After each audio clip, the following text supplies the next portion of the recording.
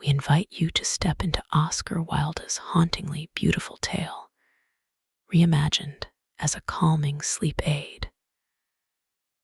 Let the velvet whispers of Victorian London, moonlit portraits, and Dorian's introspective journey lull you into tranquil slumber. Perfect for relaxation, stress relief, and bedtime calm. Are you ready? Breathe deeply and let the journey begin. Chapter 11. For years, Dorian Gray could not free himself from the influence of this book. Or perhaps it would be more accurate to say that he never sought to free himself from it.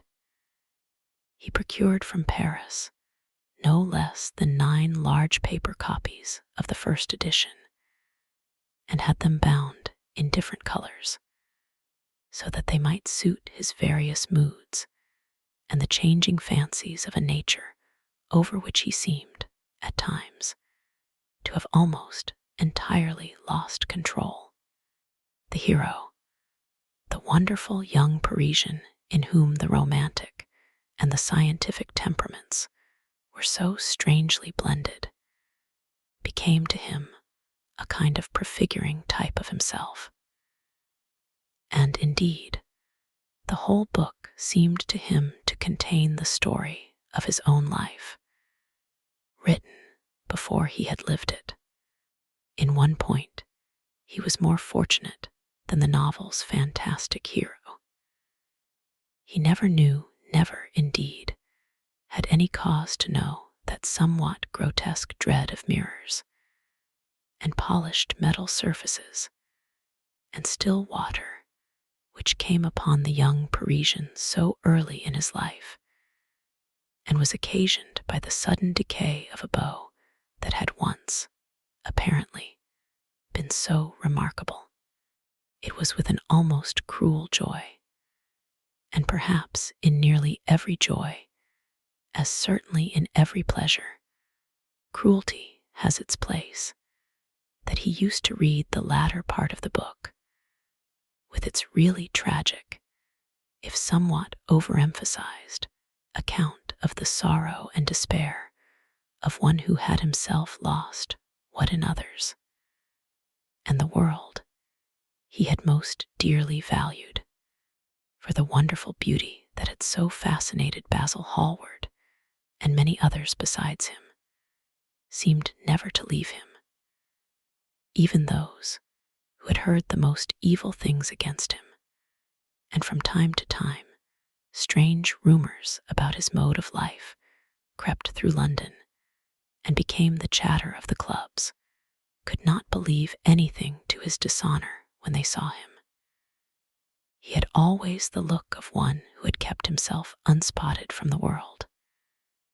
Men who talked grossly became silent when Dorian Gray entered the room. There was something in the purity of his face that rebuked them.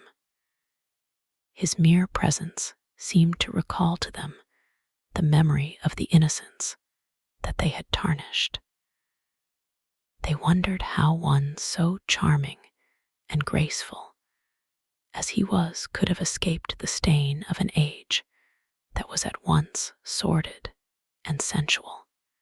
Often, on returning home from one of those mysterious and prolonged absences that gave rise to such strange conjecture among those who were his friends, or thought that they were so, he himself would creep upstairs to the locked room, open the door with the key that never left him now, and stand with a mirror in front of the portrait that Basil Hallward had painted of him, looking now at the evil and aging face on the canvas, and now at the fair young face that laughed back at him from the polished glass.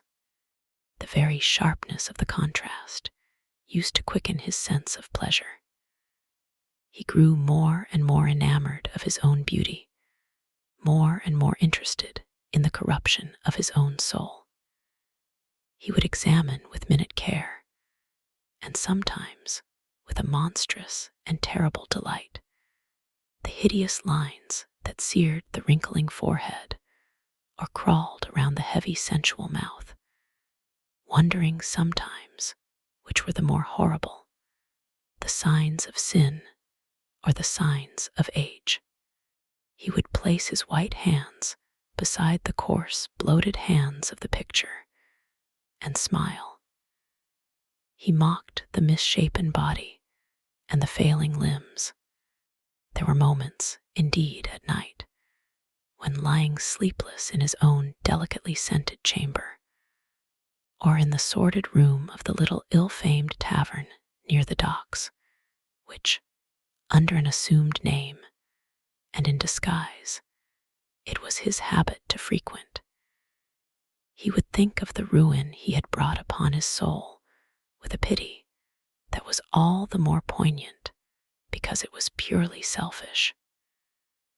But moments such as these were rare. That curiosity about life, which Lord Henry had first stirred in him as they sat together in the garden of their friend, seemed to increase with gratification. The more he knew, the more he desired to know. He had mad hungers that grew more ravenous as he fed them, yet he was not really reckless, at any rate in his relations to society.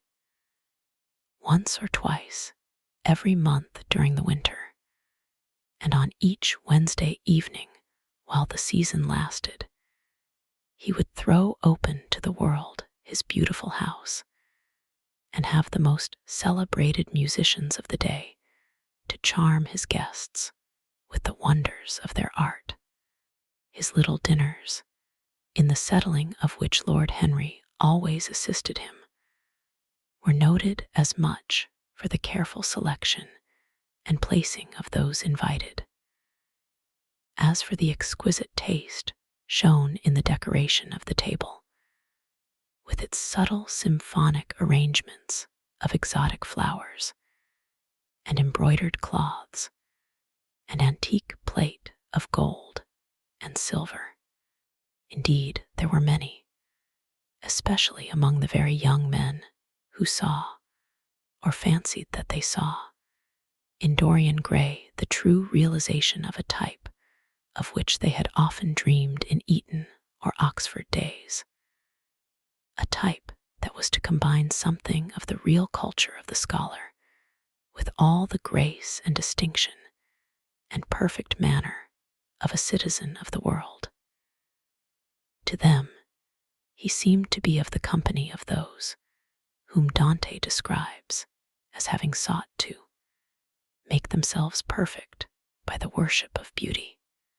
Like God here, he was one for whom the visible world existed, and certainly to him life itself was the first, the greatest of the arts, and for it all the other arts seemed to be but a preparation. Fashion, by which what is really fantastic becomes for a moment universal, and dandyism, which, in its own way, is an attempt to assert the absolute modernity of beauty, had, of course, their fascination for him.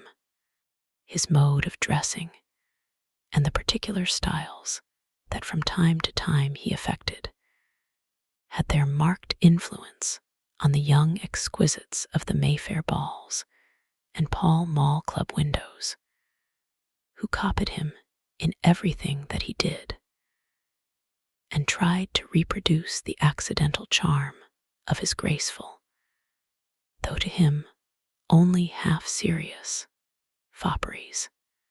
For, while he was but too ready to accept the position that was almost immediately offered to him on his coming of age, and found, indeed, a subtle pleasure in the thought that he might really become to the London of his own day what to imperial Neronian Rome the author of the Satyricon once had been. Yet, in his inmost heart, he desired to be something more than a mere arbiter elegantiarum, to be consulted on the wearing of a jewel, or the knotting of a necktie, or the conduct of a cane. He sought to elaborate some new scheme of life that would have its reasoned philosophy and its ordered principles, and find in the spiritualizing of the senses its highest realization. The worship of the senses has often, and with much justice, been decried, men feeling a natural instinct of terror about passions and sensations that seem stronger than themselves, and that they are conscious of sharing with the less highly organized forms of existence. But it appeared to Dorian Gray that the true nature of the senses had never been understood, and that they had remained savage and animal merely because the world had sought to starve them into submission or to kill them by pain, instead of aiming at making them elements of a new spirituality, of which a fine instinct for beauty was to be the dominant characteristic. As he looked back upon man moving through history, he was haunted by a feeling of loss. So much had been surrendered, and to such little purpose. There had been mad, willful rejections, monstrous forms of self-torture and self-denial, whose origin was fear, and whose result was a degradation infinitely more terrible than that fancied degradation from which, in their ignorance, they had sought to escape. Nature, in her wonderful irony, driving out the anchorite to feed with the wild animals of the desert, and giving to the hermit the beasts of the field as his companions. Yes, there was to be, as Lord Henry had prophesied, a new hedonism that was to recreate life, and to save it from that harsh, uncomely Puritanism that is having, in our own day, its curious revival. It was to have its service of the intellect, certainly, yet it was never to accept any theory or system that would involve the sacrifice of any mode of passionate experience. Its aim, indeed, was to be experience itself, and not the fruits of experience, sweet or bitter as they might be, of the asceticism that deadens the senses, as of the vulgar profligacy that dulls them. It was to know nothing, but it was to teach man to concentrate himself upon the moments of a life that is itself but a moment. There are few of us who have not sometimes wakened before dawn, either after one of those dreamless nights that make us almost enamored of death, or one of those nights of horror and misshapen joy, when through the chambers of the brain sweep phantoms more terrible than reality itself, and instinct with that vivid life that lurks in all grotesques, and that lends to Gothic art its enduring vitality, this art being, one might fancy, especially the art of those whose minds have been troubled with the malady of reverie. Gradually white fingers creep through the curtains, and they appear to tremble. In black fantastic shapes, dumb shadows crawl into the corners of the room and crouch there. Outside, there is the stirring of birds among the leaves, or the sound of men going forth to their work, or the sigh and sob of the wind coming down from the hills and wandering round the silent house, as though it feared to wake the sleepers, and yet must needs call forth sleep from her purple cave. Veil after veil of thin dusky gauze is lifted, and by degrees the forms and colors of things are restored to them, and we watch the dawn remaking the world in its antique pattern. The wan mirrors get back their mimic life. The flameless tapers stand where we had left them, and beside them lies the half-cut book that we had been studying, or the wired flower that we had worn at the ball, or the letter that we had been afraid to read, or that we had read too often. Nothing seems to us changed. Out of the unreal shadows of the night comes back the real life that we had known. We have to resume it where we had left off, and there steals over us a terrible sense of the necessity for the continuance of energy in the same wearisome round of stereotyped habits, or a wild longing, it may be, that our eyelids might open some morning upon a world that had been refashioned anew in the darkness for our pleasure, a world in which things would have fresh shapes and colors and be changed, or have other secrets, a world in which the past would have little or no place, or survive, at any rate, in no conscious form of obligation or regret, the remembrance even of joy having its bitterness, and the memories of pleasure their pain.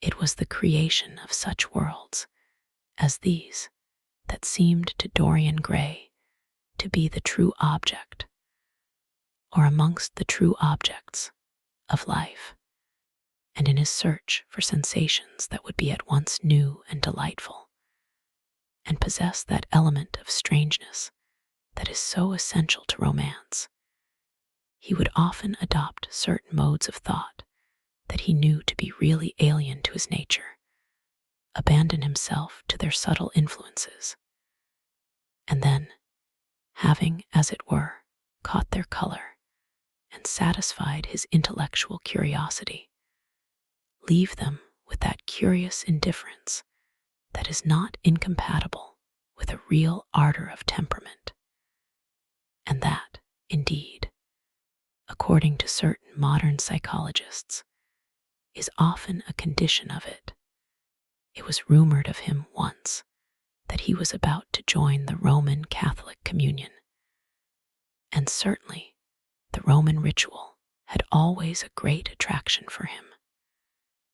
The daily sacrifice, more awful really than all the sacrifices of the antique world, stirred him as much by its superb rejection of the evidence of the senses as by the primitive simplicity of its elements and the eternal pathos of the human tragedy that it sought to symbolize. He loved to kneel down on the cold marble pavement and watch the priest, in his stiff flowered dalmatic, slowly, and with white hands moving aside the veil of the tabernacle, or raising aloft the jeweled, lantern-shaped monstrance with that pallid wafer that at times one would fain think is indeed the panis caelestis, the bread of angels, or robed in the garments of the Passion of Christ, breaking the host into the chalice and smiting his breast for his sins, the fuming censers that the grave boys, in their lace and scarlet, tossed into the air like great gilt flowers, had their subtle fascination for him. As he passed out, he used to look with wonder at the black confessionals and long to sit in the dim shadow of one of them and listen to men and women whispering through the worn, grating the true story of their lives. But he never fell into the error of arresting his intellectual development by any formal acceptance of creed or system, or of mistaking for a house in which to live, an inn that is but suitable for the sojourn of a night, or for a few hours of a night in which there are no stars, and the moon is in travail. Mysticism, with its marvelous power of making common things strange to us, and the subtle antinomianism that always seems to accompany it, moved him for a season, and for a season He inclined to the materialistic doctrines of the Darwinismus movement in Germany and found a curious pleasure in tracing the thoughts and passions of men to some pearly cell in the brain or some white nerve in the body, delighting in the conception of the absolute dependence of the spirit on certain physical conditions, morbid or healthy, normal or diseased. Yet, as has been said of him before, no theory of life seemed to him to be of any importance compared with life itself. He felt keenly conscious of how barren all intellectual speculation is when separated from action and experiment. He knew that the senses, no less than the soul, have their spiritual mysteries to reveal, and so he would now study perfumes and the secrets of their manufacture, distilling heavily scented oils and burning odorous gums from the East. He saw that there was no mood of the mind that had not its counterpart in the sensuous life, and set himself to discover their true relations, wondering what there was in frankincense that made one mystical, and in ambergris that stirred one's passions, and in violets that woke the memory of dead romances, and in musk that troubled the brain, and in champak that stained the imagination, and seeking often to elaborate a real psychology of perfumes, and to estimate the several influences of sweet-smelling roots and scented, pollen-laden flowers, of aromatic balms, and of dark and fragrant woods, of spikenard that sickens, of hovenia that makes men mad, and of aloes that are said to be able to expel melancholy from the soul. At another time, he devoted himself entirely to music, and in a long latticed room, with a vermilion and gold ceiling and walls of olive green lacquer, he used to give curious concerts in which mad gypsies tore wild music from little zithers, or grave, yellow-shawled Tunisians plucked at the strained strings of monstrous lutes, while grinning Negroes beat monotonously upon copper drums, and crouching upon scarlet mats, slim turbaned Indians blew through long pipes of reed or brass and charmed, or feigned to charm, great hooded snakes and horrible horned adders. The harsh intervals and shrill discords of barbaric music stirred him at times when Schubert's Grace and Chopin's Beautiful Sorrows and the mighty harmonies of Beethoven himself fell unheeded on his ear. He collected together from all parts of the world the strangest instruments that could be found, either in the tombs of dead nations or among the few savage tribes that have survived contact with Western civilizations, and loved to touch and try them. He had the mysterious Juruparis of the Rio Negro Indians that women are not allowed to look at, and that even youths may not see till they have been subjected to fasting and scourging, and the earthen jars of the Peruvians that have the shrill cries of birds, and flutes of human bones, such as Alfonso de Oval heard in Chile, and the sonorous green jaspers that are found near Cusco, and give forth a note of singular sweetness.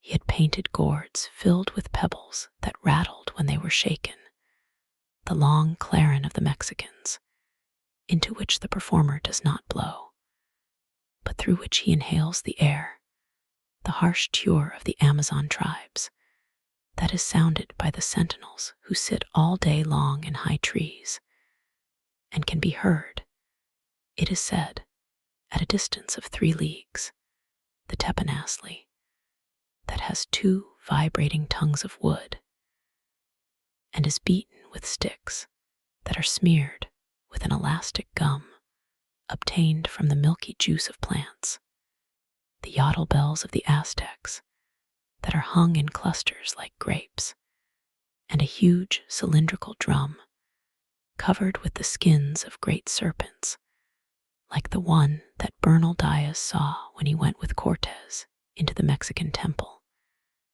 and of whose doleful sound he has left us so vivid a description. The fantastic character of these instruments fascinated him, and he felt a curious delight in the thought that art, like nature, has her monsters, things of bestial shape and with hideous voices.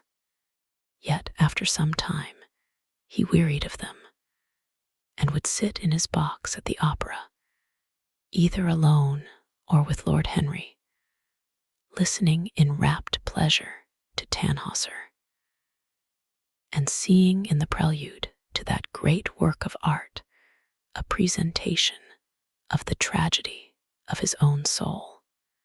On one occasion, he took up the study of jewels, and appeared at a costume ball as Anne de Joyeuse, Admiral of France, in a dress covered with 560 pearls. This taste enthralled him for years, and indeed may be said never to have left him. He would often spend a whole day settling and resettling in their cases the various stones that he had collected, such as the olive-green chrysoberyl that turns red by lamplight, the cymophane with its wire-like line of silver, the pistachio-colored peridot, rose-pink and wine-yellow topazes, carbuncles of fiery scarlet with tremulous, 4-rayed stars, flame-red cinnamon stones, orange and violet spinels, and amethysts with their alternate layers of ruby and sapphire. He loved the red gold of the sunstone, and the moonstone's pearly whiteness, and the broken rainbow of the milky opal. He procured from Amsterdam 3 emeralds of extraordinary size and richness of color, and had a turquoise de la Ville Roche that was the envy of all the connoisseurs. He discovered wonderful stories also about jewels. In Alphonso's Clericales Disciplina, a serpent was mentioned with eyes of real jacinth, and in the romantic history of Alexander, the conqueror of Emathia was said to have found in the veil of Jordan snakes, with collars of real emeralds growing on their backs. There was a gem in the brain of the dragon, Philostratus told us, and by the exhibition of golden letters and a scarlet robe, the monster could be thrown into a magical sleep and slain. According to the great alchemist Pierre de Boniface, the diamond rendered a man invisible, and the agate of India made him eloquent. The cornelian appeased anger, and the hyacinth provoked sleep, and the amethyst drove away the fumes of wine. The garnet cast out demons, and the hydropicus deprived the moon of her color. The selenite waxed and waned with the moon, and the meloceus, that discovers thieves, could be affected only by the blood of kids. Leonardus Camillus had seen a white stone taken from the brain of a newly killed toad. That was a certain antidote against poison. The bezoar that was found in the heart of the Arabian deer was a charm that could cure the plague. In the nests of Arabian birds was the aspilates that, according to Democritus, kept the wearer from any danger by fire. The king of Sealand rode through his city with a large ruby in his hand as the ceremony of his coronation. The gates of the palace of John the priest were made of sardius, with the horn of the horned snake enwrought, so that no man might bring poison within. Over the gable were 2 golden apples, in which were 2 carbuncles, so that the gold might shine by day and the carbuncles by night. In Lodge's strange romance, A Marguerite of America, it was stated that in the chamber of the queen one could behold all the chaste ladies of the world, enchased out of silver, looking through fair mirrors of chrysolites, carbuncles, sapphires, and green emeralds. Marco Polo had seen the inhabitants of Zipangu place rose-colored pearls in the mouths of the dead. A sea monster had been enamored of the pearl that the diver brought to King Peroz's, and had slain the thief, and mourned for 7 moons over its loss. When the Huns lured the king into the great pit, he flung it away. Procopius tells the story, nor was it ever found again, though the Emperor Anastasius offered 500 weight of gold pieces for it.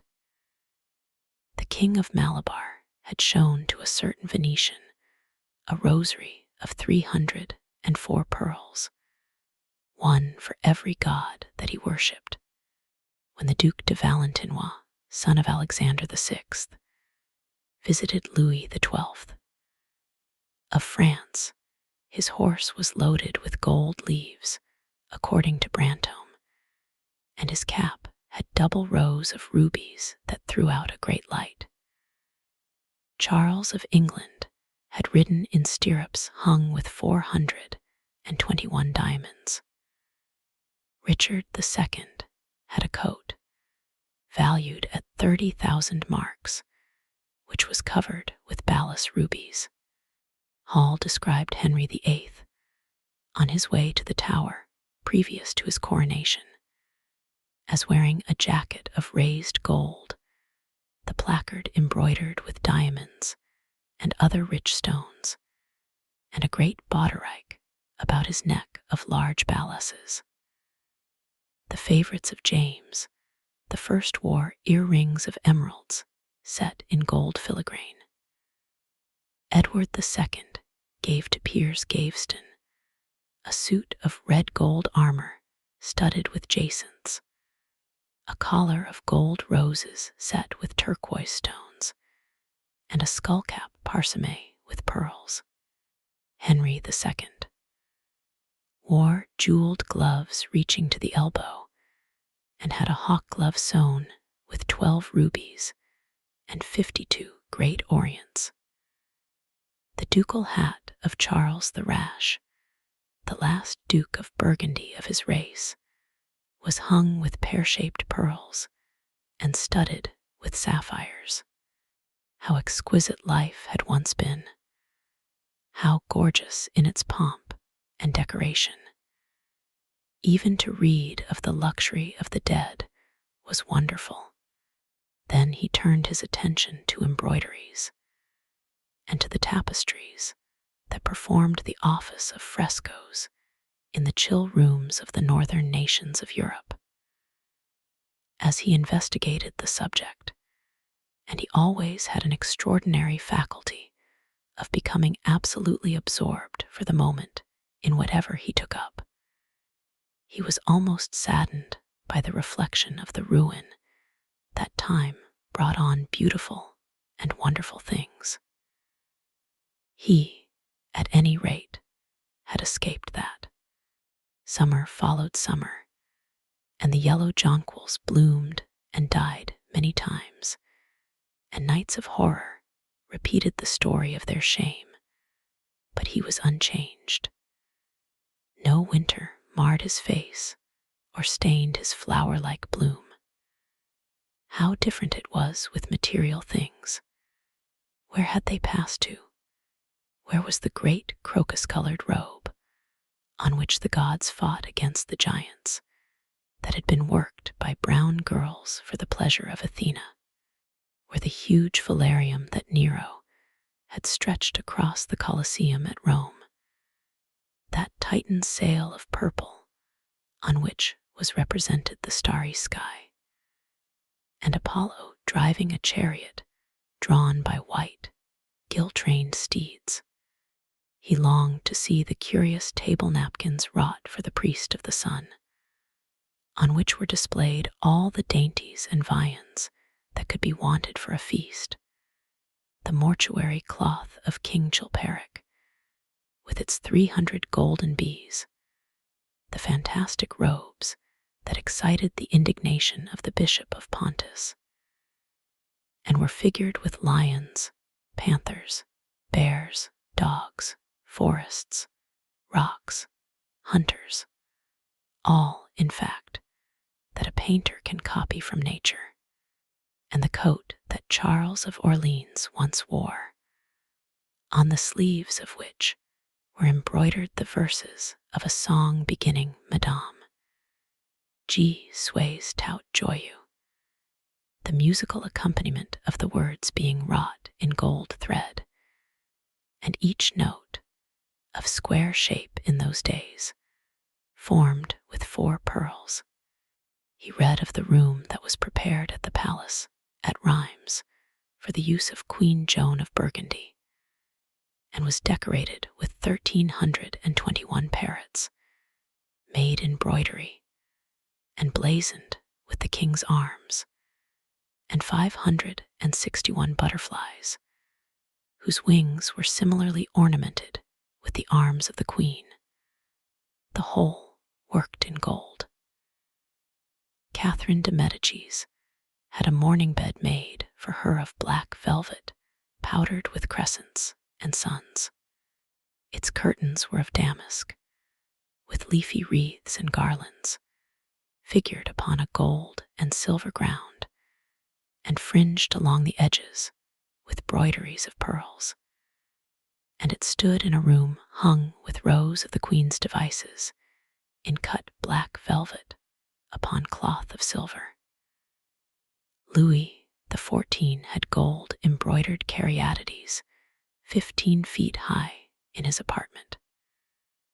The state bed of Sobieski, King of Poland, was made of Smyrna gold brocade embroidered in turquoises with verses from the Quran. Its supports were of silver gilt, beautifully chased, and profusely set with enameled and jeweled medallions. It had been taken from the Turkish camp before Vienna, and the standard of Mohammed had stood beneath the tremulous gilt of its canopy.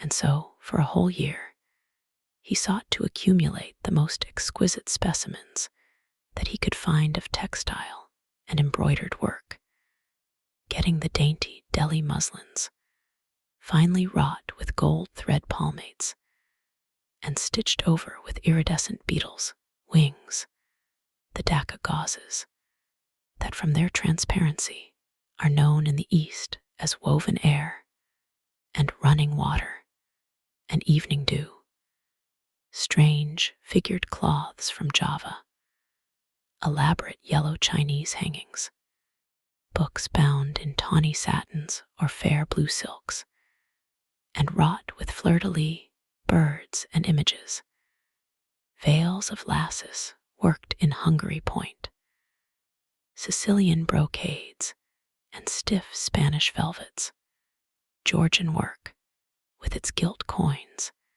and Japanese faucusas with their green-toned golds and their marvelously plumaged birds. He had a special passion, also, for ecclesiastical vestments, as indeed he had for everything connected with the service of the church. In the long cedar chests that lined the west gallery of his house, he had stored away many rare and beautiful specimens of what is really the raiment of the bride of Christ, who must wear purple and jewels and fine linen, that she may hide the pallid, macerated body that is worn by the suffering that she seeks for and wounded by self-inflicted pain. He possessed a gorgeous cope of crimson silk and gold thread damask, figured with a repeating pattern of golden pomegranates set in 6-petaled formal blossoms, beyond which on either side was the pineapple device wrought in seed pearls. The orphreys were divided into panels representing scenes from the life of the Virgin, and the coronation of the Virgin was figured in colored silks upon the hood. This was Italian work of the 15th century.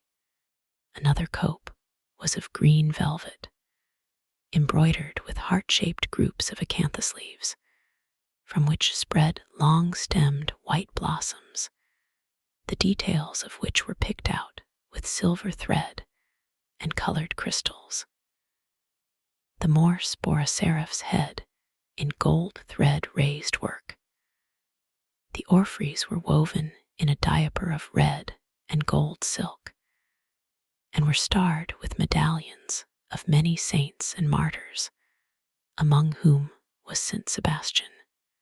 He had chasubles also of amber-colored silk, and blue silk and gold brocade, and yellow silk damask and cloth of gold, figured with representations of the Passion and Crucifixion of Christ, and embroidered with lions and peacocks and other emblems, dalmatics of white satin and pink silk damask, decorated with tulips and dolphins and fleur-de-lis, altar frontals of crimson velvet and blue linen, and many corporals, chalice veils, and sudaria. In the mystic offices to which such things were put, there was something that quickened his imagination, for these treasures, and everything that he collected in his lovely house, were to be to him means of forgetfulness, modes by which he could escape, for a season, from the fear that seemed to him at times to be almost too great to be borne. Upon the walls of the lonely locked room where he had spent so much of his boyhood, he had hung with his own hands the terrible portrait whose changing features showed him the real degradation of his life, and in front of it had draped the purple and gold pall as a curtain. For weeks he would not go there, would forget the hideous painted thing, and get back his light heart, his wonderful joyousness, his passionate absorption in mere existence. Then, suddenly, some night he would creep out of the house, go down to dreadful places near Blue Gate Fields, and stay there day after day until he was driven away. On his return, he would sit in front of the picture, sometimes loathing it and himself, but filled at other times with that pride of individualism that is half the fascination of sin, and smiling with secret pleasure at the misshapen shadow that had to bear the burden that should have been his own. After a few years, he could not endure to be long out of England, and gave up the villa that he had shared at Trouville with Lord Henry, as well as the little white walled-in house at Algiers, where they had more than once spent the winter. He hated to be separated from the picture that was such a part of his life, and was also afraid that during his absence, someone might gain access to the room, in spite of the elaborate bars that he had caused to be placed upon the door. He was quite conscious that this would tell them nothing. It was true that the portrait still preserved, under all the foulness and ugliness of the face, its marked likeness to himself, but what could they learn from that? He would laugh at anyone who tried to taunt him. He had not painted it. What was it to him how vile and full of shame it looked? Even if he told them, would they believe it? Yet he was afraid. Sometimes, when he was down at his great house in Nottinghamshire, entertaining the fashionable young men of his own rank who were his chief companions, and astounding the county by the wanton luxury and gorgeous splendor of his mode of life, he would suddenly leave his guests and rush back to town to see that the door had not been tampered with and that the picture was still there. What if it should be stolen? The mere thought made him cold with horror. Surely the world would know his secret then. Perhaps the world already suspected it, for while he fascinated many, there were not a few who distrusted him. He was very nearly blackballed at a West End club of which his birth and social position fully entitled him to become a member. And it was said that, on one occasion, when he was brought by a friend into the smoking room of the Churchill, the Duke of Berwick and another gentleman got up in a marked manner and went out. Curious stories became current about him after he had passed his 25th year.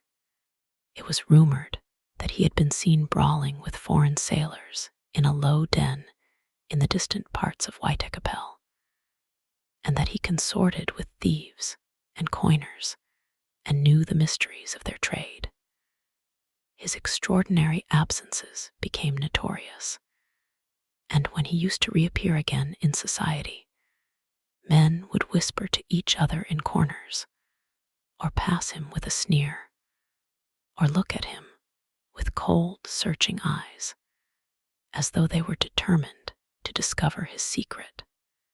Of such insolences and attempted slights, he, of course, took no notice, and in the opinion of most people his frank, debonair manner, his charming, boyish smile, and the infinite grace of that wonderful youth that seemed never to leave him, were in themselves a sufficient answer to the calumnies, for so they termed them, that were circulated about him. It was remarked, however, that some of those who had been most intimate with him appeared, after a time, to shun him, women who had wildly adored him, and for his sake had braved all social censure and set convention at defiance, were seen to grow pallid with shame or horror if Dorian Gray entered the room. Yet these whispered scandals only increased in the eyes of many his strange and dangerous charm. His great wealth was a certain element of security. Society, civilized society, at least, is never very ready to believe anything to the detriment of those who are both rich and fascinating. It feels instinctively that manners are of more importance than morals, and in its opinion, the highest respectability is of much less value than the possession of a good chef. And after all, it is a very poor consolation to be told that the man who has given one a bad dinner or poor wine is irreproachable in his private life. Even the cardinal virtues cannot atone for half-cold in trays, as Lord Henry remarked once in a discussion on the subject, and there is possibly a good deal to be said for his view.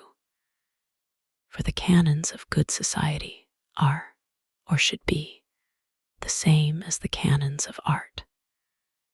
Form is absolutely essential to it.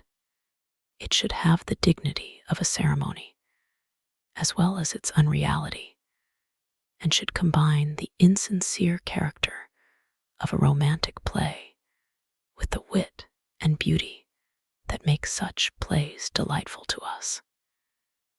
Is insincerity such a terrible thing? I think not. It is merely a method by which we can multiply our personalities. Such, at any rate, was Dorian Gray's opinion.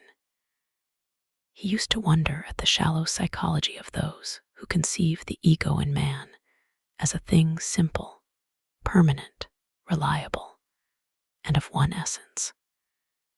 To him, man was a being with myriad lives and myriad sensations, a complex, multiform creature that bore within itself strange legacies of thought and passion, and whose very flesh was tainted with the monstrous maladies of the dead.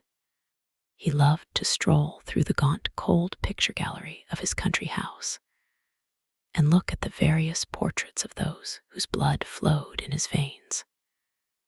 Here was Philip Herbert, described by Francis Osborne in his memoirs on the reigns of Queen Elizabeth and King James, as one who was caressed by the court for his handsome face, which kept him not long company.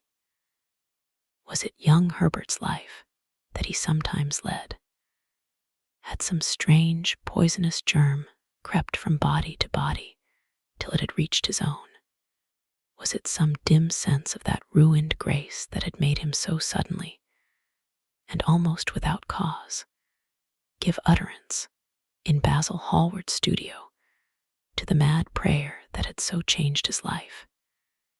Here, in gold-embroidered red doublet, jeweled surcoat, and gilt-edged ruff and wristbands, stood Sir Anthony Sherard, with his silver and black armor piled at his feet. What had this man's legacy been? Had the lover of Giovanna of Naples bequeathed him some inheritance of sin and shame? Were his own actions merely the dreams that the dead man had not dared to realize? Here, from the fatting canvas, smiled Lady Elizabeth de Vereux in her gauze hood, pearl stomacher, and pink slashed sleeves. A flower was in her right hand, and her left clasped an enameled collar of white and damask roses. On a table by her side lay a mandolin and an apple. There were large green rosettes upon her little pointed shoes. He knew her life and the strange stories that were told about her lovers. Had he something of her temperament in him? These oval, heavy-lidded eyes seemed to look curiously at him. What of George Willoughby, with his powdered hair and fantastic patches? How evil he looked! The face was saturnine and swarthy, and the sensual lips seemed to be twisted with disdain. Delicate lace ruffles fell over the lean yellow hands that were so overladen with rings. He had been a macaroni of the 18th century, and the friend, in his youth, of Lord Ferrars. What of the second Lord Beckenham, the companion of the Prince Regent in his wildest days, and one of the witnesses at the secret marriage with Mrs. Fitzherbert? How proud and handsome he was, with his chestnut curls and insolent pose. What passions had he bequeathed?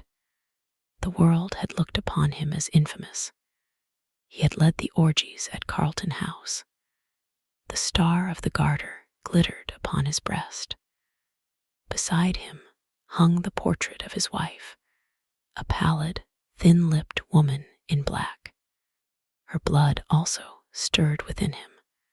How curious it all seemed. And his mother with her Lady Hamilton face and her moist, wine-dashed lips, he knew what he had got from her. He had got from her his beauty and his passion for the beauty of others. She laughed at him in her loose bacchante dress. There were vine leaves in her hair, the purple spilled from the cup she was holding.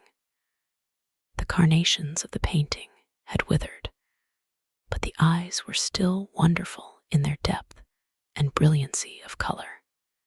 They seemed to follow him wherever he went. Yet one had ancestors in literature, as well as in one's own race. nearer perhaps in type and temperament, many of them, and certainly with an influence of which one was more absolutely conscious. There were times when it appeared to Dorian Gray that the whole of history was merely the record of his own life, not as he had lived it in act and circumstance, but as his imagination had created it for him, as it had been in his brain and in his passions.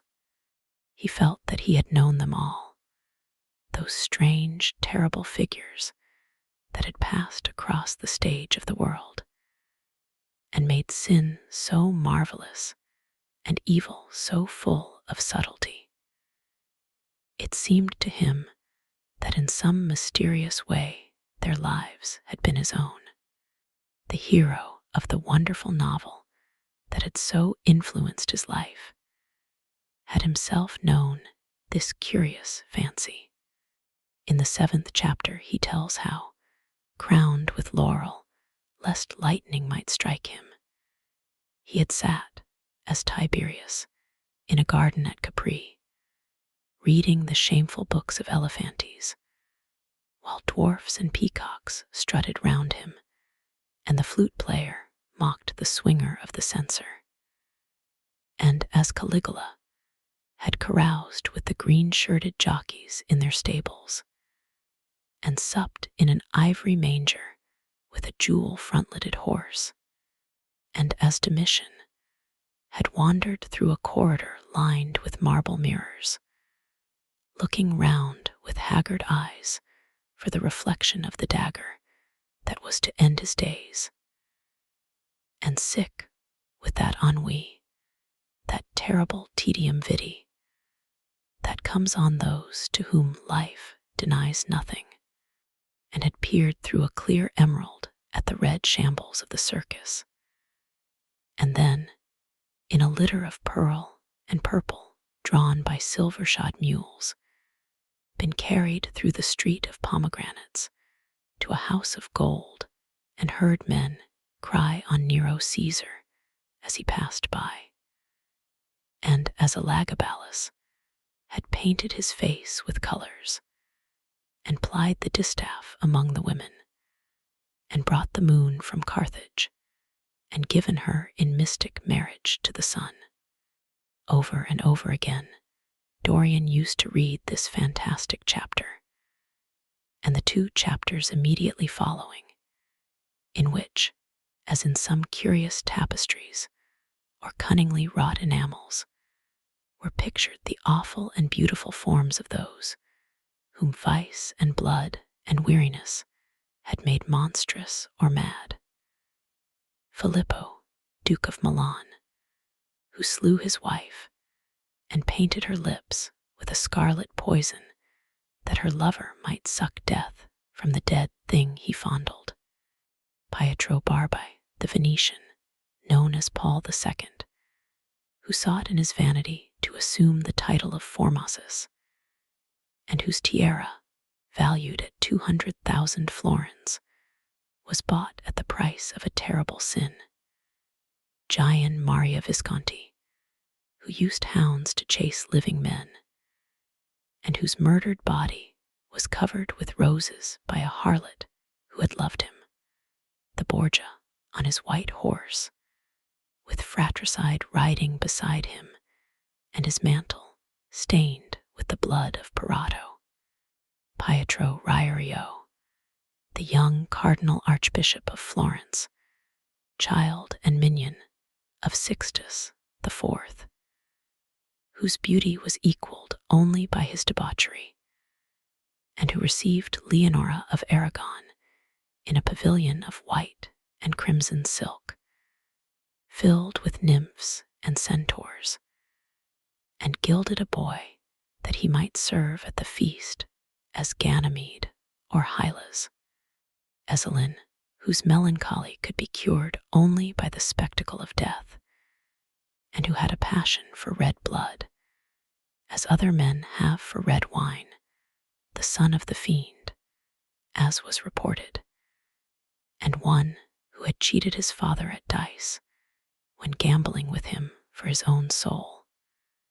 Giambattista Cibo, who in mockery took the name of innocent, and into whose torpid veins the blood of 3 lads was infused by a Jewish doctor. Sigismondo Malatesta, the lover of Isata and the lord of Rimini, whose effigy was burned at Rome as the enemy of God and man, who strangled Polissena with a napkin and gave poison to Ginevra d'Este in a cup of emerald, and in honor of a shameful passion built a pagan church for Christian worship. Charles VI, who had so wildly adored his brother's wife that a leper had warned him of the insanity that was coming on him, and who, when his brain had sickened and grown strange, could only be soothed by Saracen cards painted with the images of love and death and madness, and in his trimmed jerkin and jeweled cap and acanthus-like curls, Griffonto Baglioni, who slew Astora with his bride, and Simonto with his page, and whose comeliness was such that, as he lay dying in the yellow piazza of Perugia, those who had hated him could not choose but weep, and Atalanta, who had cursed him, blessed him. There was a horrible fascination in them all. He saw them at night, and they troubled his imagination in the day. The Renaissance knew of strange manners of poisoning by a helmet and a lighted torch, by an embroidered glove and a jeweled fan, by a gilded pomander, and by an amber chain. Dorian Gray had been poisoned by a book. There were moments when he looked on evil simply as a mode through which he could realize his conception of the beautiful. Chapter 12. It was on the 9th of November, the eve of his own 38th birthday, as he often remembered afterwards. He was walking home about 11 o'clock from Lord Henry's, where he had been dining, and was wrapped in heavy furs, as the night was cold and foggy. At the corner of Grosvenor Square and South Audley Street, a man passed him in the mist, walking very fast, and with the collar of his grey ulster turned up. He had a bag in his hand. Dorian recognized him. It was Basil Hallward. A strange sense of fear, for which he could not account, came over him. He made no sign of recognition, and went on quickly in the direction of his own house. But Hallward had seen him. Dorian heard him first stopping on the pavement, and then hurrying after him. In a few moments, his hand was on his arm. Dorian, what an extraordinary piece of luck. I have been waiting for you in your library ever since 9 o'clock. Finally, I took pity on your tired servant and told him to go to bed, as he let me out. I am off to Paris by the midnight train, and I particularly wanted to see you before I left. I thought it was you, or rather your fur coat, as you passed me. But I wasn't quite sure. Didn't you recognize me? In this fog, my dear Basil. Why, I can't even recognize Grosvenor Square. I believe my house is somewhere about here, but I don't feel at all certain about it. I am sorry you are going away, as I have not seen you for ages. But I suppose you will be back soon. No, I am going to be out of England for 6 months. I intend to take a studio in Paris and shut myself up till I have finished a great picture I have in my head. However, it wasn't about myself I wanted to talk. Here we are at your door, Let me come in for a moment. I have something to say to you. I shall be charmed. But won't you miss your train? Said Dorian Gray languidly as he passed up the steps and opened the door with his latchkey. The lamplight struggled out through the fog, and Hallward looked at his watch. I have heaps of time, he answered.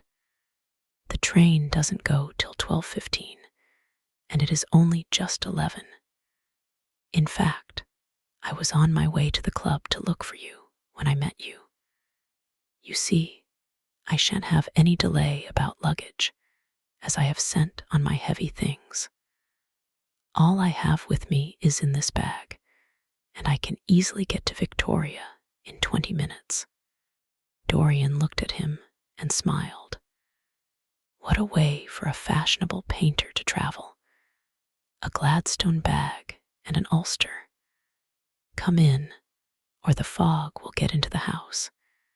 And mind you don't talk about anything serious. Nothing is serious nowadays. At least nothing should be. Hallward shook his head as he entered and followed Dorian into the library. There was a bright wood fire blazing in the large open hearth. The lamps were lit, and an open Dutch silver spirit case stood, with some siphons of soda water and large cut-glass tumblers on a little marqueterie table. You see, your servant made me quite at home, Dorian. He gave me everything I wanted, including your best gold-tipped cigarettes. He is a most hospitable creature.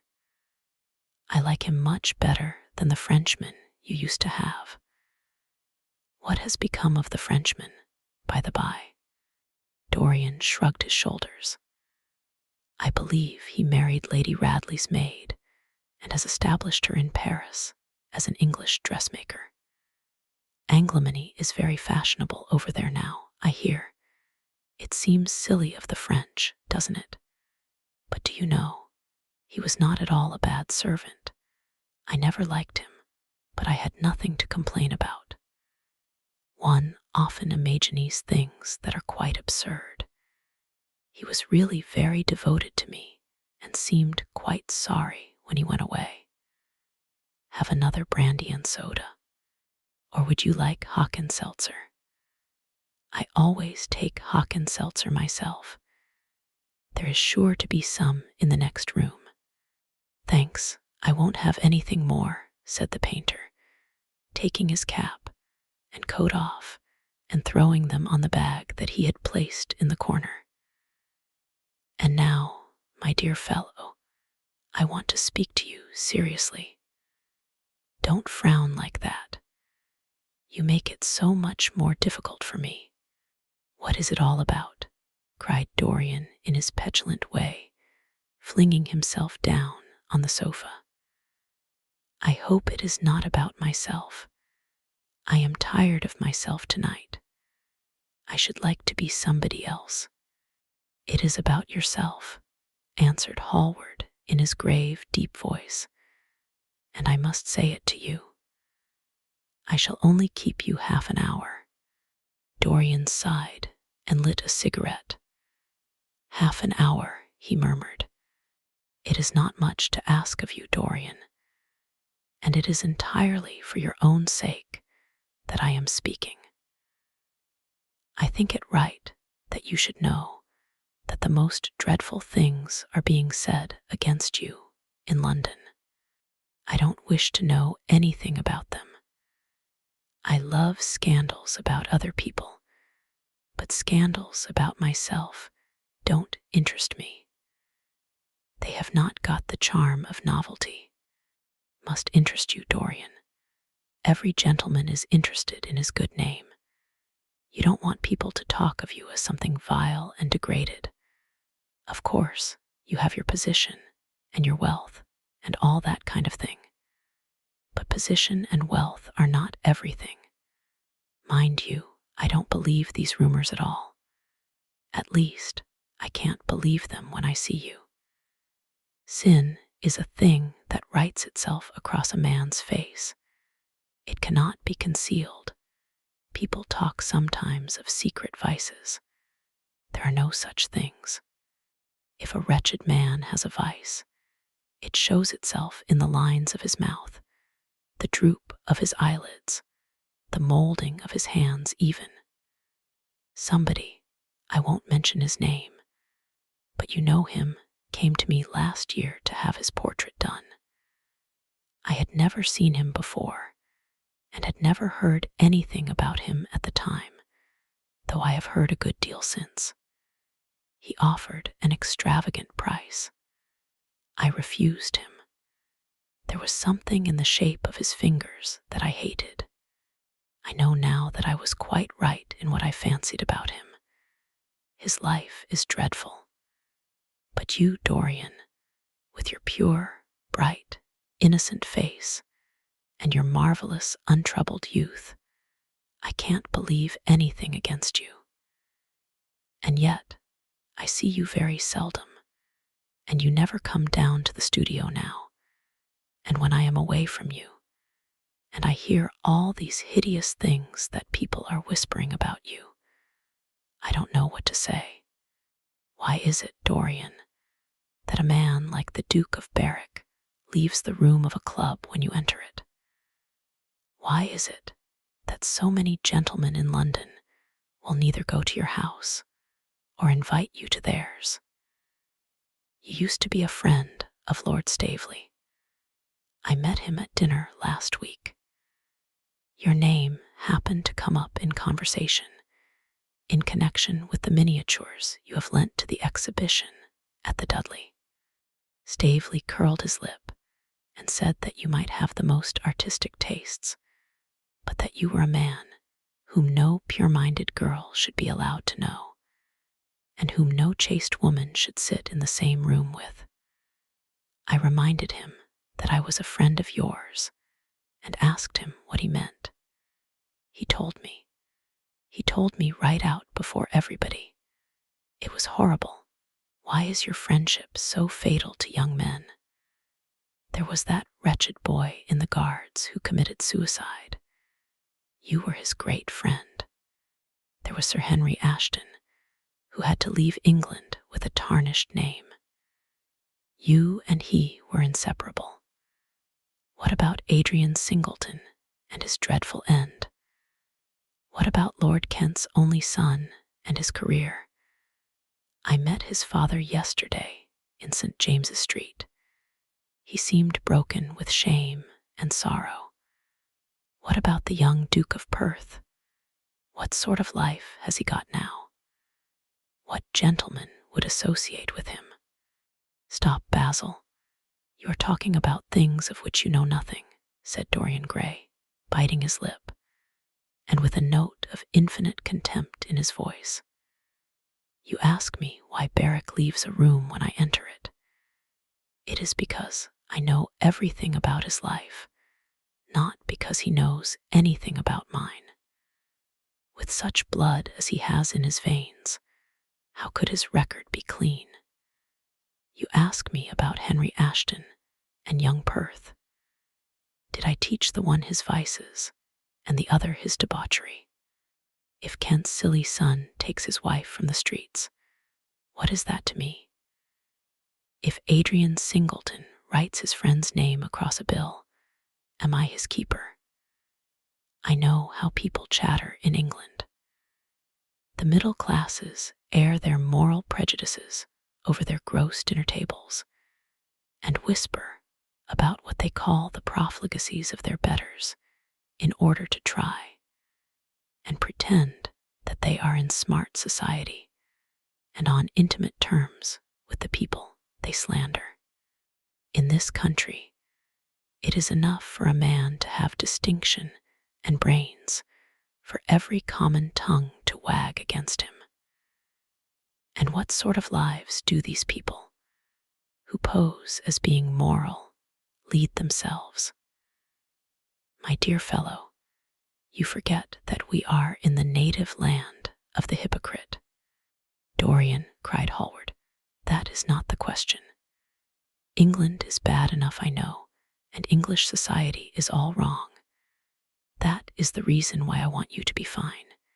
You have not been fine. One has a right to judge of a man by the effect he has over his friends. Yours seem to lose all sense of honor, of goodness, of purity. You have filled them with a madness for pleasure. They have gone down into the depths. You led them there. Yes, you led them there, and yet you can smile, as you are smiling now. And there is worse behind. I know you and Harry are inseparable. Surely for that reason, if for none other, you should not have made his sister's name a byword. Take care, Basil. You go too far. I must speak, and you must listen. You shall listen. When you met Lady Gwendolen, not a breath of scandal had ever touched her. Is there a single decent woman in London now who would drive with her in the park? Why, even her children are not allowed to live with her. Then there are other stories that you have been seen creeping at dawn out of dreadful houses and slinking in disguise into the foulest dens in London. Are they true? Can they be true? When I first heard them, I laughed. I hear them now, and they make me shudder. What about your country house and the life that is led there? Dorian, you don't know what is said about you. I won't tell you that I don't want to preach to you. I remember Harry saying once that every man who turned himself into an amateur curate for the moment always began by saying that, and then proceeded to break his word. I do want to preach to you. I want you to lead such a life as will make the world respect you. I want you to have a clean name and a fair record. I want you to get rid of the dreadful people you associate with. Don't shrug your shoulders like that. Don't be so indifferent. You have a wonderful influence. Let it be for good, not for evil. They say that you corrupt everyone with whom you become intimate, and that it is quite sufficient for you to enter a house for shame of some kind to follow after. I don't know whether it is so or not. How should I know? But it is said of you. I am told things that it seems impossible to doubt. Lord Gloucester was one of my greatest friends at Oxford. He showed me a letter that his wife had written to him when she was dying alone in her villa at Mentone. Your name was implicated in the most terrible confession I ever read. I told him that it was absurd, that I knew you thoroughly, and that you were incapable of anything of the kind. Know you? I wonder, do I know you? Before I could answer that, I should have to see your soul. To see my soul, muttered Dorian Gray, starting up from the sofa and turning almost white from fear. Yes, answered Hallward gravely, and with deep-toned sorrow in his voice, to see your soul. But only God can do that. A bitter laugh of mockery broke from the lips of the younger man. You shall see it yourself tonight, he cried, seizing a lamp from the table. Come, it is your own handiwork. Why shouldn't you look at it? You can tell the world all about it afterwards if you choose. Nobody would believe you. If they did believe you, they would like me all the better for it. I know the age better than you do, though you will prate about it so tediously. Come, I tell you. You have chattered enough about corruption. Now you shall look on it face to face. There was the madness of pride in every word he uttered. He stamped his foot upon the ground in his boyish, insolent manner. He felt a terrible joy at the thought that someone else was to share his secret, and that the man who had painted the portrait that was the origin of all his shame was to be burdened for the rest of his life with the hideous memory of what he had done. Yes, he continued, coming closer to him and looking steadfastly into his stern eyes. I shall show you my soul. You shall see the thing that you fancy only God can see. Hallward started back. This is blasphemy, Dorian, he cried. You must not say things like that. They are horrible, and they don't mean anything. You think so, he laughed again. I know so.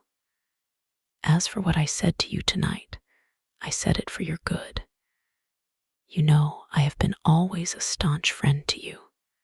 Don't touch me. Finish what you have to say. A twisted flash of pain shot across the painter's face. He paused for a moment, and a wild feeling of pity came over him. After all, what right had he to pry into the life of Dorian Gray? If he had done a tithe of what was rumored about him, how much he must have suffered. Then he straightened himself up and walked over to the fireplace and stood there, looking at the burning logs with their frost-like ashes and their throbbing cores of flame. I am waiting, Basil, said the young man in a hard, clear voice. He turned round. What I have to say is this, he cried. You must give me some answer to these horrible charges that are made against you. If you tell me that they are absolutely untrue from beginning to end, I shall believe you. Deny them, Dorian, deny them. Can't you see what I am going through?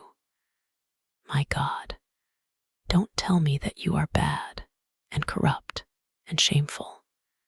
Dorian Gray smiled. There was a curl of contempt in his lips. Come upstairs, Basil, he said quietly.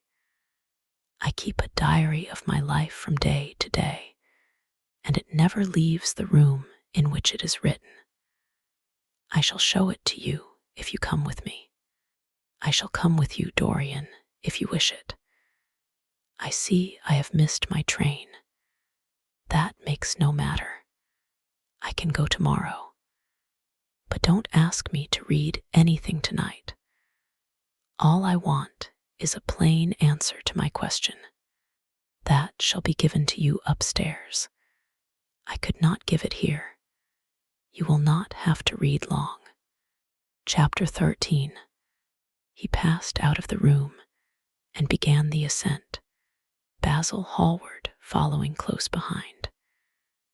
They walked softly, as men do instinctively at night. The lamp cast fantastic shadows on the wall and staircase. A rising wind made some of the windows rattle. When they reached the top landing, Dorian set the lamp down on the floor and, taking out the key, turned it in the lock. You insist on knowing, Basil? He asked in a low voice. Yes, I am delighted, he answered, smiling. Then he added, somewhat harshly, you are the one man in the world who is entitled to know everything about me. You have had more to do with my life than you think. And taking up the lamp, he opened the door and went in. A cold current of air passed them, and the light shot up for a moment in a flame of murky orange. He shuddered. Shut the door behind you, he whispered, as he placed the lamp on the table. Hallward glanced round him with a puzzled expression. The room looked as if it had not been lived in for years. A faded Flemish tapestry, a curtained picture, an old Italian cassone, and an almost empty bookcase. That was all that it seemed to contain, besides a chair and a table. As Dorian Gray was lighting a half-burned candle that was standing on the mantel shelf, he saw that the whole place was covered with dust and that the carpet was in holes. A mouse ran scuffling behind the wainscoting. There was a damp odor of mildew. So you think that it is only God who sees the soul, Basil. Draw that curtain back, and you will see mine." The voice that spoke was cold and cruel. "You are mad, Dorian, or playing a part," muttered Hallward, frowning. "You woe." "Then I must do it myself," said the young man, and he tore the curtain from its rod and flung it on the ground. An exclamation of horror broke from the painter's lips as he saw in the dim light the hideous face on the canvas, grinning at him. There was something in its expression that filled him with disgust and loathing. Good heavens, it was Dorian Gray's own face that he was looking at. The horror, whatever it was, had not yet entirely spoiled that marvelous beauty. There was still some gold in the thinning hair and some scarlet on the sensual mouth. The sodden eyes had kept something of the loveliness of their blue. The noble curves had not yet completely passed away from chiseled nostrils and from plastic throat. Yes, it was Dorian himself. But who had done it? He seemed to recognize his own brushwork, and the frame was his own design. The idea was monstrous, yet he felt afraid. He seized the lighted candle and held it to the picture. In the left-hand corner was his own name, traced in long letters of bright vermilion. It was some foul parody, some infamous, ignoble satire. He had never done that. Still, it was his own picture. He knew it, and he felt as if his blood had changed in a moment from fire to sluggish ice. His own picture. What did it mean? Why had it altered? He turned and looked at Dorian Gray with the eyes of a sick man. His mouth twitched, and his parched tongue seemed unable to articulate. He passed his hand across his forehead. It was dank with clammy sweat. The young man was leaning against the mantel-shelf, watching him with that strange expression that one sees on the faces of those who are absorbed in a play when some great artist is acting. There was neither real sorrow in it nor real joy. There was simply the passion of the spectator, with perhaps a flicker of triumph in his eyes. He had taken the flower out of his coat and was smelling it, or pretending to do so. "What does this mean?" cried Hallward at last. His own voice sounded shrill and curious in his ears. "Years ago, when I was a boy," said Dorian Gray, crushing the flower in his hand, "you met me, flattered me, and taught me to be vain of my good looks. One day you introduced me to a friend of yours, who explained to me the wonder of youth, and you finished a portrait of me that revealed to me the wonder of beauty. In a mad moment that, even now, I don't know whether I regret or not, I made a wish. Perhaps you would call it a prayer. I remember it. Oh, how well I remember it. No, the thing is impossible. The room is damp. Mildew has got into the canvas. The paints I used had some wretched mineral poison in them. I tell you the thing is impossible." "Ah, what is impossible?" murmured the young man, going over to the window and leaning his forehead against the cold, mist-stained glass. "You told me you had destroyed it. I was wrong. It has destroyed me. I don't believe it is my picture." "Can't you see your ideal in it?" said Dorian bitterly. "My ideal, as you call it. As you called it. There was nothing evil in it, nothing shameful. You were to me such an ideal as I shall never meet again. This is the face of a satyr. It is the face of my soul. Christ, what a thing I must have worshipped. It has the eyes of a devil. Each of us has heaven and hell in him, Basil, cried Dorian, with a wild gesture of despair. Hallward turned again to the portrait and gazed at it. My God, if it is true, he exclaimed, and this is what you have done with your life, why, you must be worse even than those who talk against you fancy you to be. He held the light up again to the canvas and examined it. The surface seemed to be quite undisturbed, and as he had left it. It was from within, apparently, that the foulness and horror had come. Through some strange quickening of inner life, the leprosies of sin were slowly eating the thing away. The rotting of a corpse in a watery grave was not so fearful. His hand shook, and the candle fell from its socket on the floor and lay there sputtering. He placed his foot on it and put it out. Then he flung himself into the rickety chair that was standing by the table and buried his face in his hands. Good God, Dorian, what a lesson! What an awful lesson! There was no answer, but he could hear the young man sobbing at the window. Pray, Dorian, pray, he murmured. What is it that one was taught to say in one's boyhood? Lead us not into temptation. Forgive us our sins. Wash away our iniquities.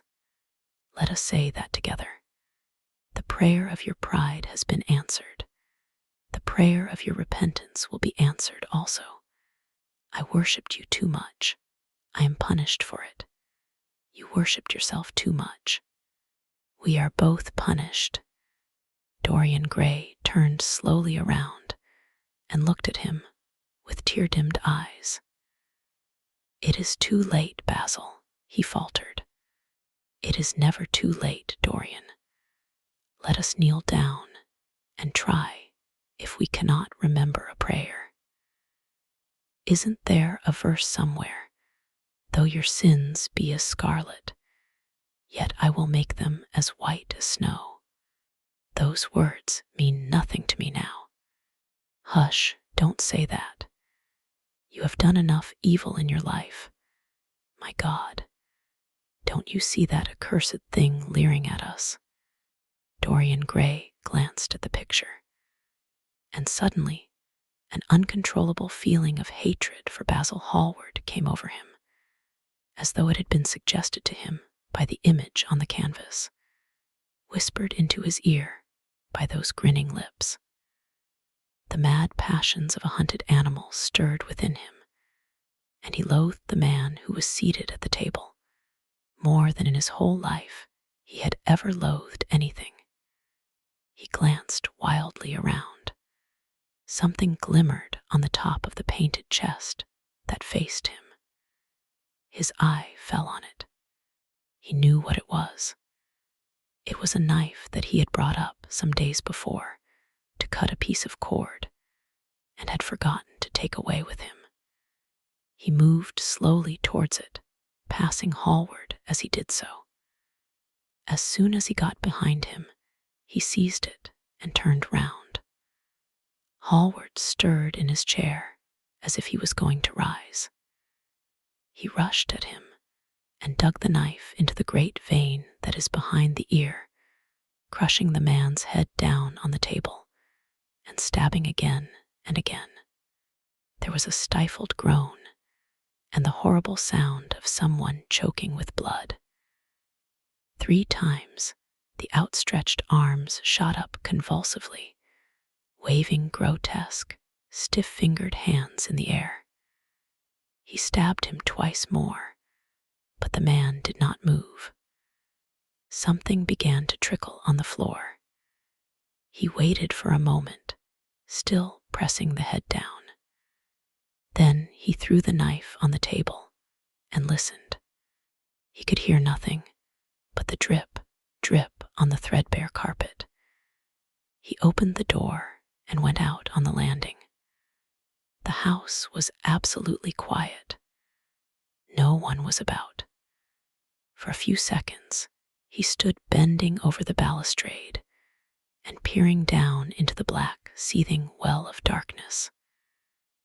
Then he took out the key and returned to the room, locking himself in as he did so.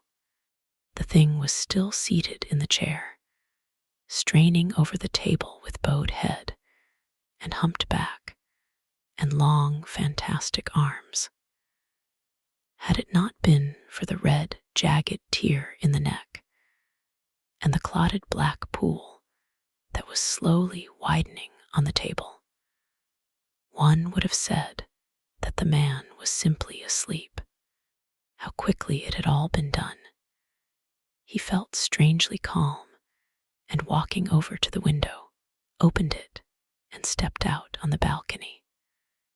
The wind had blown the fog away, and the sky was like a monstrous peacock's tail, starred with myriads of golden eyes.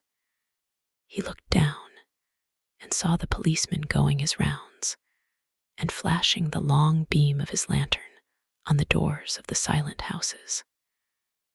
The crimson spot of a prowling hansom gleamed at the corner and then vanished.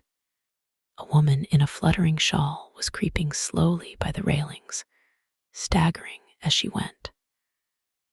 Now and then she stopped and peered back. Once she began to sing in a hoarse voice. The policeman strolled over and said something to her. She stumbled away, laughing. A bitter blast swept across the square. The gas lamps flickered and became blue, and the leafless trees shook their black iron branches to and fro. He shivered and went back, closing the window behind him. Having reached the door, he turned the key and opened it. He did not even glance at the murdered man. He felt that the secret of the whole thing was not to realize the situation.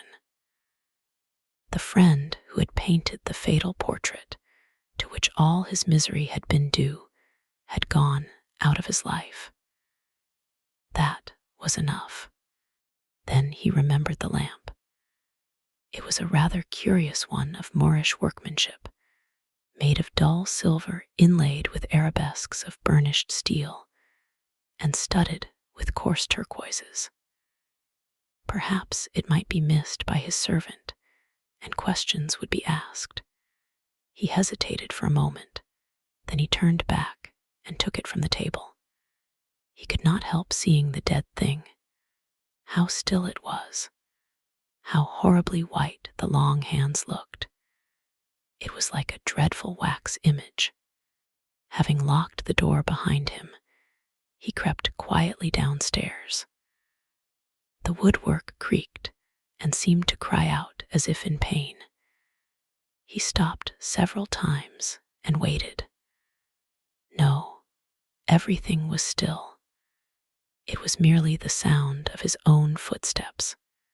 When he reached the library, he saw the bag and coat in the corner. They must be hidden away somewhere. He unlocked a secret press that was in the wainscoting, a press in which he kept his own curious disguises, and put them into it.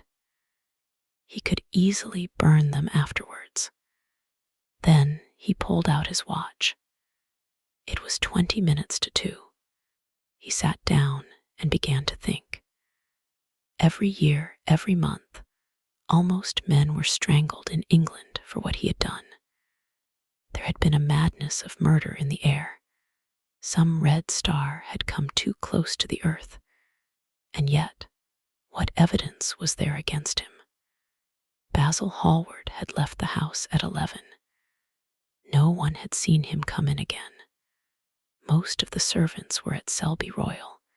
His valet had gone to bed. Paris. Yes, it was to Paris that Basil had gone, and by the midnight train, as he had intended. With his curious, reserved habits, it would be months before any suspicions would be roused. Months. everything could be destroyed long before then.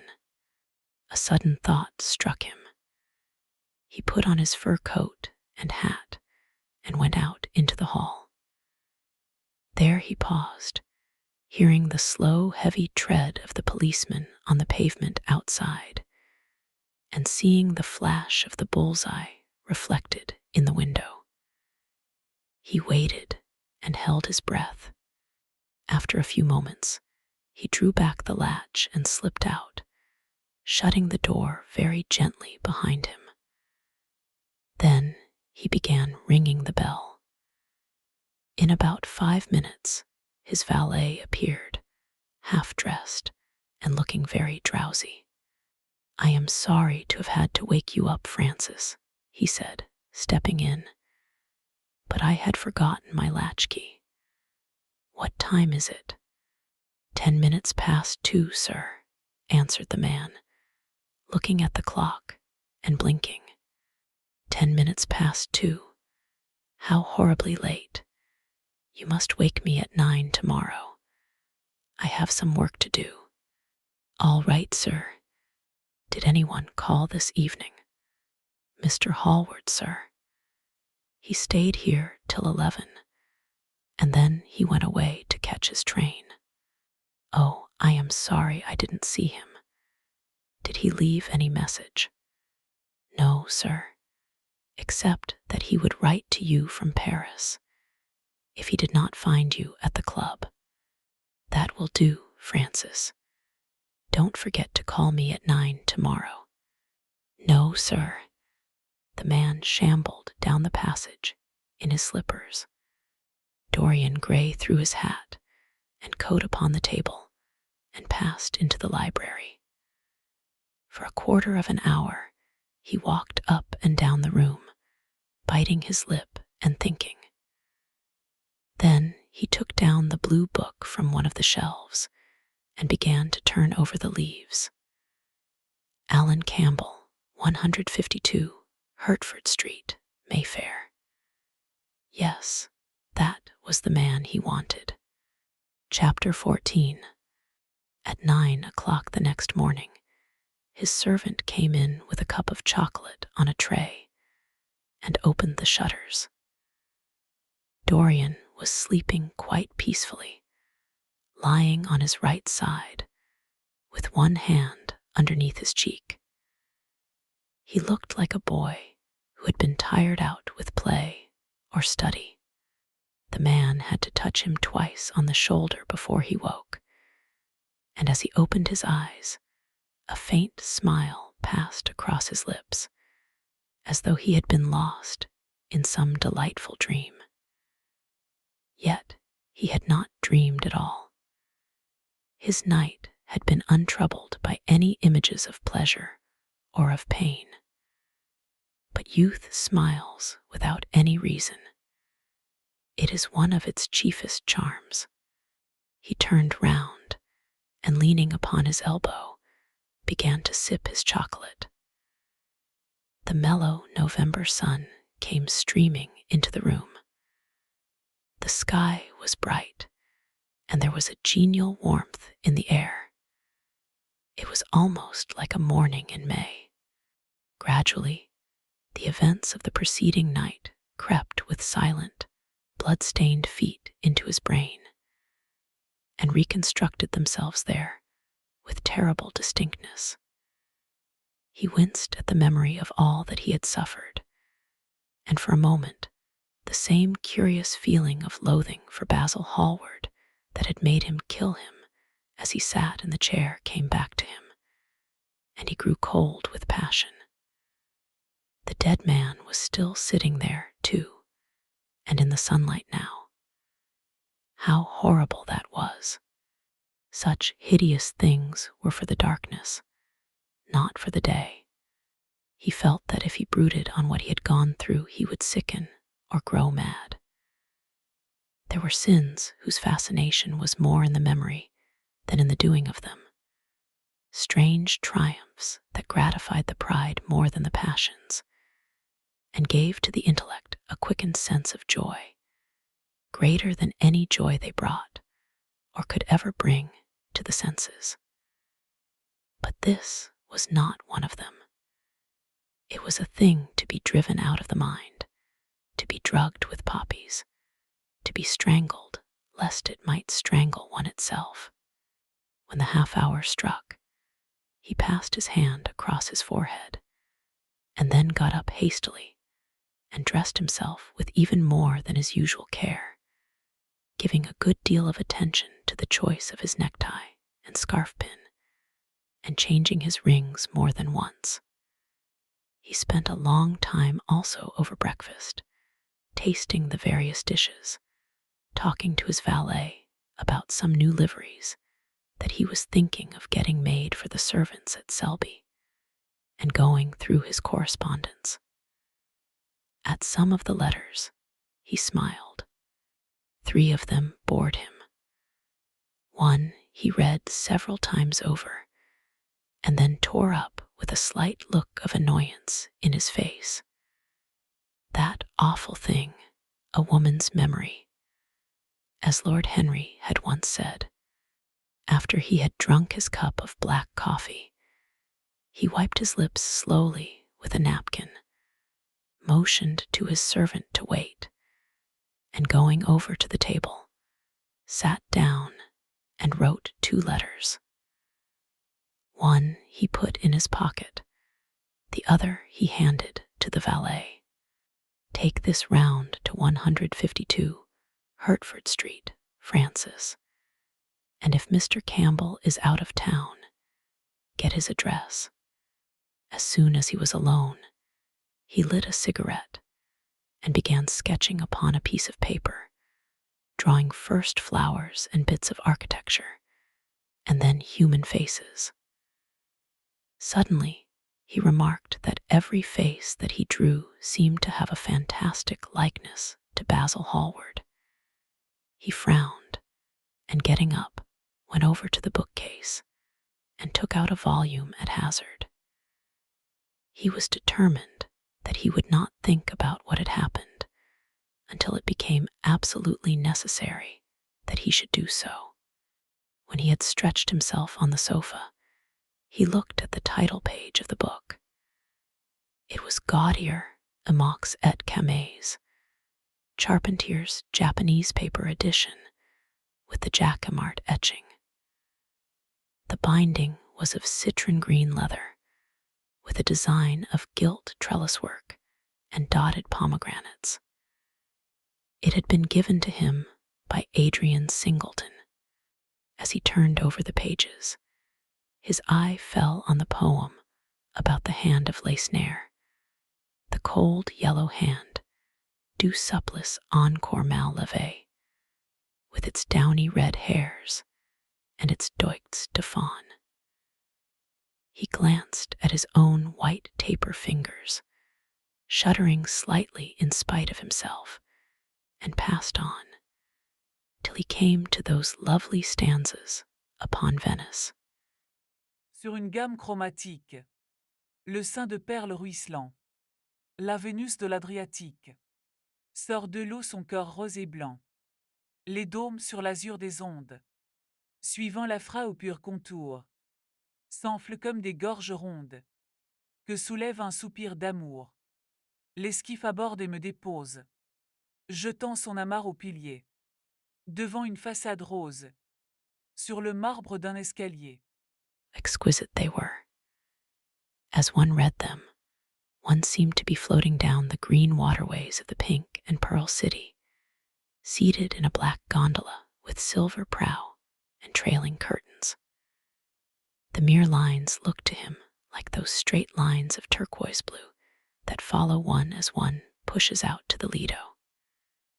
The sudden flashes of color reminded him of the gleam of the opaline iris-throated birds that flutter round the tall honeycombed campanile, or stalk, with such stately grace, through the dim, dust-stained arcades.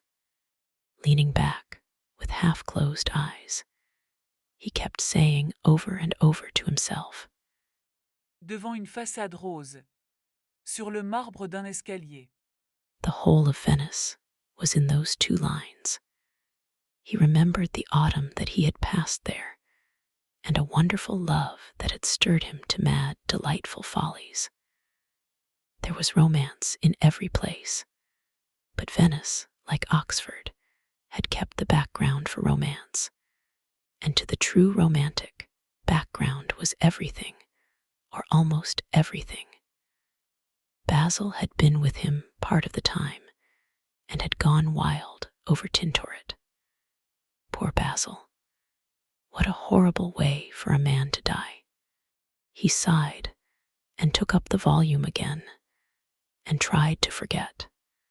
He read of the swallows that fly in and out of the little cafe at Smyrna, where the Hagis sit counting their amber beads, and the turbaned merchants smoke their long tasseled pipes and talk gravely to each other.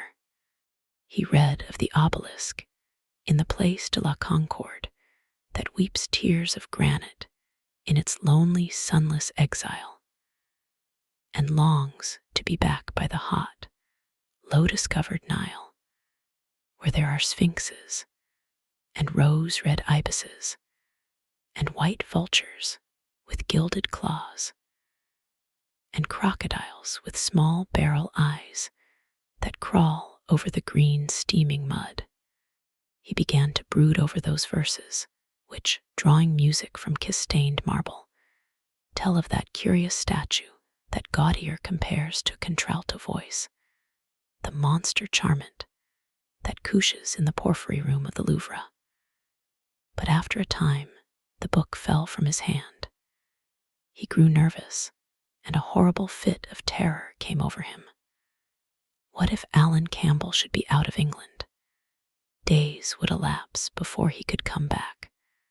Perhaps he might refuse to come. What could he do then? Every moment was of vital importance.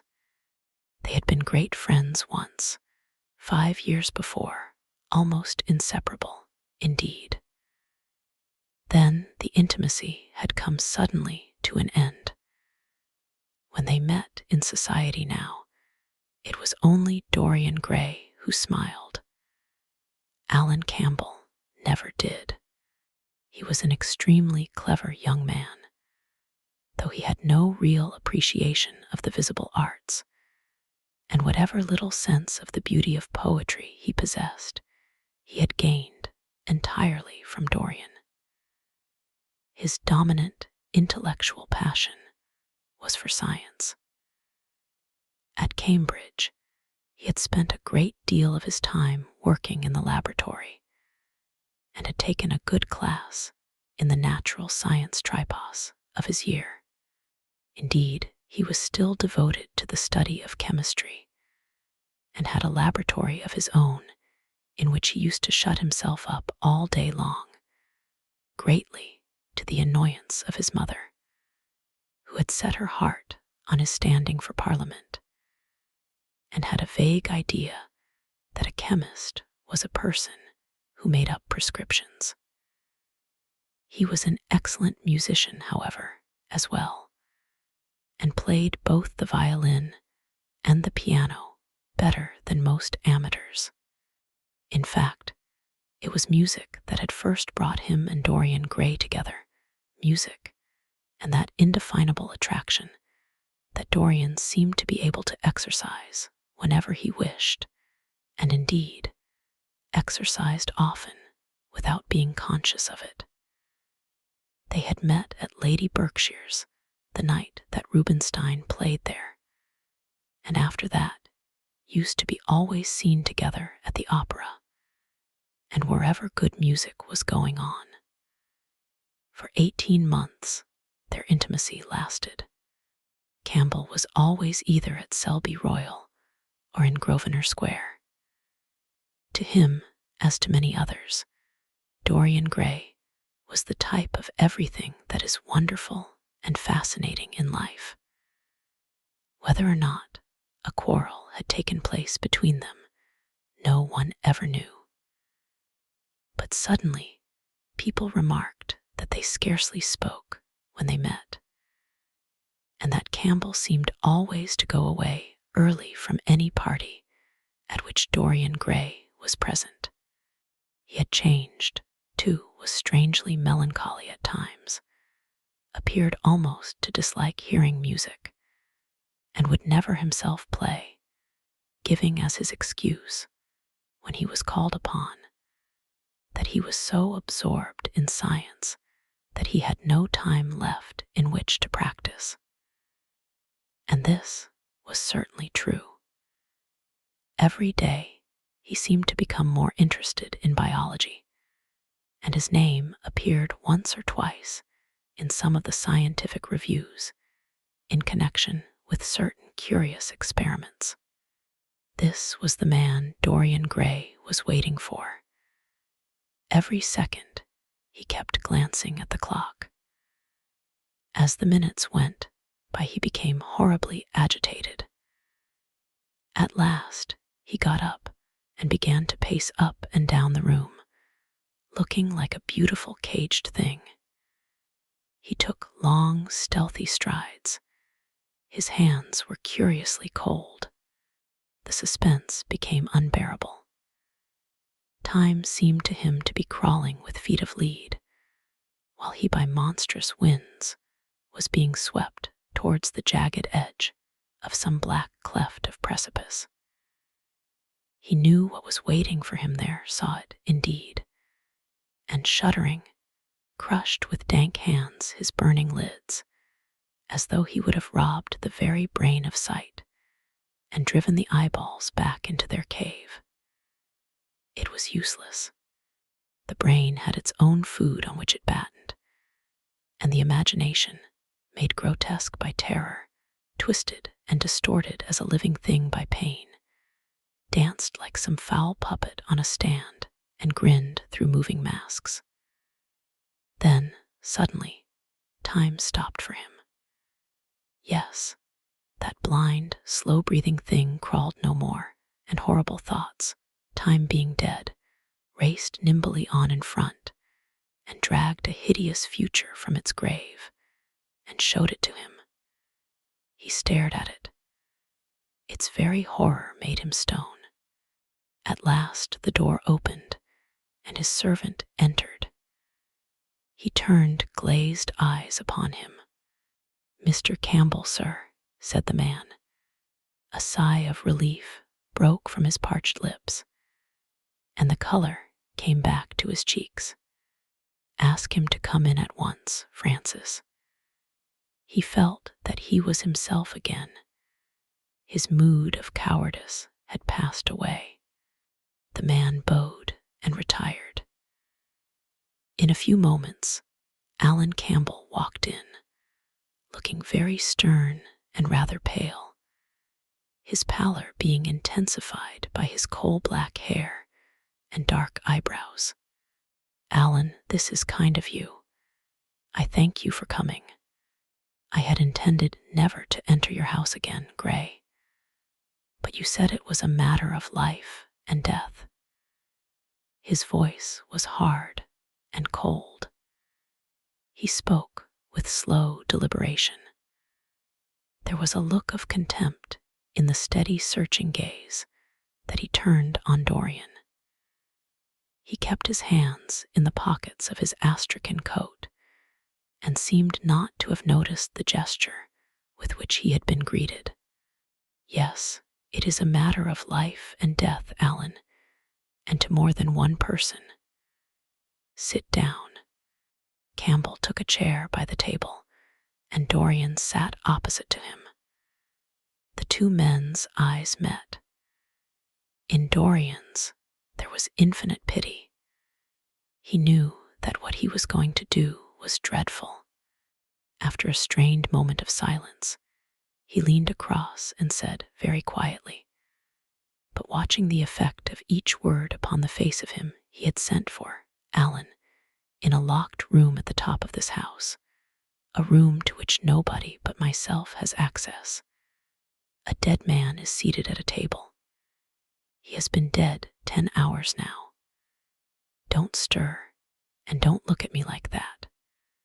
Who the man is, why he died, how he died, are matters that do not concern you. What you have to do is this. Stop, Gray. I don't want to know anything further. Whether what you have told me is true or not true doesn't concern me. I entirely decline to be mixed up in your life. Keep your horrible secrets to yourself. They don't interest me anymore. Alan, they will have to interest you. This one will have to interest you. I am awfully sorry for you, Alan, but I can't help myself. You are the one man who is able to save me. I am forced to bring you into the matter. I have no option. Alan, you are scientific. You know about chemistry and things of that kind. You have made experiments. What you have got to do is to destroy the thing that is upstairs, to destroy it, so that not a vestige of it will be left. Nobody saw this person come into the house. Indeed, at the present moment, he is supposed to be in Paris. He will not be missed for months. When he is missed, there must be no trace of him found here. You, Alan, you must change him, and everything that belongs to him, into a handful of ashes that I may scatter in the air. You are mad, Dorian. Ah, I was waiting for you to call me Dorian. You are mad. I tell you, mad to imagine that I would raise a finger to help you. Mad to make this monstrous confession. I will have nothing to do with this matter, whatever it is. Do you think I am going to peril my reputation for you? What is it to me what devil's work you are up to? It was suicide, Alan. I am glad of that. But who drove him to it? You, I should fancy. Do you still refuse to do this for me? Of course I refuse. I will have absolutely nothing to do with it. I don't care what shame comes on you. You deserve it all. I should not be sorry to see you disgraced, publicly disgraced. How dare you ask me, of all men in the world, to mix myself up in this horror? I should have thought you knew more about people's characters. Your friend Lord Henry Wotton can't have taught you much about psychology, whatever else he has taught you. Nothing will induce me to stir a step to help you. You have come to the wrong man. Go to some of your friends. Don't come to me. Alan, it was murder. I killed him. You don't know what he had made me suffer. Whatever my life is, he had more to do with the making or the marring of it than poor Harry has had. He may not have intended it. The result was the same. Murder, good God, Dorian, is that what you have come to? I shall not inform upon you. It is not my business. Besides, without my stirring in the matter, you are certain to be arrested. Nobody ever commits a crime without doing something stupid. But I will have nothing to do with it. You must have something to do with it. Wait a moment, listen to me. Only listen, Alan. All I ask of you is to perform a certain scientific experiment. You go to hospitals and dead houses, and the horrors that you do there don't affect you. If in some hideous dissecting room or fetid laboratory you found this man lying on a leaden table with red gutters scooped out in it for the blood to flow through, you would simply look upon him as an admirable subject. You would not turn a hair. You would not believe that you were doing anything wrong. On the contrary, you would probably feel that you were benefiting the human race, or increasing the sum of knowledge in the world, or gratifying intellectual curiosity, or something of that kind. What I want you to do is merely what you have often done before. Indeed, to destroy a body must be far less horrible than what you are accustomed to work at. And remember, it is the only piece of evidence against me. If it is discovered, I am lost, and it is sure to be discovered unless you help me. I have no desire to help you. You forget that. I am simply indifferent to the whole thing. It has nothing to do with me. Alan, I entreat you. Think of the position I am in. Just before you came, I almost fainted with terror. You may know terror yourself someday. No, don't think of that. Look at the matter purely from the scientific point of view. You don't inquire where the dead things on which you experiment come from. Don't inquire now. I have told you too much as it is, but I beg of you to do this. We were friends once, Alan. Don't speak about those days, Dorian. They are dead. The dead linger sometimes. The man upstairs will not go away. He is sitting at the table with bowed head and outstretched arms. Alan, if you don't come to my assistance, I am ruined. Why, they will hang me, Alan.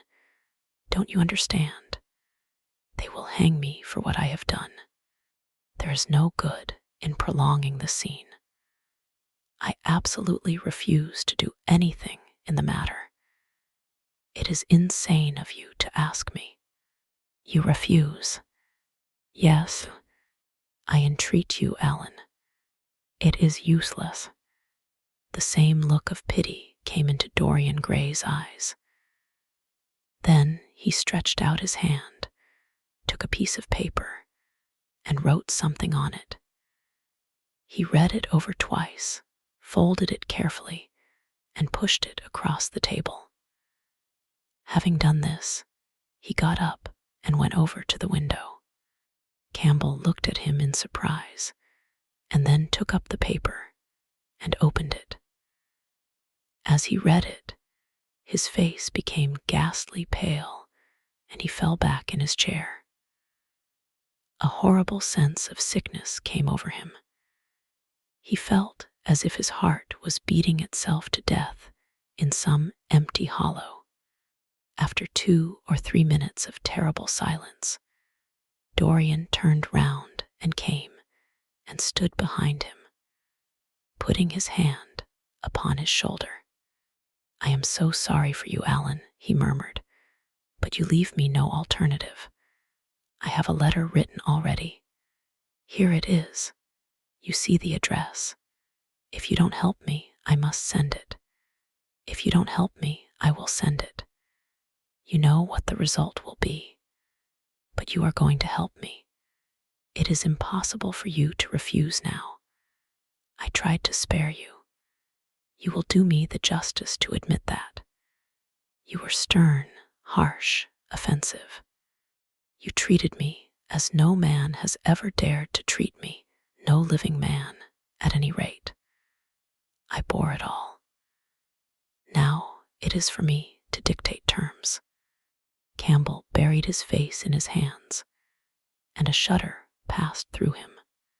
Yes, it is my turn to dictate terms, Alan. You know what they are. The thing is quite simple. Come, don't work yourself into this fever. The thing has to be done. Face it and do it. A groan broke from Campbell's lips, and he shivered all over.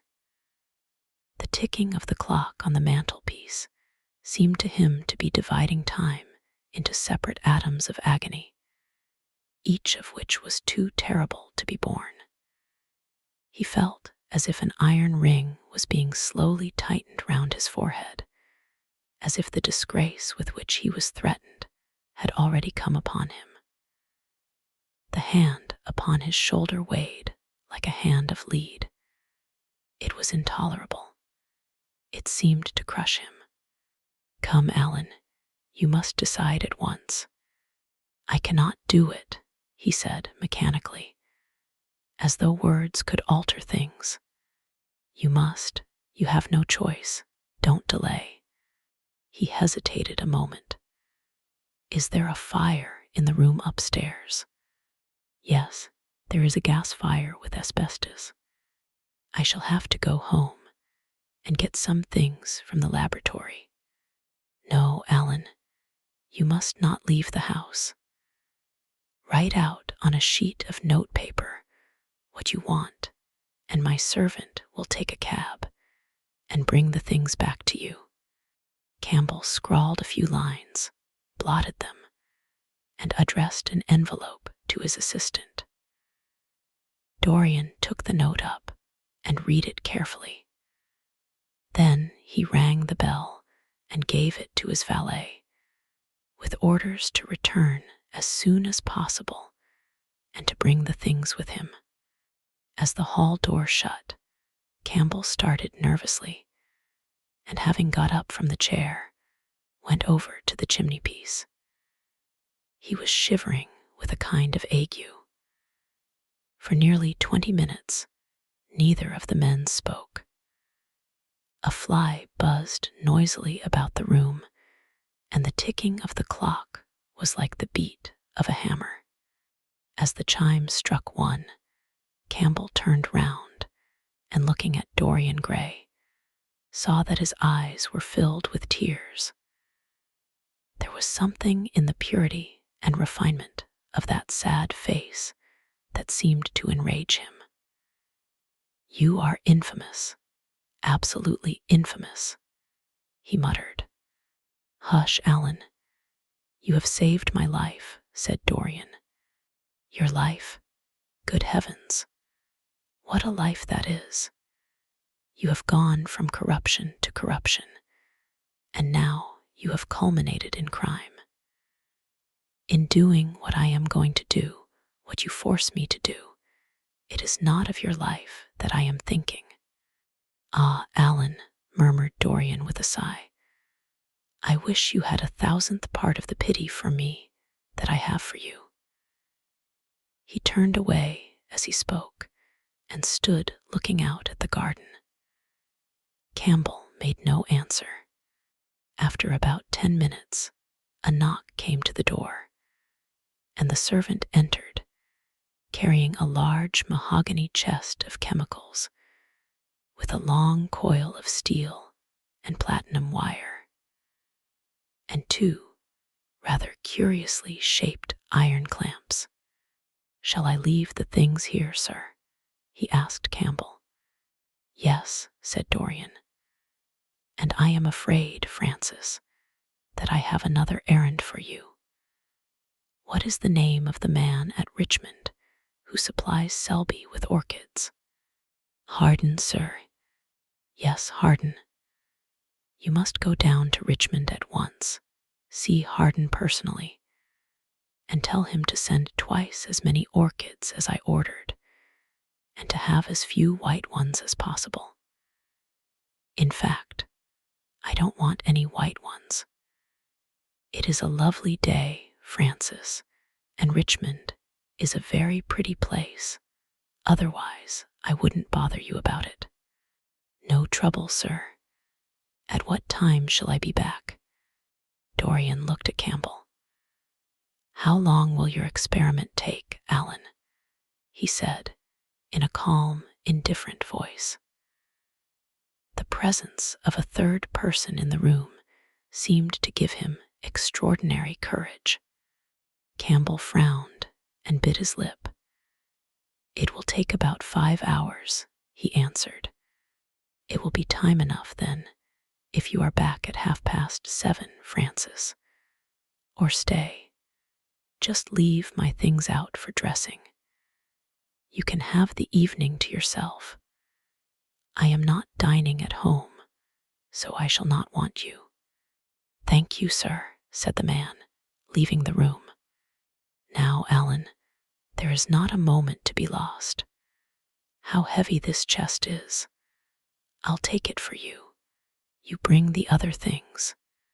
He spoke rapidly and in an authoritative manner. Campbell felt dominated by him. They left the room together. When they reached the top landing, Dorian took out the key and turned it in the lock. Then he stopped, and a troubled look came into his eyes. He shuddered. "I don't think I can go in, Alan," he murmured. "It is nothing to me."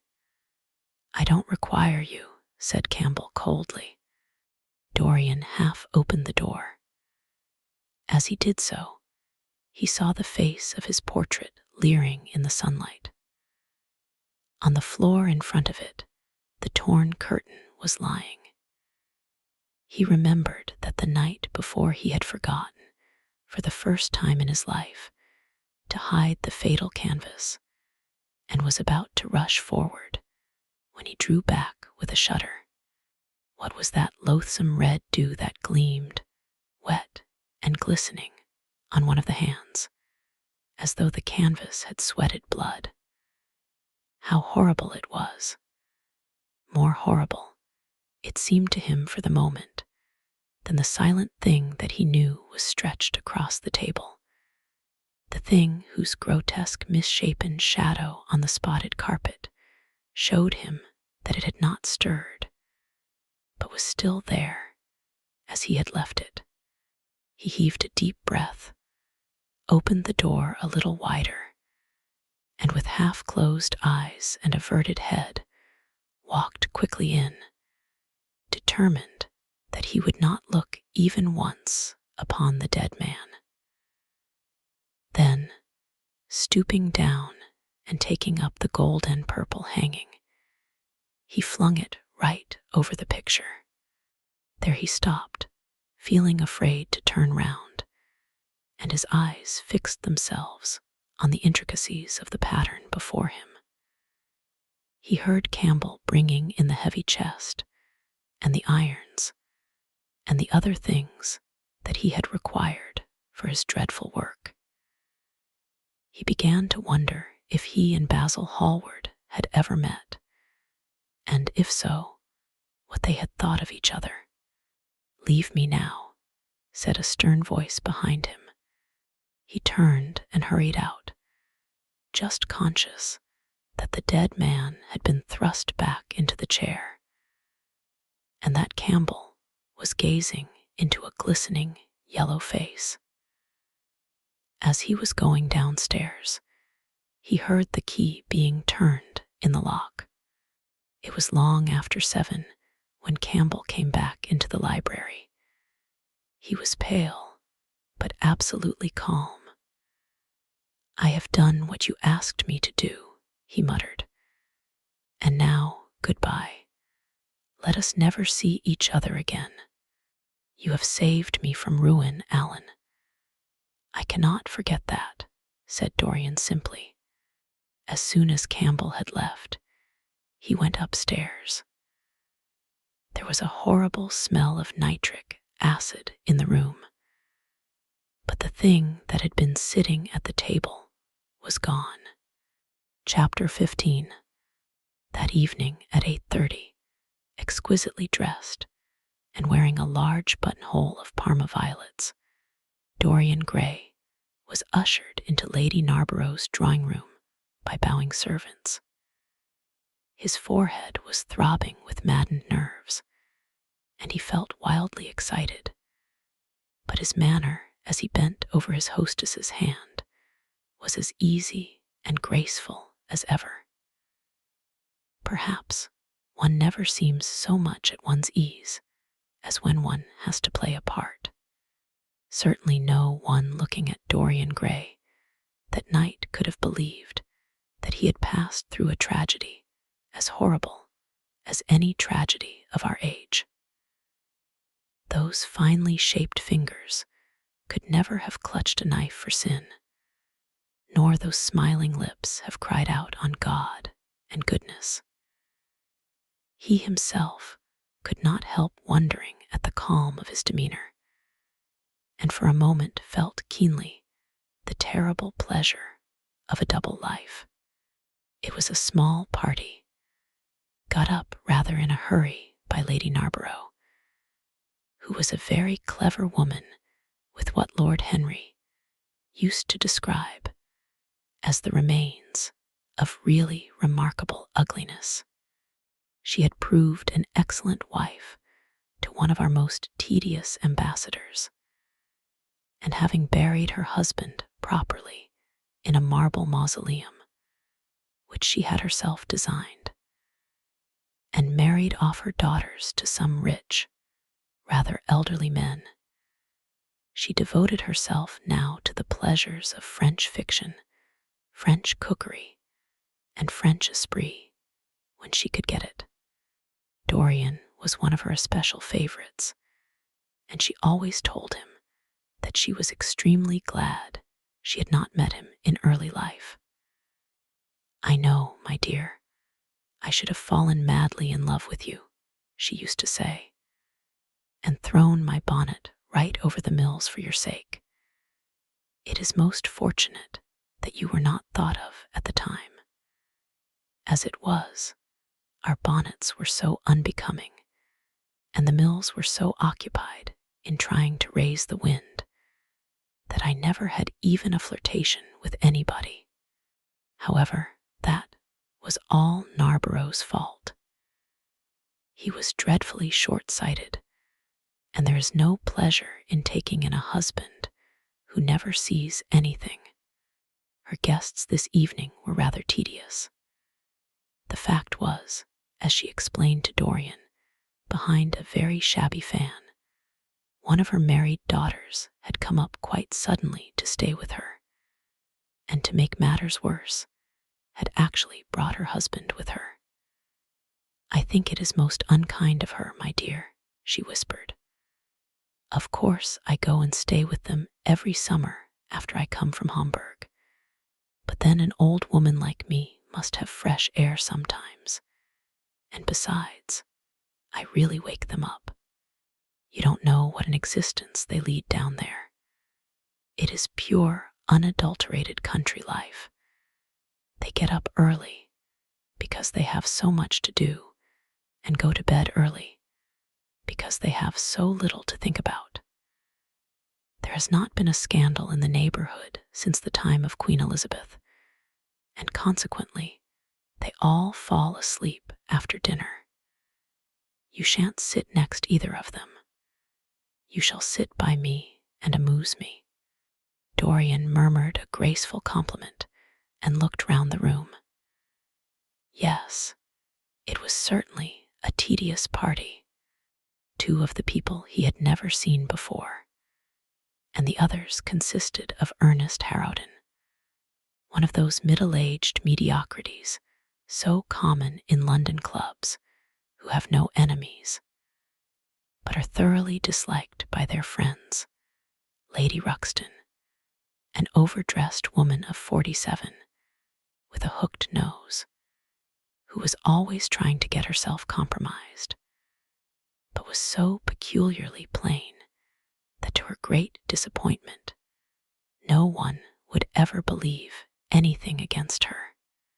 Mrs. Erlyn, a pushing nobody, with a delightful lisp and Venetian red hair, Lady Alice Chapman, his hostess's daughter, a dowdy, dull girl, with one of those characteristic British faces that, once seen, are never remembered, and her husband, a red-cheeked, white-whiskered creature, who, like so many of his class, was under the impression that inordinate joviality can atone for an entire lack of ideas. He was rather sorry he had come, till Lady Narborough, looking at the great ormolu gilt clock that sprawled in gaudy curves on the mauve-draped mantel-shelf, exclaimed, "How horrid of Henry Wotton to be so late. I sent round to him this morning on chance, and he promised faithfully not to disappoint me. It was some consolation that Harry was to be there, and when the door opened, and he heard his slow, musical voice lending charm to some insincere apology, he ceased to feel bored. But at dinner he could not eat anything Plate after plate went away untasted. Lady Narborough kept scolding him for what she called an insult to poor Adolphe, who invented the menu specially for you. And now and then Lord Henry looked across at him, wondering at his silence and abstracted manner. From time to time, the butler filled his glass with champagne. He drank eagerly, and his thirst seemed to increase. "Dorian," said Lord Henry at last, as the chaufroid was being handed round, "what is the matter with you tonight? You are quite out of sorts." "I believe he is in love," cried Lady Narborough, "and that he is afraid to tell me for fear I should be jealous." "He is quite right. I certainly should." "Dear Lady Narborough," murmured Dorian, smiling, "I have not been in love for a whole week, not, in fact, since Madame de Ferrol left town." "How you men can fall in love with that woman," exclaimed the old lady. "I really cannot understand it." "It is simply because she remembers you when you were a little girl, Lady Narborough," said Lord Henry. "She is the one link between us and your short frocks." "She does not remember my short frocks at all, Lord Henry. But I remember her very well at Vienna 30 years ago, and how décolletée she was then." "She is still décolletée," he answered, taking an olive in his long fingers. "And when she is in a very smart gown, she looks like an edition de luxe of a bad French novel. She is really wonderful and full of surprises. Her capacity for family affection is extraordinary. When her third husband died, her hair turned quite gold from grief." "How can you, Harry?" cried Dorian. "It is a most romantic explanation," laughed the hostess. "But her third husband, Lord Henry. You don't mean to say Ferrol is the fourth?" "Certainly, Lady Narborough. I don't believe a word of it." "Well, ask Mr. Gray. He is one of her most intimate friends." "Is it true, Mr. Gray?" "She assures me so, Lady Narborough," said Dorian.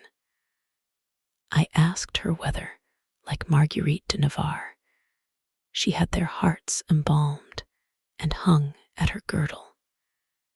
She told me she didn't, because none of them had had any hearts at all. 4 husbands. Upon my word, that is trop de zéro." "Trop d'audace, I tell her," said Dorian. "Oh, she is audacious enough for anything, my dear." "And what is Ferrol like?" "I don't know him."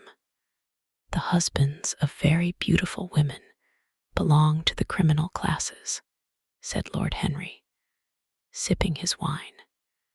Lady Narborough hit him with her fan. "Lord Henry, I am not at all surprised that the world says that you are extremely wicked."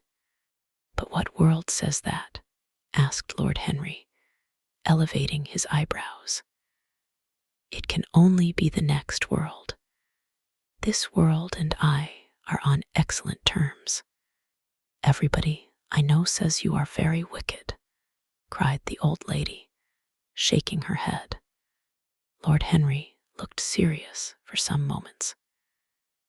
"It is perfectly monstrous," he said at last, "the way people go about nowadays saying things against one behind one's back that are absolutely and entirely true." "Isn't he incorrigible?" cried Dorian, leaning forward in his chair. "I hope so," said his hostess, laughing.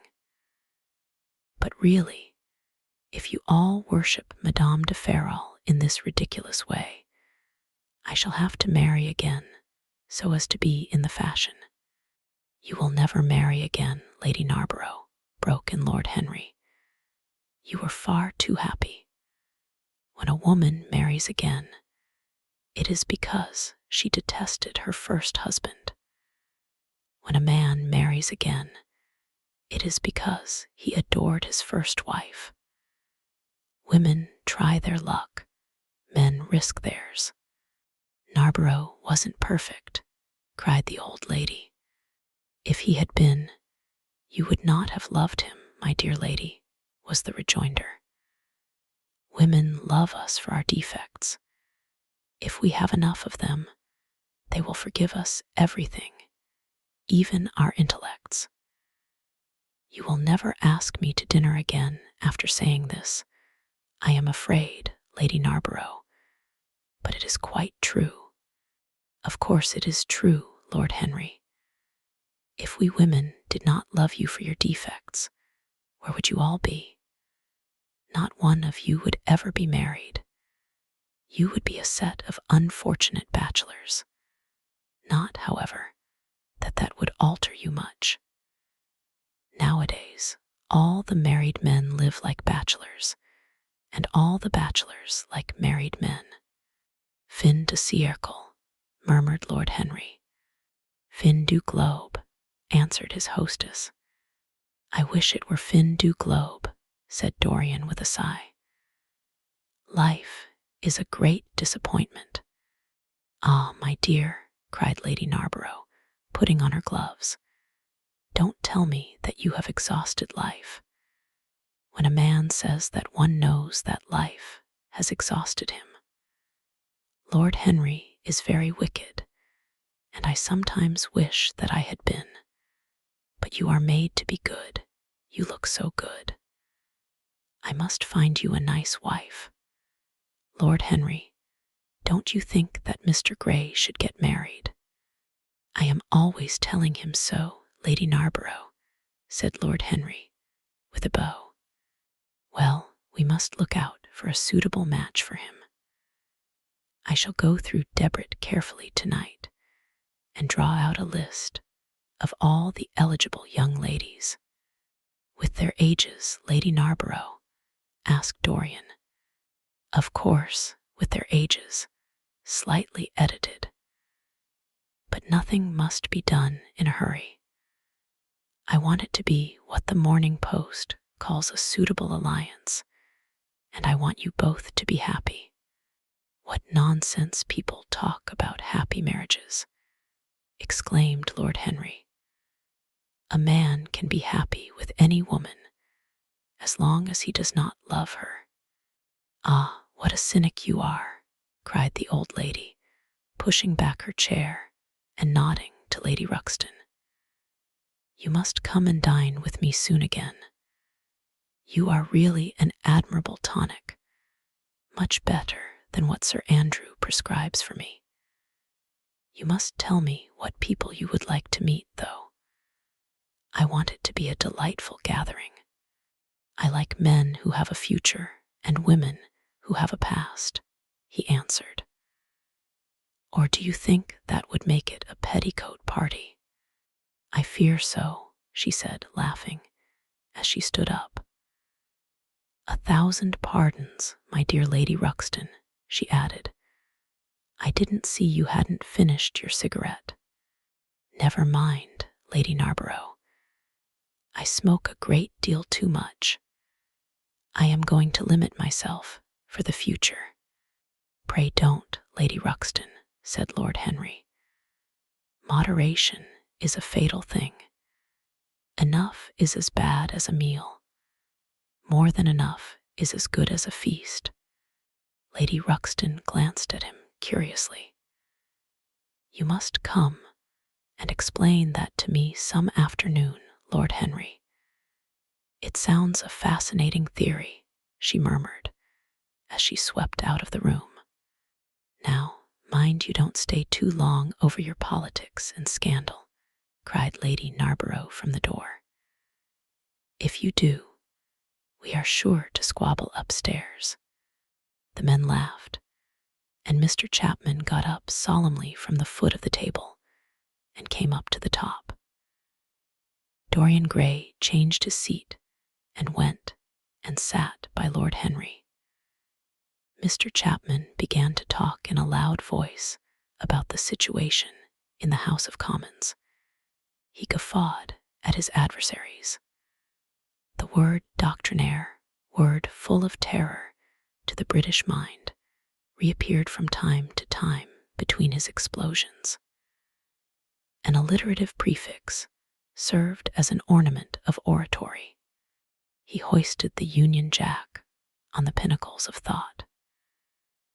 The inherited stupidity of the race, sound English common sense, he jovially termed it, was shown to be the proper bulwark for society.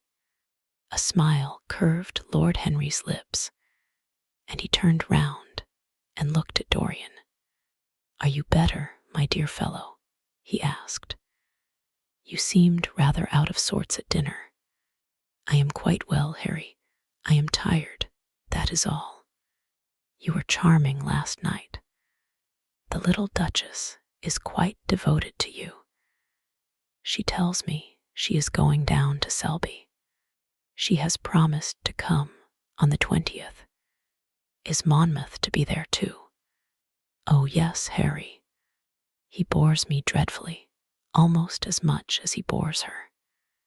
She is very clever, too clever for a woman. She lacks the indefinable charm of weakness. It is the feet of clay that make the gold of the image precious.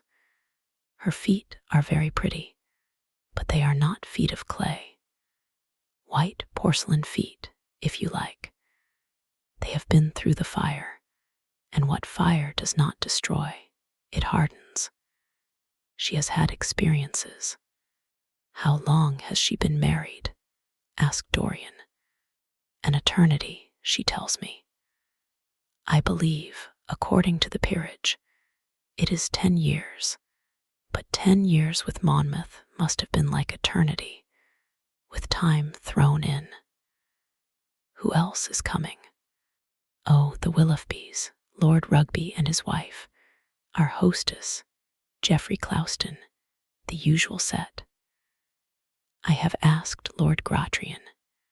"I like him," said Lord Henry. "A great many people don't, but I find him charming. He atones for being occasionally somewhat overdressed by being always absolutely overeducated. He is a very modern type. I don't know if he will be able to come, Harry. He may have to go to Monte Carlo with his father. Ah, what a nuisance people's people are. Try and make him come. By the way, Dorian, you ran off very early last night. You left before 11. What did you do afterwards? Did you go straight home?" Dorian glanced at him hurriedly and frowned. "No, Harry," he said at last.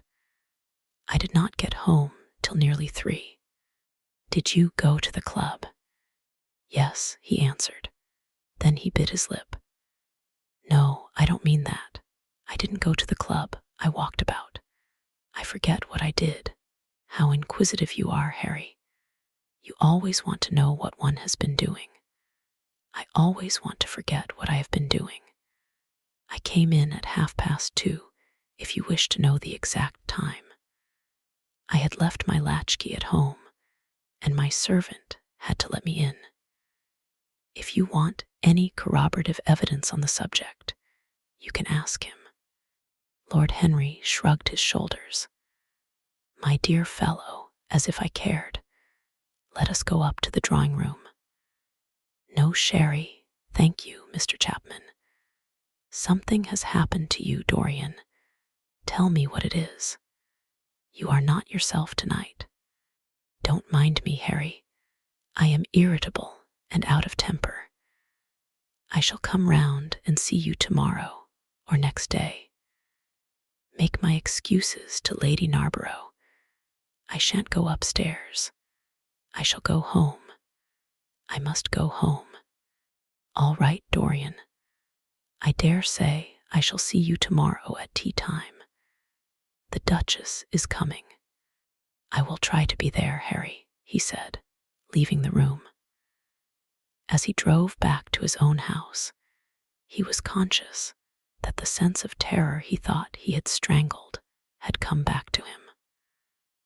Lord Henry's casual questioning had made him lose his nerve for the moment, and he wanted his nerve still.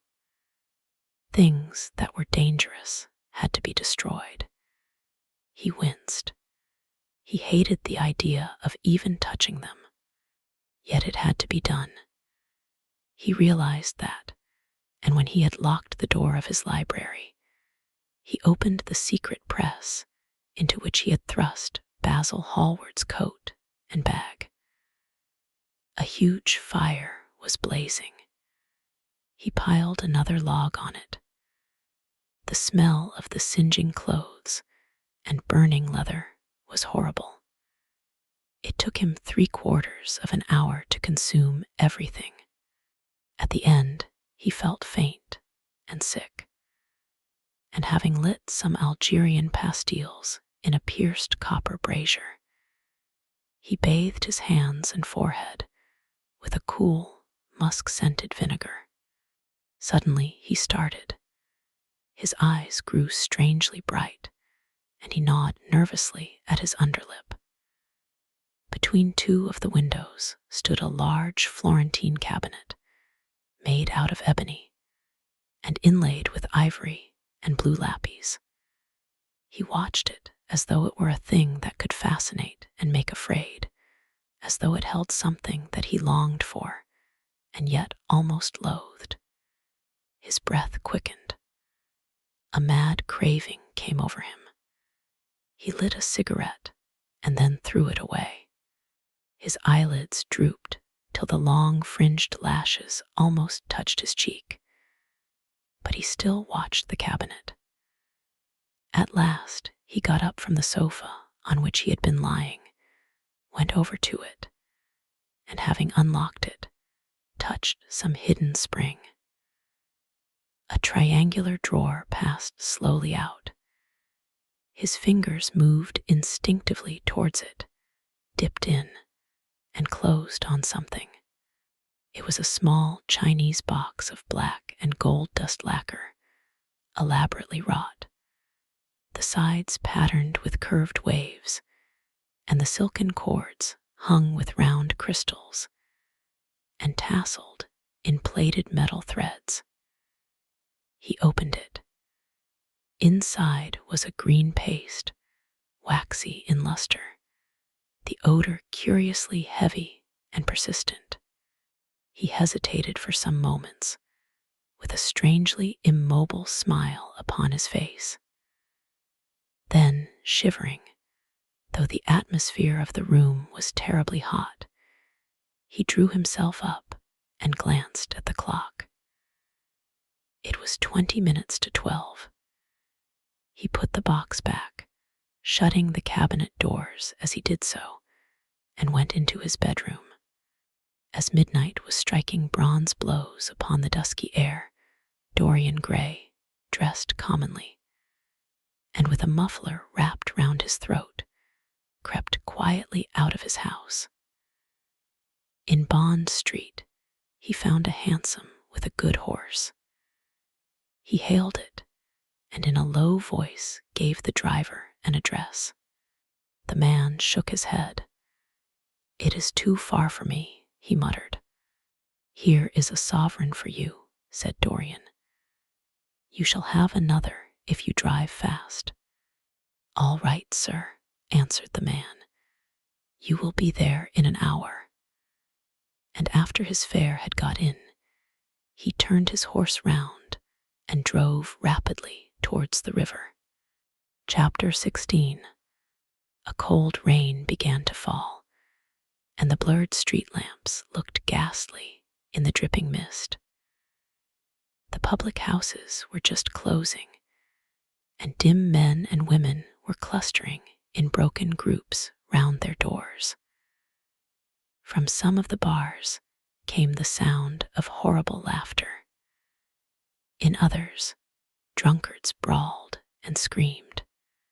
Lying back in the hansom, with his hat pulled over his forehead, Dorian Gray watched with listless eyes the sordid shame of the great city, and now and then he repeated to himself the words that Lord Henry had said to him on the first day they had met: to cure the soul by means of the senses, and the senses by means of the soul.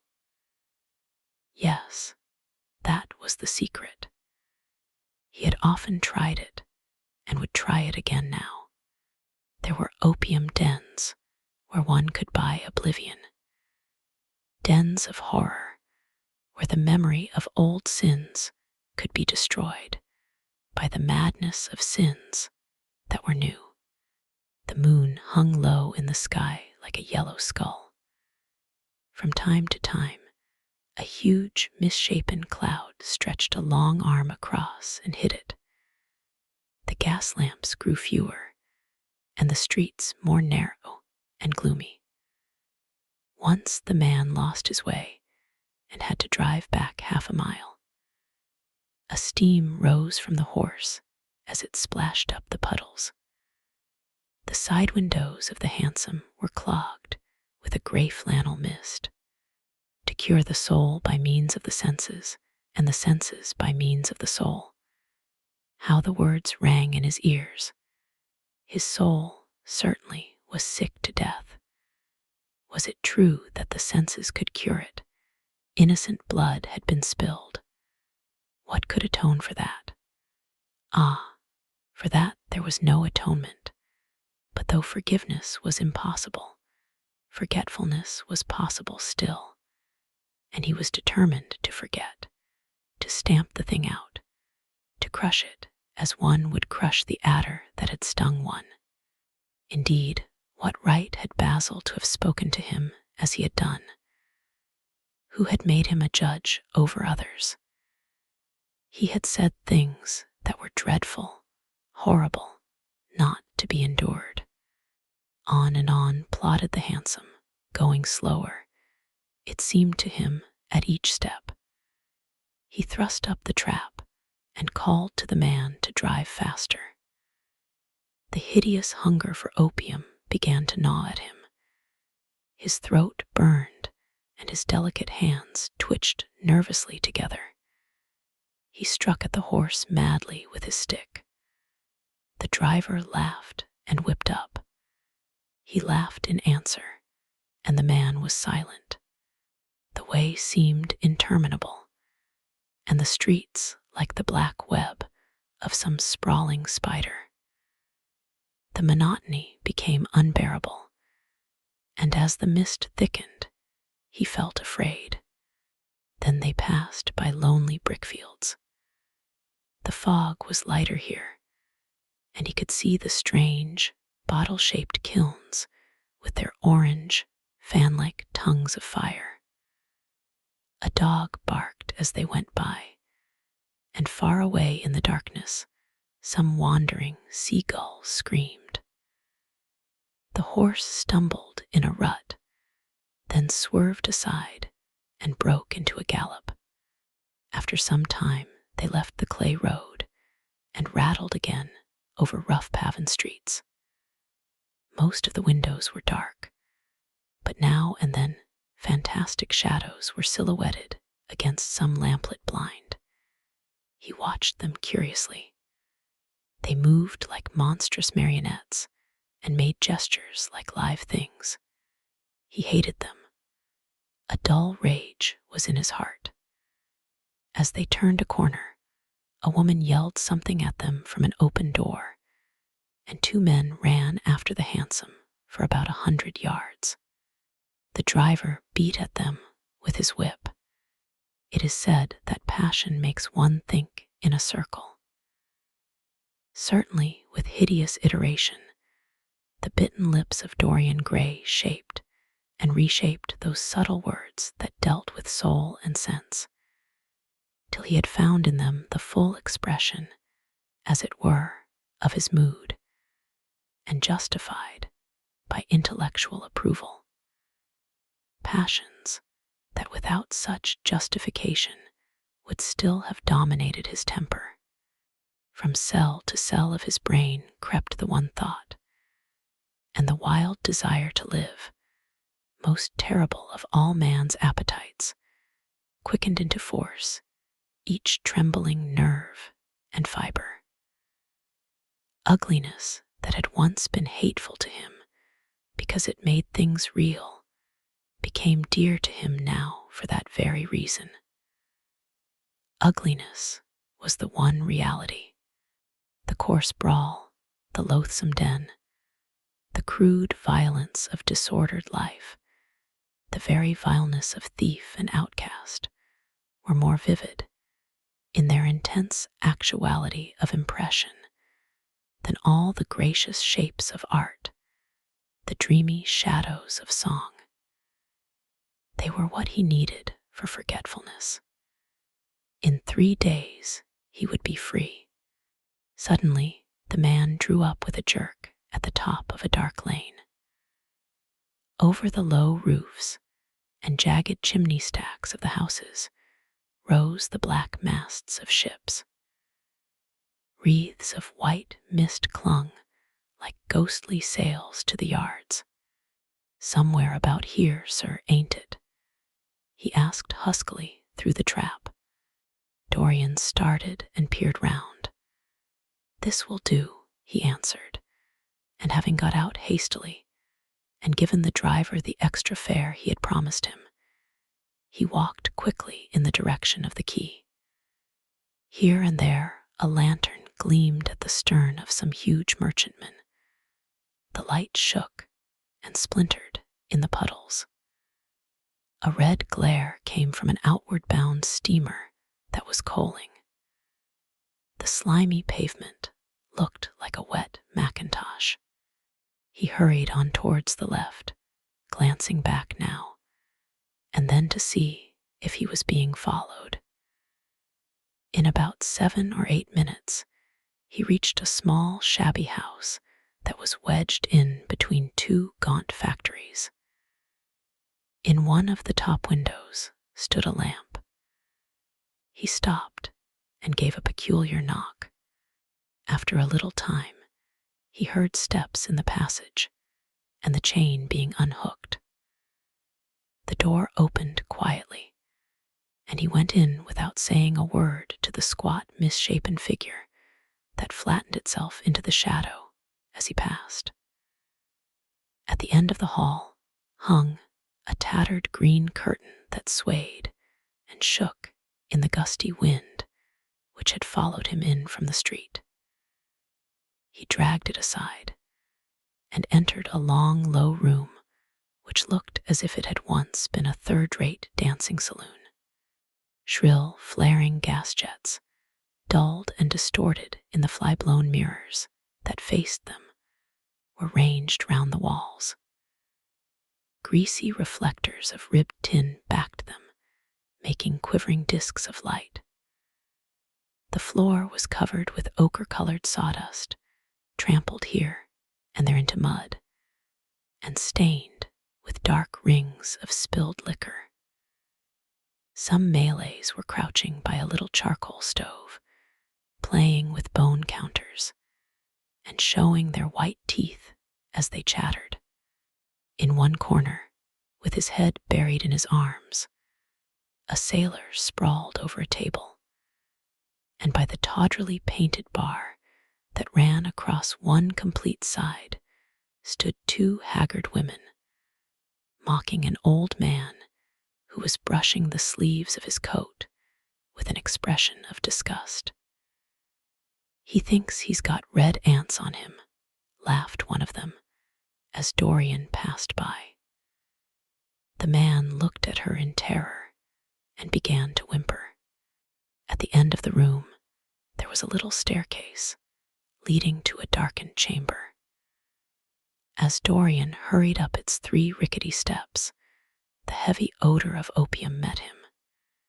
He heaved a deep breath, and his nostrils quivered with pleasure.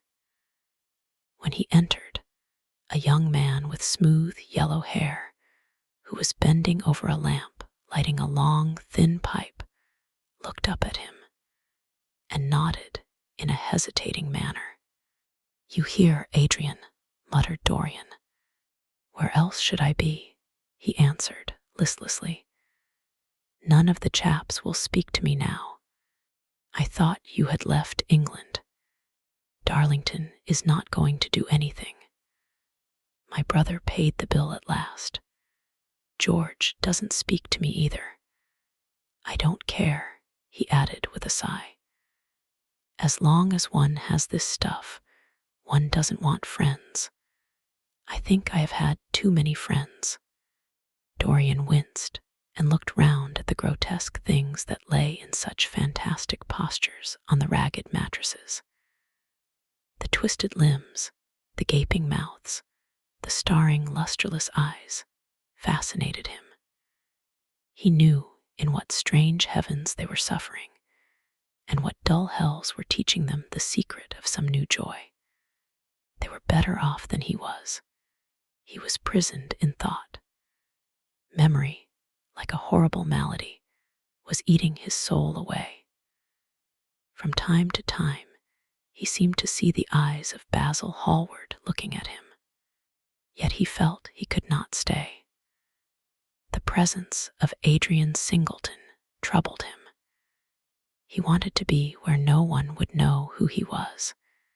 He wanted to escape from himself. I am going on to the other place, he said after a pause. On the wharf.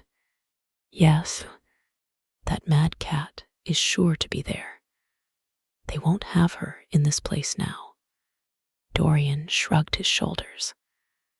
I am sick of women who love one. Women who hate one are much more interesting. Besides, the stuff is better. Much the same. I like it better. Come and have something to drink. I must have something. I don't want anything, murmured the young man. Never mind. Adrian Singleton rose up wearily and followed Dorian to the bar.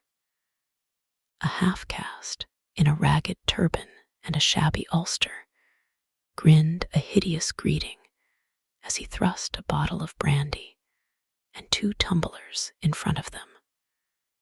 The women sidled up and began to chatter. Dorian turned his back on them and said something in a low voice to Adrian Singleton. A crooked smile, like a Malay crease, writhed across the face of one of the women. We are very proud tonight, she sneered. For God's sake, don't talk to me, cried Dorian, stamping his foot on the ground. What do you want? Money.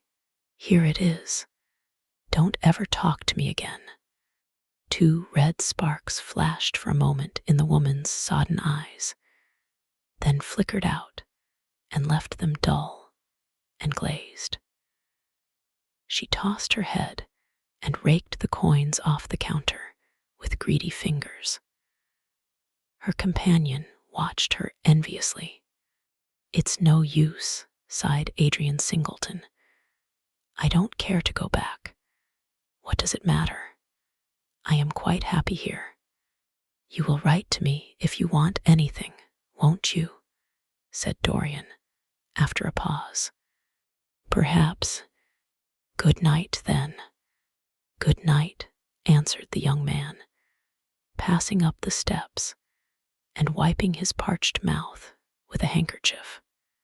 Dorian walked to the door with a look of pain in his face. As he drew the curtain aside, a hideous laugh broke from the painted lips of the woman who had taken his money. There goes the devil's bargain, she hiccuped in a hoarse voice. Curse you, he answered. Don't call me that. She snapped her fingers. Prince Charming is what you like to be called, ain't it? She yelled after him. The drowsy sailor leaped to his feet as she spoke and looked wildly round. The sound of the shutting of the hall door fell on his ear. He rushed out as if in pursuit. Dorian Gray hurried along the quay through the drizzling rain. His meeting with Adrian Singleton had strangely moved him, and he wondered if the ruin of that young life was really to be laid at his door, as Basil Hallward had said to him with such infamy of insult. He bit his lip, and for a few seconds his eyes grew sad. Yet, after all, what did it matter to him? One's days were too brief to take the burden of another's errors on one's shoulders. Each man lived his own life and paid his own price for living it. The only pity was one had to pay so often for a single fault.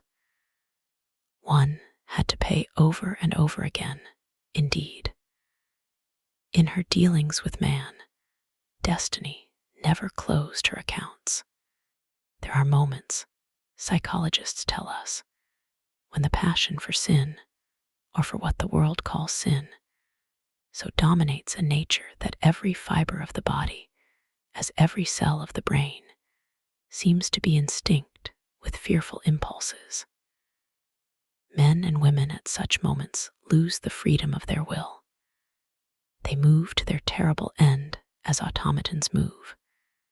Choice is taken from them, and conscience is either killed, or if it lives at all, lives, but to give rebellion its fascination and disobedience its charm.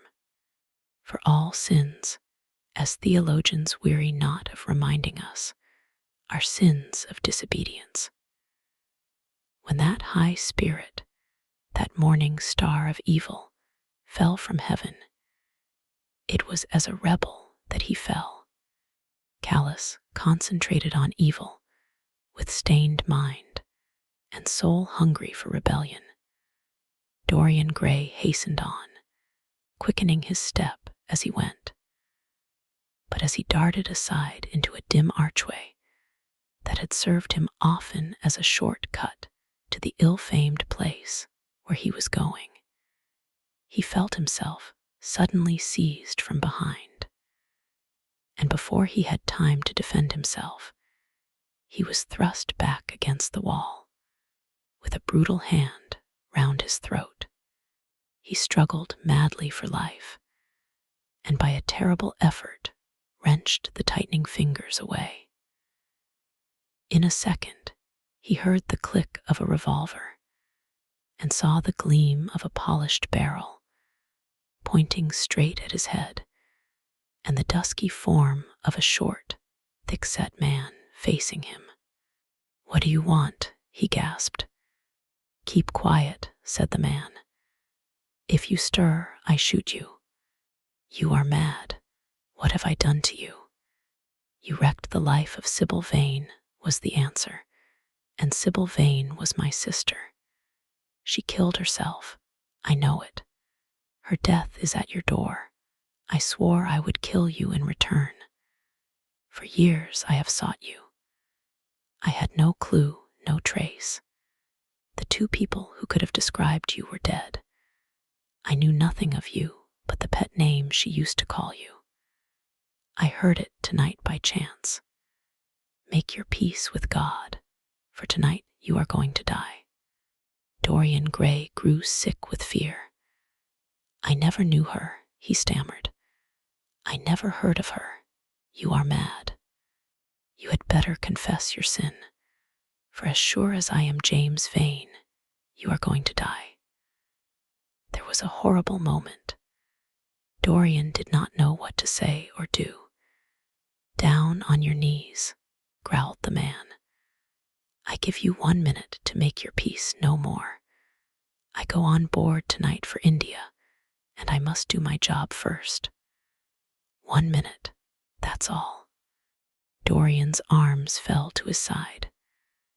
Paralyzed with terror, he did not know what to do. Suddenly, a wild hope flashed across his brain. "Stop," he cried. "How long ago is it since your sister died? Quick, tell me." 18 years, said the man. "Why do you ask me? What do years matter?" 18 years, laughed Dorian Gray. with a touch of triumph in his voice. 18 years. Set me under the lamp and look at my face. James Vane hesitated for a moment, not understanding what was meant. Then he seized Dorian Gray and dragged him from the archway. Dim and wavering, as was the wind-blown light, yet it served to show him the hideous error, as it seemed, into which he had fallen. For the face of the man he had sought to kill had all the bloom of boyhood, all the unstained purity of youth. He seemed little more than a lad of 20 summers, hardly older, if older indeed at all, than his sister had been when they had parted so many years ago. It was obvious that this was not the man who had destroyed her life. He loosened his hold and reeled back. My God, he cried, and I would have murdered you." Dorian Gray drew a long breath. "You have been on the brink of committing a terrible crime, my man," he said, looking at him sternly. "Let this be a warning to you not to take vengeance into your own hands." "Forgive me, sir," muttered James Vane. "I was deceived. A chance word I heard in that damned den set me on the wrong track. You had better go home and put that pistol away, or you may get into trouble," said Dorian, turning on his heel and going slowly down the street. James Vane stood on the pavement in horror. He was trembling from head to foot. After a little while, a black shadow that had been creeping along the dripping wall moved out into the light and came close to him with stealthy footsteps. He felt a hand laid on his arm and looked round with a start. It was one of the women who had been drinking at the bar. "Why didn't you kill him?" she hissed out, putting haggard face quite close to his. "I knew you were following him when you rushed out from Dolly's. You fool, you should have killed him. He has lots of money, and he's as bad." "He is not the man I am looking for," he answered, "and I want no man's money. I want a man's life.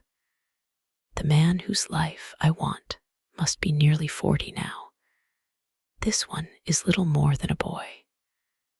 Thank God, I have not got his blood upon my hands." The woman gave a bitter laugh. "Little more than a boy," she sneered. "Why, man, it's nigh on 18 years since Prince Charming made me what I am." "You lie," cried James Vane. She raised her hand up to heaven. "Before God, I am telling the truth," she cried. "Before God, strike me dumb if it ain't so. He is the worst one that comes here. They say he has sold himself to the devil for a pretty face. It's nigh on 18 years since I met him. He hasn't changed much since then. I have, though," she added, with a sickly leer. "You swear this?" "I swear it," came in hoarse echo from her flat mouth. "But don't give me away to him," she whined. "I am afraid of him.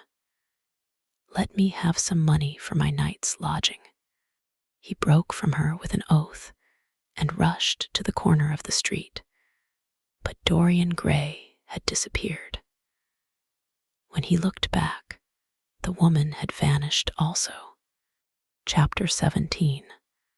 A week later, Dorian Gray was sitting in the conservatory at Selby Royal, talking to the pretty Duchess of Monmouth, who with her husband, a jaded-looking man of 60, was amongst his guests. It was tea time, and the mellow light of the huge, lace-covered lamp that stood on the table lit up the delicate china. and hammered silver of the service at which the Duchess was presiding. Her white hands were moving daintily among the cups, and her full red lips were smiling at something that Dorian had whispered to her. Lord Henry was lying back in a silk-draped wicker chair, looking at them. On a peach-colored divan sat Lady Narborough, pretending to listen to the Duke's description of the last Brazilian beetle that he had added to his collection. 3 young men in elaborate smoking suits were handing tea cakes to some of the women. The house party consisted of 12 people, and there were more expected to arrive on the next day. "What are you two talking about?" said Lord Henry, strolling over to the table and putting his cup down. "I hope Dorian has told you about my plan for rechristening everything, Gladys. It is a delightful idea, but I don't want to be rechristened, Harry," rejoined the Duchess, looking up at him with her wonderful eyes. "I am quite satisfied with my own name, and I am sure Mr. Gray should be satisfied with his. My dear Gladys, I would not alter either name for the world. They are both perfect. I was thinking chiefly of flowers. Yesterday I cut an orchid for my buttonhole. It was a marvelous spotted thing, as effective as the 7 deadly sins. In a thoughtless moment, I asked one of the gardeners what it was called.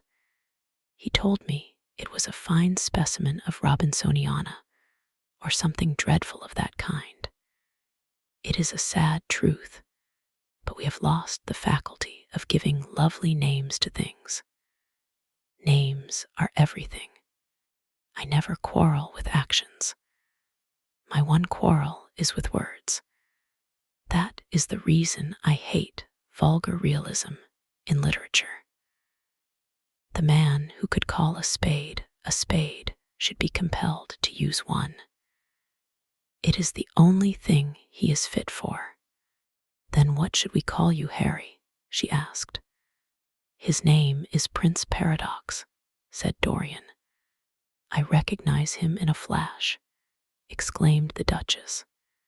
"I won't hear of it," laughed Lord Henry, sinking into a chair. "From a label there is no escape. I refuse the title. Royalties may not abdicate," fell as a warning from pretty lips. "You wish me to defend my throne, then?" "Yes. I give the truths of tomorrow. I prefer the mistakes of today," she answered.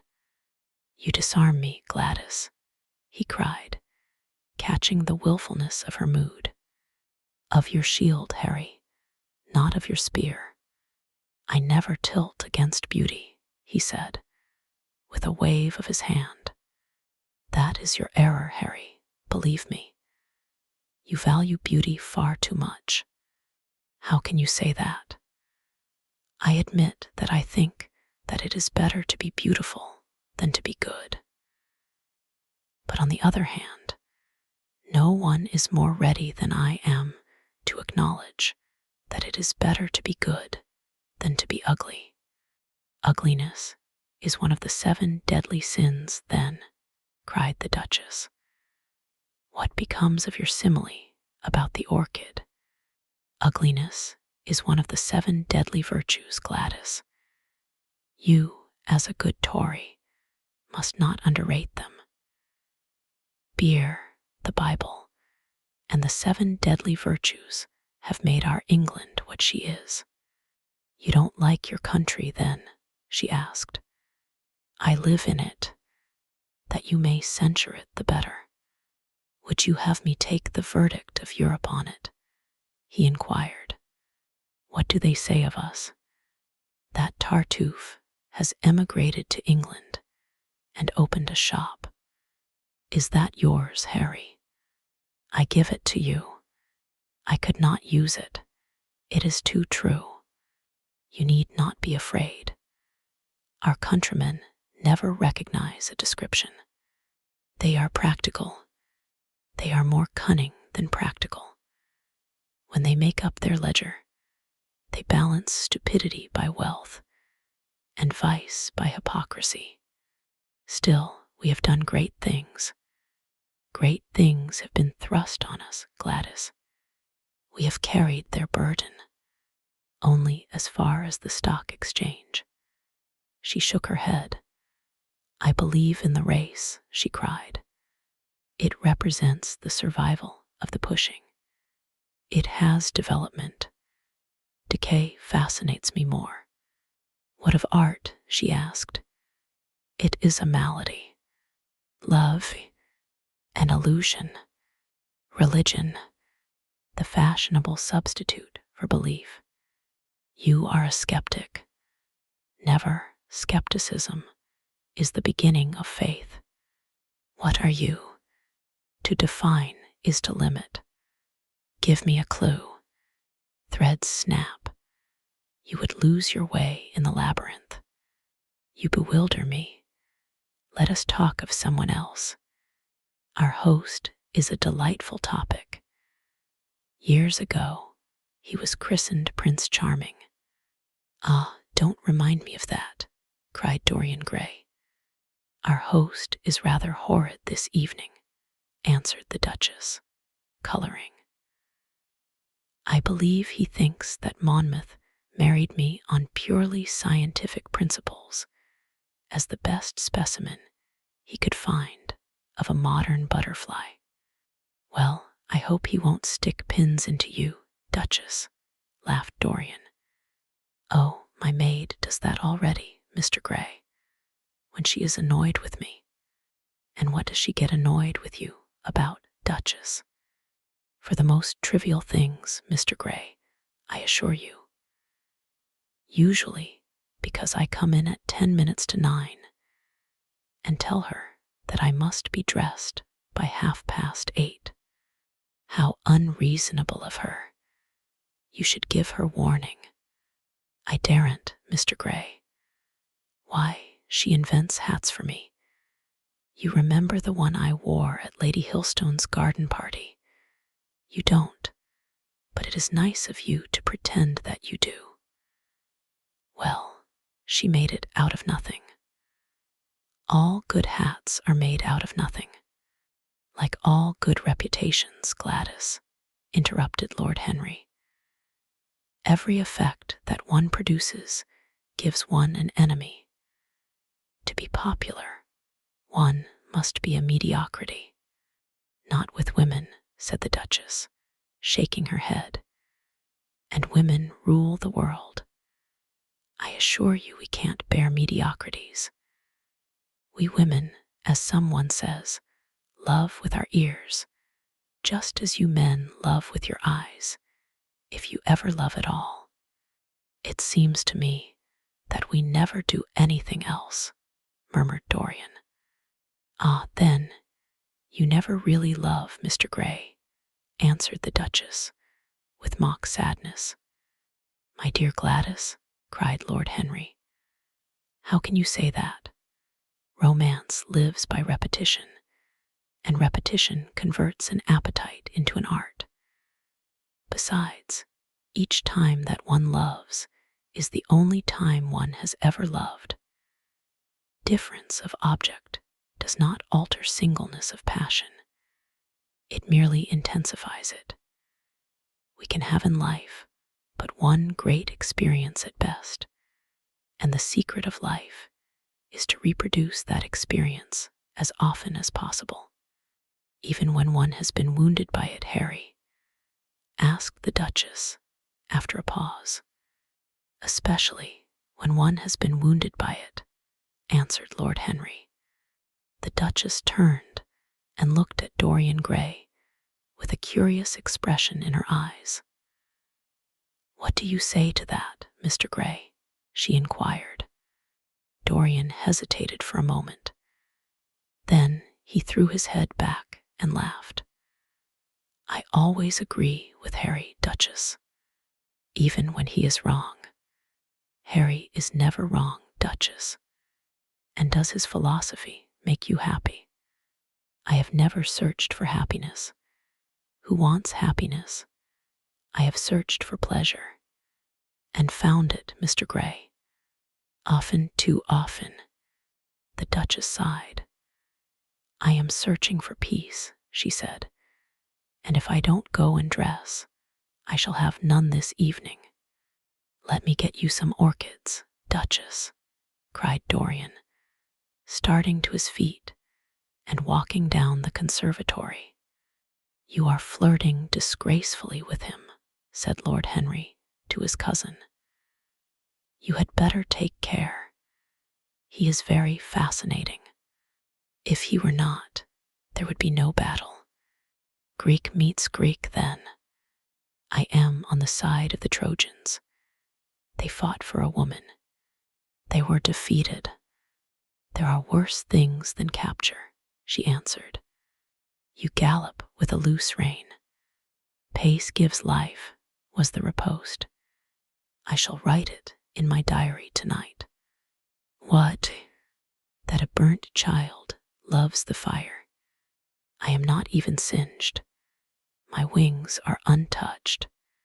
You use them for everything, except flight. Courage has passed from men to women. It is a new experience for us. You have a rival. Who? He laughed. Lady Narborough, he whispered. She perfectly adores him. You fill me with apprehension. The appeal to antiquity is fatal to us who are romanticists. Romanticists, you have all the methods of science. Men have educated us, but not explained you. Describe us as a sex, was her challenge. Sphinxes without secrets. She looked at him, smiling. How long Mr. Gray is, she said. Let us go and help him. I have not yet told him the color of my frock. Ah, you must suit your frock to his flowers, Gladys. That would be a premature surrender. Romantic art begins with its climax. I must keep an opportunity for retreat. In the Parthian manner, they found safety in the desert. I could not do that. Women are not always allowed a choice, he answered. But hardly had he finished the sentence before, from the far end of the conservatory, came a stifled groan, followed by the dull sound of a heavy fall. Everybody started up. The Duchess stood motionless in horror, and with fear in his eyes, Lord Henry rushed through the flapping palms to find Dorian Gray lying face downwards on the tiled floor in a death-like swoon. He was carried at once into the blue drawing-room and laid upon one of the sofas. After a short time, he came to himself and looked round with a dazed expression. What has happened? He asked. Oh, I remember. Am I safe here, Harry? He began to tremble. My dear Dorian, answered Lord Henry, you merely fainted. That was all. You must have overtired yourself. You had better not come down to dinner. I will take your place. No, I will come down, he said, struggling to his feet. I would rather come down. I must not be alone. He went to his room and dressed. There was a wild recklessness of gaiety in his manner as he sat at table. But now and then a thrill of terror ran through him when he remembered that, pressed against the window of the conservatory, like a white handkerchief, he had seen the face of James Vane watching him. Chapter 18. The next day he did not leave the house, and indeed spent most of the time in his own room, sick with a wild terror of dying, and yet indifferent to life itself. consciousness of being hunted, snared, tracked down, had begun to dominate him. If the tapestry did but tremble in the wind, he shook. The dead leaves that were blown against the leaded panes seemed to him like his own wasted resolutions and wild regrets. When he closed his eyes, he saw again the sailor's face peering through the mist-stained glass, and horror seemed once more to lay its hand upon his heart. But perhaps it had been only his fancy that had called vengeance out of the night and set the hideous shapes of punishment before him. Actual life was chaos, but there was something terribly logical in the imagination. It was the imagination that set remorse to dog the feet of sin. It was the imagination that made each crime bear its misshapen brood. In the common world of fact, the wicked were not punished, nor the good rewarded. Success was given to the strong, failure thrust upon the weak. That was all. Besides, had any stranger been prowling round the house, he would have been seen by the servants or the keepers. Had any footmarks been found on the flower beds, the gardeners would have reported it. Yes, it had been merely fancy. Sybil Vane's brother had not come back to kill him. He had sailed away in his ship to founder in some winter sea. From him, at any rate, he was safe. Why, the man did not know who he was, could not know who he was. The mask of youth had saved him. And yet, if it had been merely an illusion, how terrible it was to think that conscience could raise such fearful phantoms and give them visible form and make them move before one. What sort of life would his be if, day and night, shadows of his crime were to peer at him from silent corners, to mock him from secret places, to whisper in his ear as he sat at the feast, to wake him with icy fingers as he lay asleep? As the thought crept through his brain, he grew pale with terror, and the air seemed to him to have become suddenly colder. Oh, in what a wild hour of madness he had killed his friend! How ghastly the mere memory of the scene! He saw it all again. Each hideous detail came back to him with added horror. Out of the black cave of time, terrible and swathed in scarlet, rose the image of his sin. When Lord Henry came in at 6 o'clock, he found him crying as one whose heart will break. It was not till the third day that he ventured to go out. There was something in the clear, pine-scented air of that winter morning that seemed to bring him back his joyousness and his ardor for life. But it was not merely the physical conditions of environment that had caused the change. His own nature had revolted against the excess of anguish that had sought to maim and mar the perfection of its calm. With subtle and finely wrought temperaments, it is always so. Their strong passions must either bruise or bend. They either slay the man or themselves die. Shallow sorrows and shallow loves live on.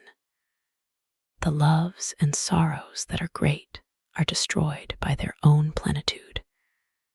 Besides, he had convinced himself that he had been the victim of a terror-stricken imagination, and looked back now on his fears with something of pity and not a little of contempt. After breakfast, he walked with the Duchess for an hour in the garden, and then drove across the park to join the shooting party. The crisp frost lay like salt upon the grass. The sky was an inverted cup of blue metal. A thin film of ice bordered the flat, reed-grown lake. At the corner of the pine wood, he caught sight of Sir Geoffrey Clouston, the Duchess's brother, jerking 2 spent cartridges out of his gun. He jumped from the cart, and having told the groom to take the mare home, made his way towards his guest through the withered bracken and rough undergrowth. "Have you had good sport, Geoffrey?" he asked. "Not very good, Dorian. I think most of the birds have gone to the open. I dare say it will be better after lunch when we get to new ground." Dorian strolled along by his side. The keen aromatic air, the brown and red lights that glimmered in the wood, the hoarse cries of the beaters ringing out from time to time, and the sharp snaps of the guns that followed, fascinated him and filled him with a sense of delightful freedom. He was dominated by the carelessness of happiness, by the high indifference of joy.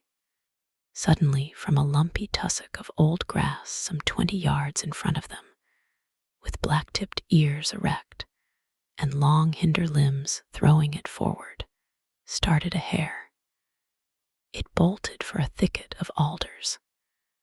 Sir Geoffrey put his gun to his shoulder, but there was something in the animal's grace of movement that strangely charmed Dorian Gray, and he cried out at once, "Don't shoot it, Geoffrey.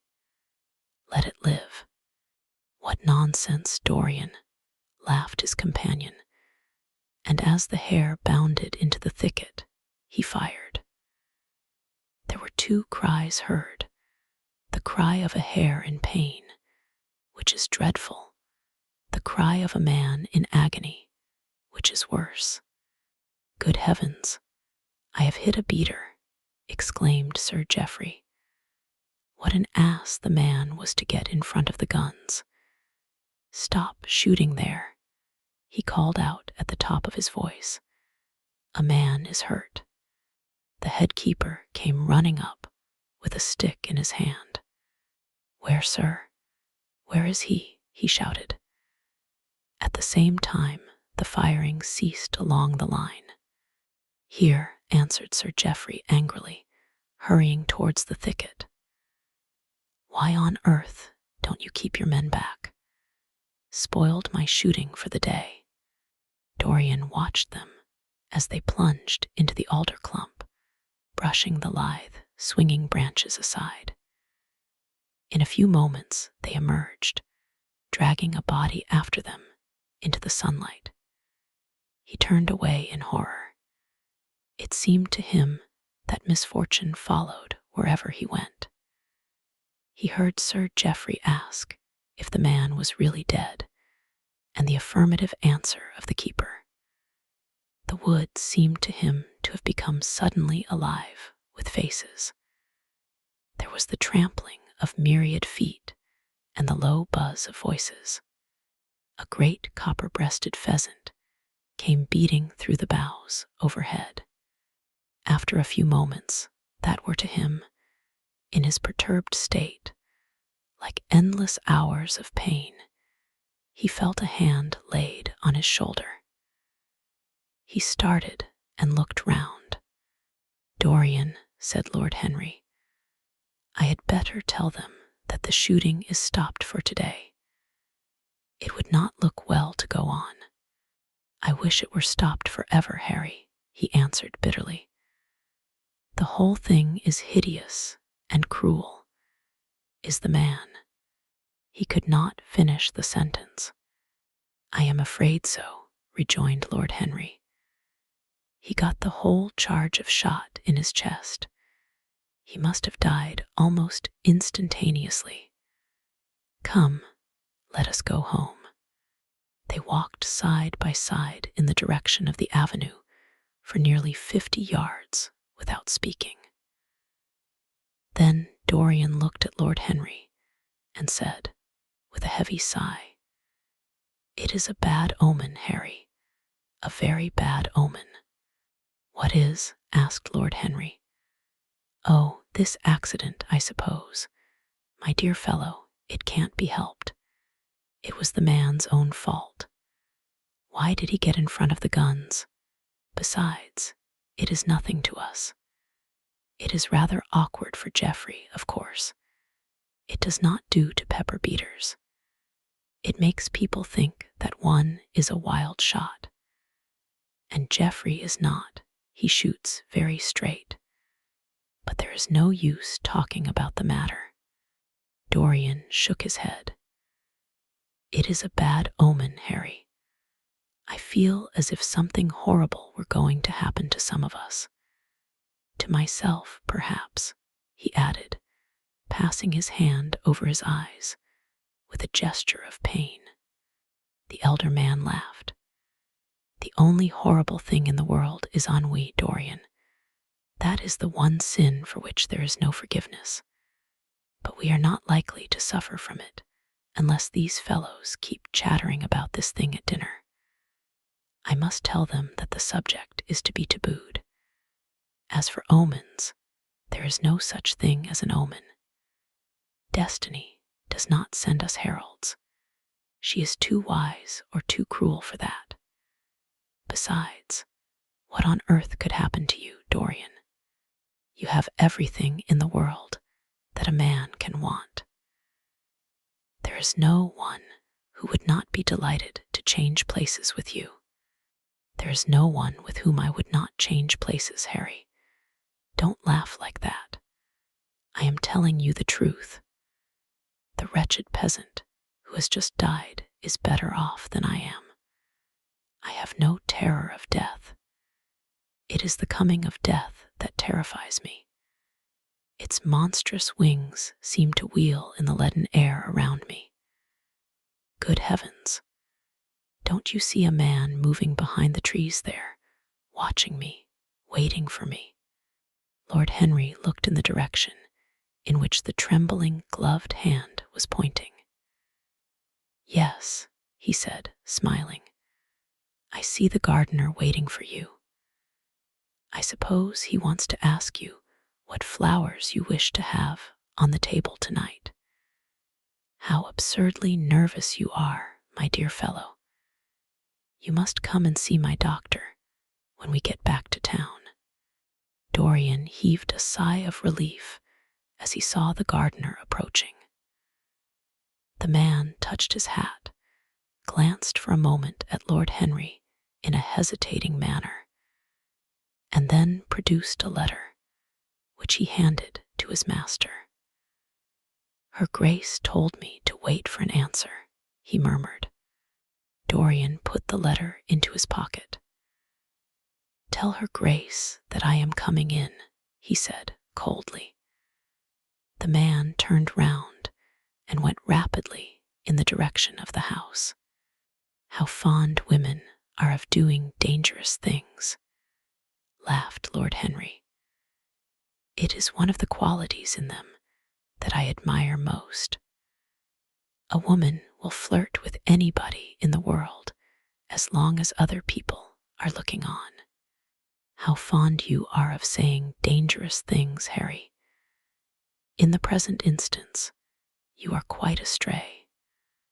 I like the Duchess very much, but I don't love her.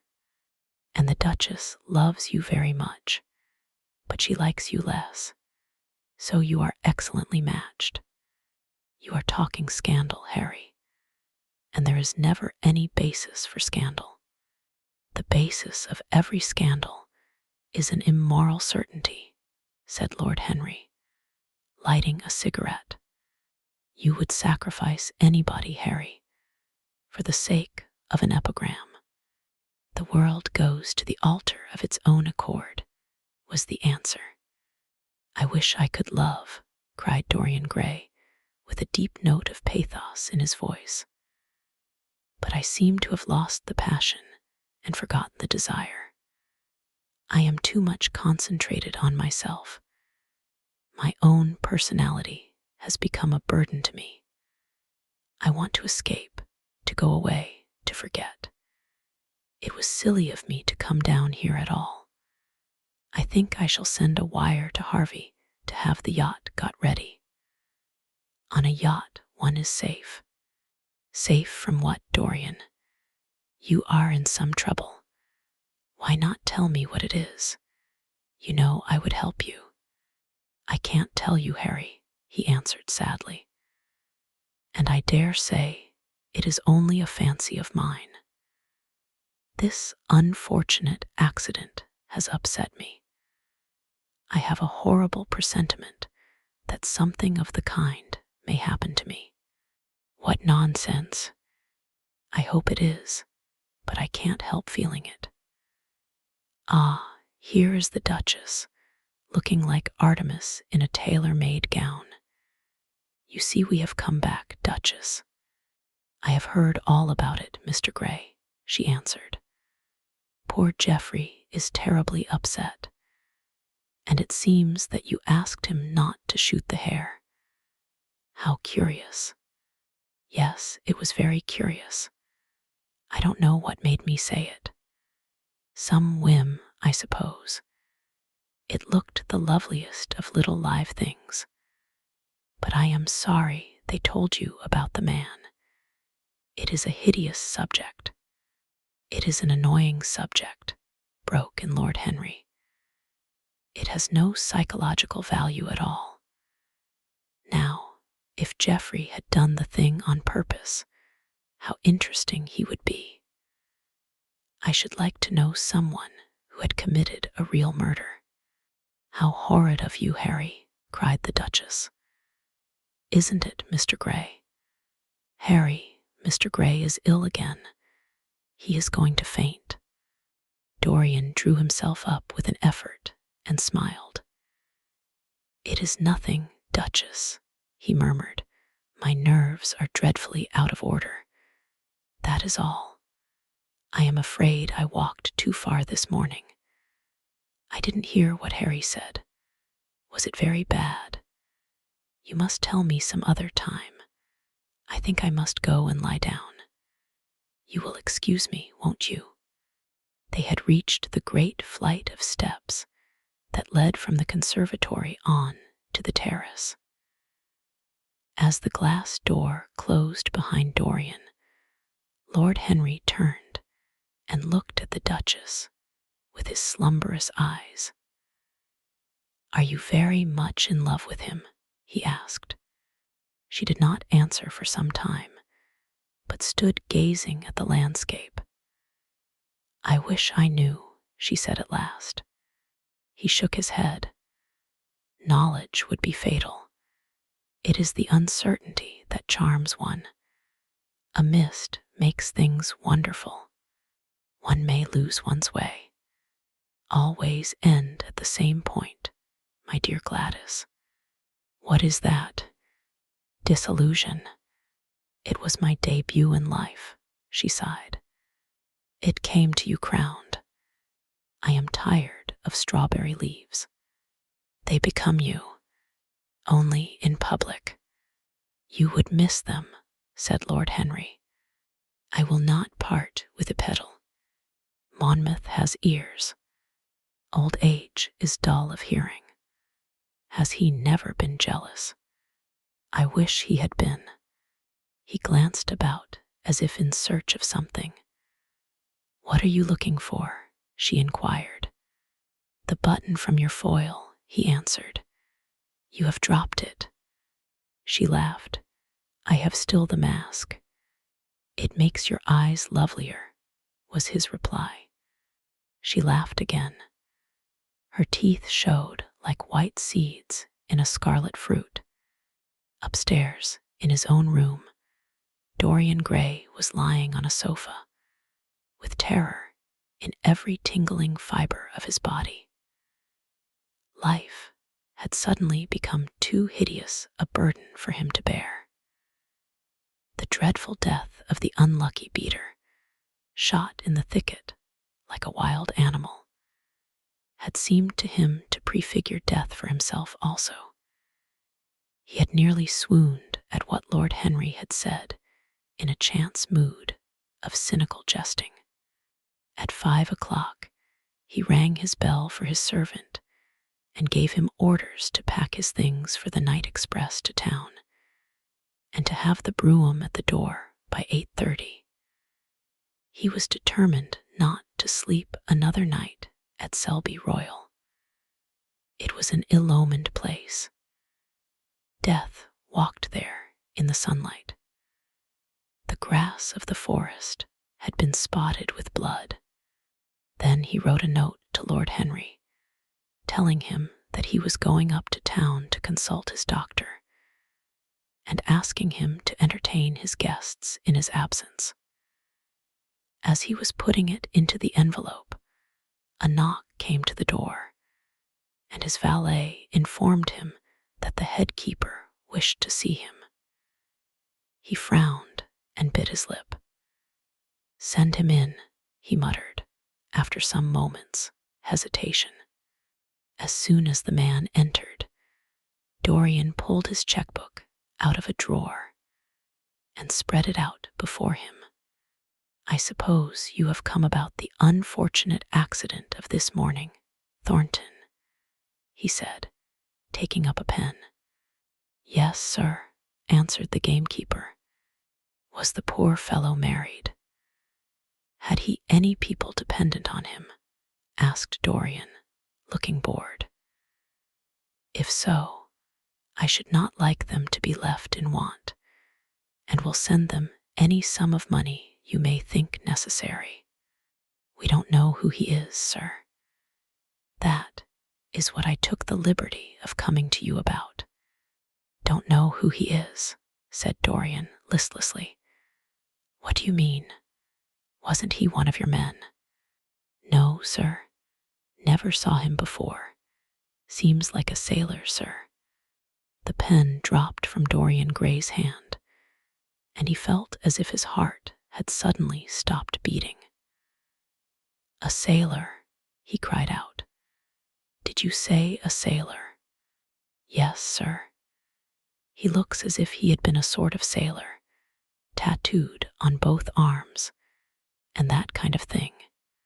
"Was there anything found on him?" said Dorian, leaning forward and looking at the man with startled eyes. "Anything that would tell his name. Some money, sir, not much, and a 6-shooter. There was no name of any kind. A decent-looking man, sir, but rough-like. A sort of sailor, we think." Dorian started to his feet.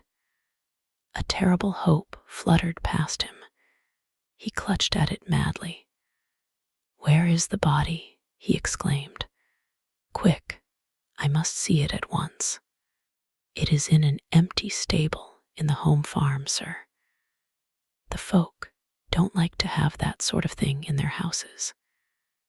They say a corpse brings bad luck. The home farm. Go there at once and meet me. Tell one of the grooms to bring my horse round. No, never mind. I'll go to the stables myself. It will save time." In less than a quarter of an hour, Dorian Gray was galloping down the long avenue as hard as he could go.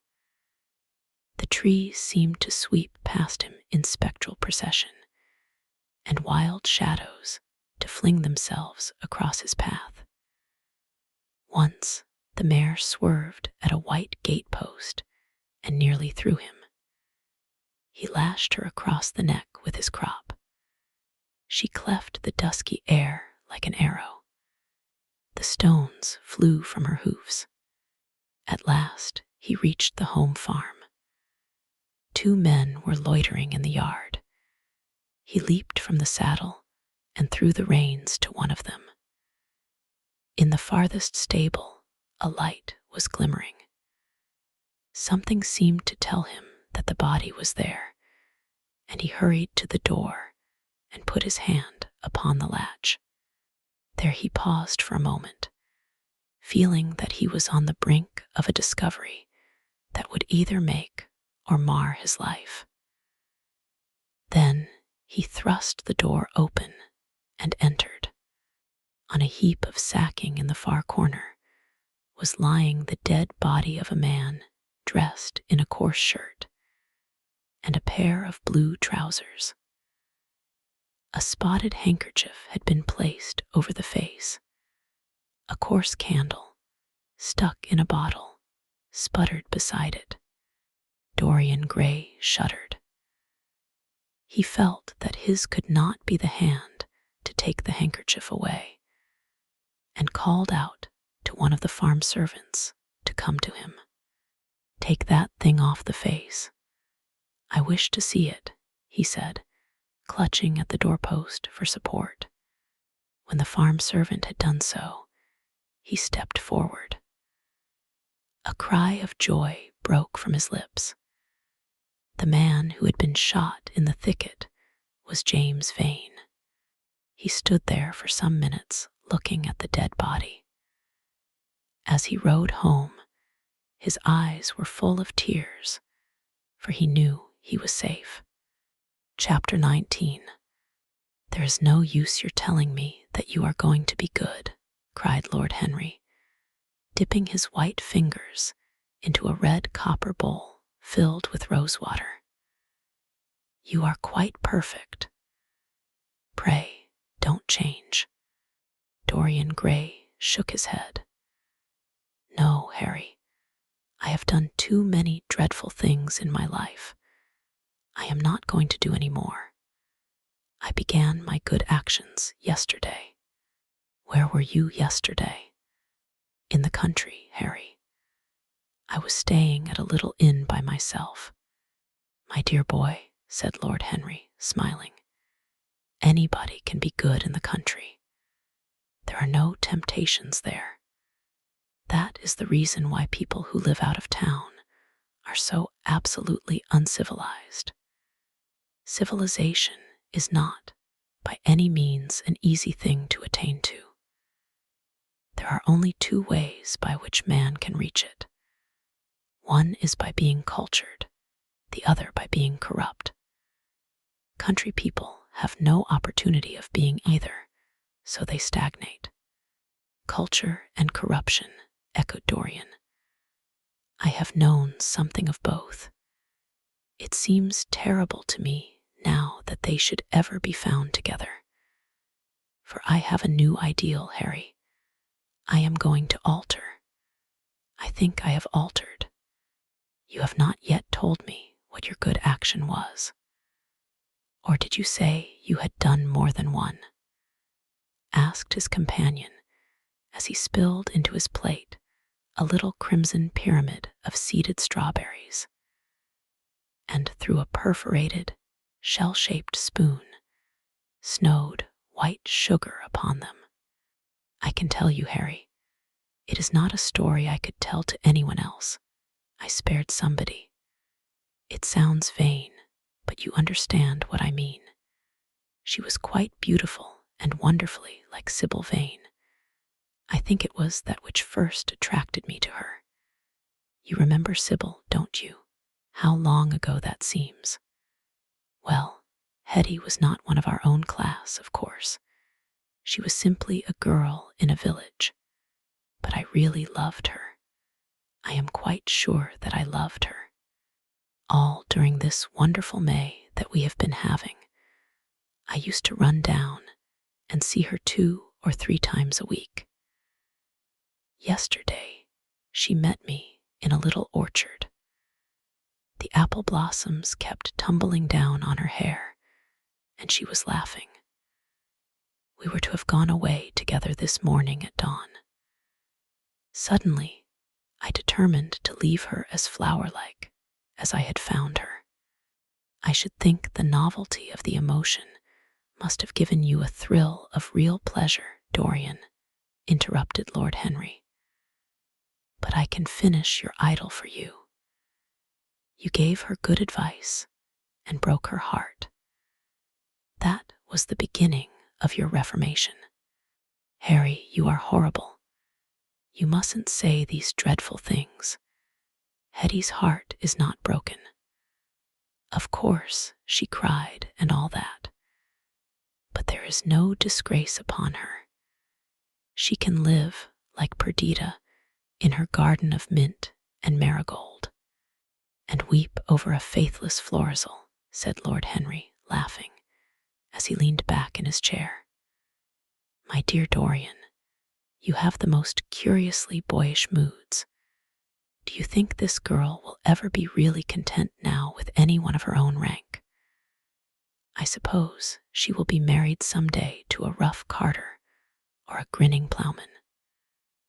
Well, the fact of having met you and loved you will teach her to despise her husband, and she will be wretched. From a moral point of view, I cannot say that I think much of your great renunciation. Even as a beginning, it is poor. Besides, how do you know that Hetty isn't floating at the present moment in some starlit mill pond, with lovely water lilies round her, like Ophelia? I can't bear this, Harry. You mock at everything, and then suggest the most serious tragedies. I am sorry I told you now. I don't care what you say to me. I know I was right in acting as I did. Poor Hetty. As I rode past the farm this morning, I saw her white face at the window, like a spray of jasmine. Don't let us talk about it any more, and don't try to persuade me that the first good action I have done for years, the first little bit of self-sacrifice I have ever known, is really a sort of sin. I want to be better. I am going to be better. Tell me something about yourself. What is going on in town? I have not been to the club for days. The people are still discussing poor Basil's disappearance. I should have thought they had got tired of that by this time, said Dorian, pouring himself out some wine and frowning slightly. My dear boy, they have only been talking about it for 6 weeks, and the British public are really not equal to the mental strain of having more than one topic every 3 months. They have been very fortunate lately, however. They have had my own divorce case and Alan Campbell's suicide. Now they have got the mysterious disappearance of an artist. Scotland Yard still insists that the man in the grey ulster who left for Paris by the midnight train on the 9th of November was poor Basil, and the French police declare that Basil never arrived in Paris at all. I suppose in about a fortnight we shall be told that he has been seen in San Francisco. It is an odd thing, but everyone who disappears is said to be seen at San Francisco. It must be a delightful city and possess all the attractions of the next world. What do you think has happened to Basil? Asked Dorian, holding up his burgundy against the light, and wondering how it was that he could discuss the matter so calmly. I have not the slightest idea. If Basil chooses to hide himself, it is no business of mine. If he is dead, I don't want to think about him. Death is the only thing that ever terrifies me. I hate it. Why? Said the younger man wearily. Because, said Lord Henry, passing beneath his nostrils the gilt trellis of an open vinaigrette box, one can survive everything nowadays except that. Death and vulgarity are the only 2 facts in the 19th century that one cannot explain away. Let us have our coffee in the music room, Dorian. You must play Chopin to me. The man with whom my wife ran away played Chopin exquisitely. Poor Victoria. I was very fond of her. The house is rather lonely without her. Of course, married life is merely a habit, a bad habit. But then one regrets the loss even of one's worst habits. Perhaps one regrets them the most.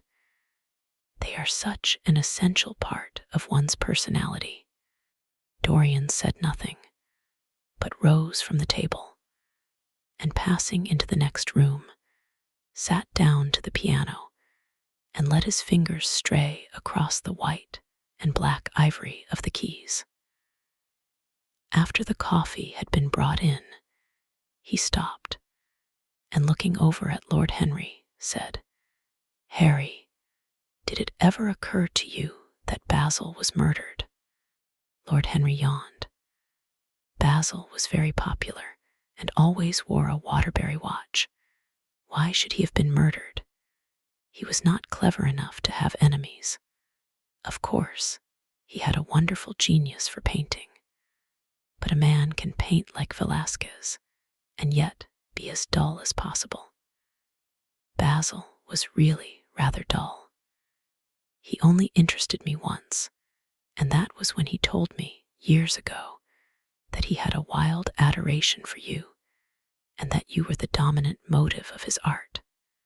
I was very fond of Basil, said Dorian, with a note of sadness in his voice.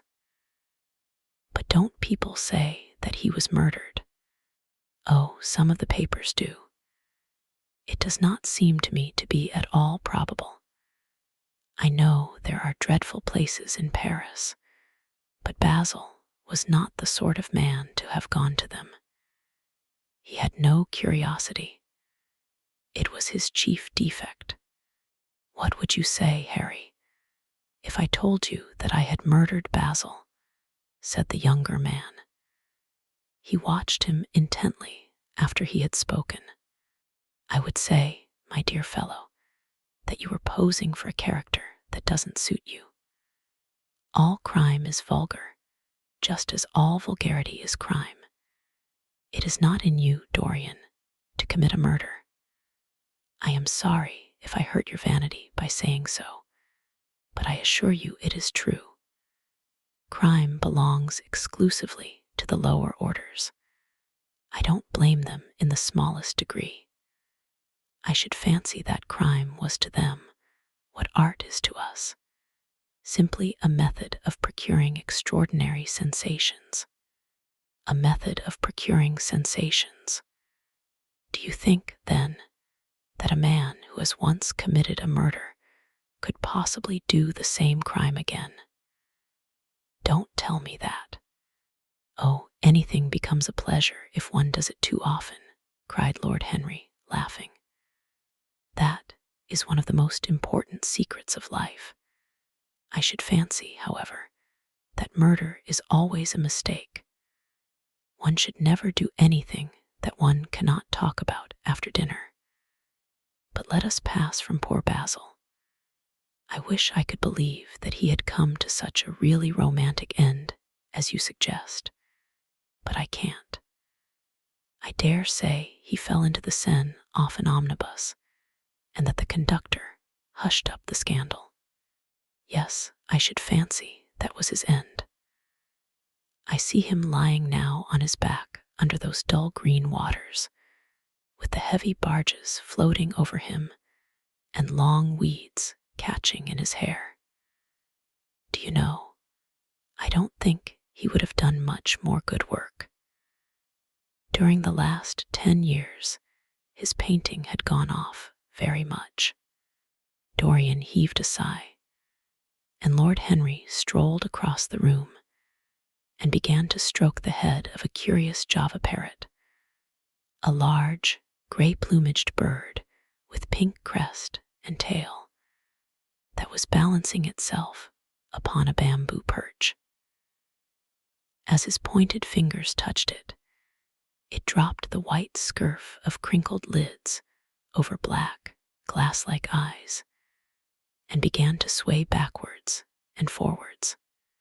Yes, he continued, turning round and taking his handkerchief out of his pocket. His painting had quite gone off. It seemed to me to have lost something.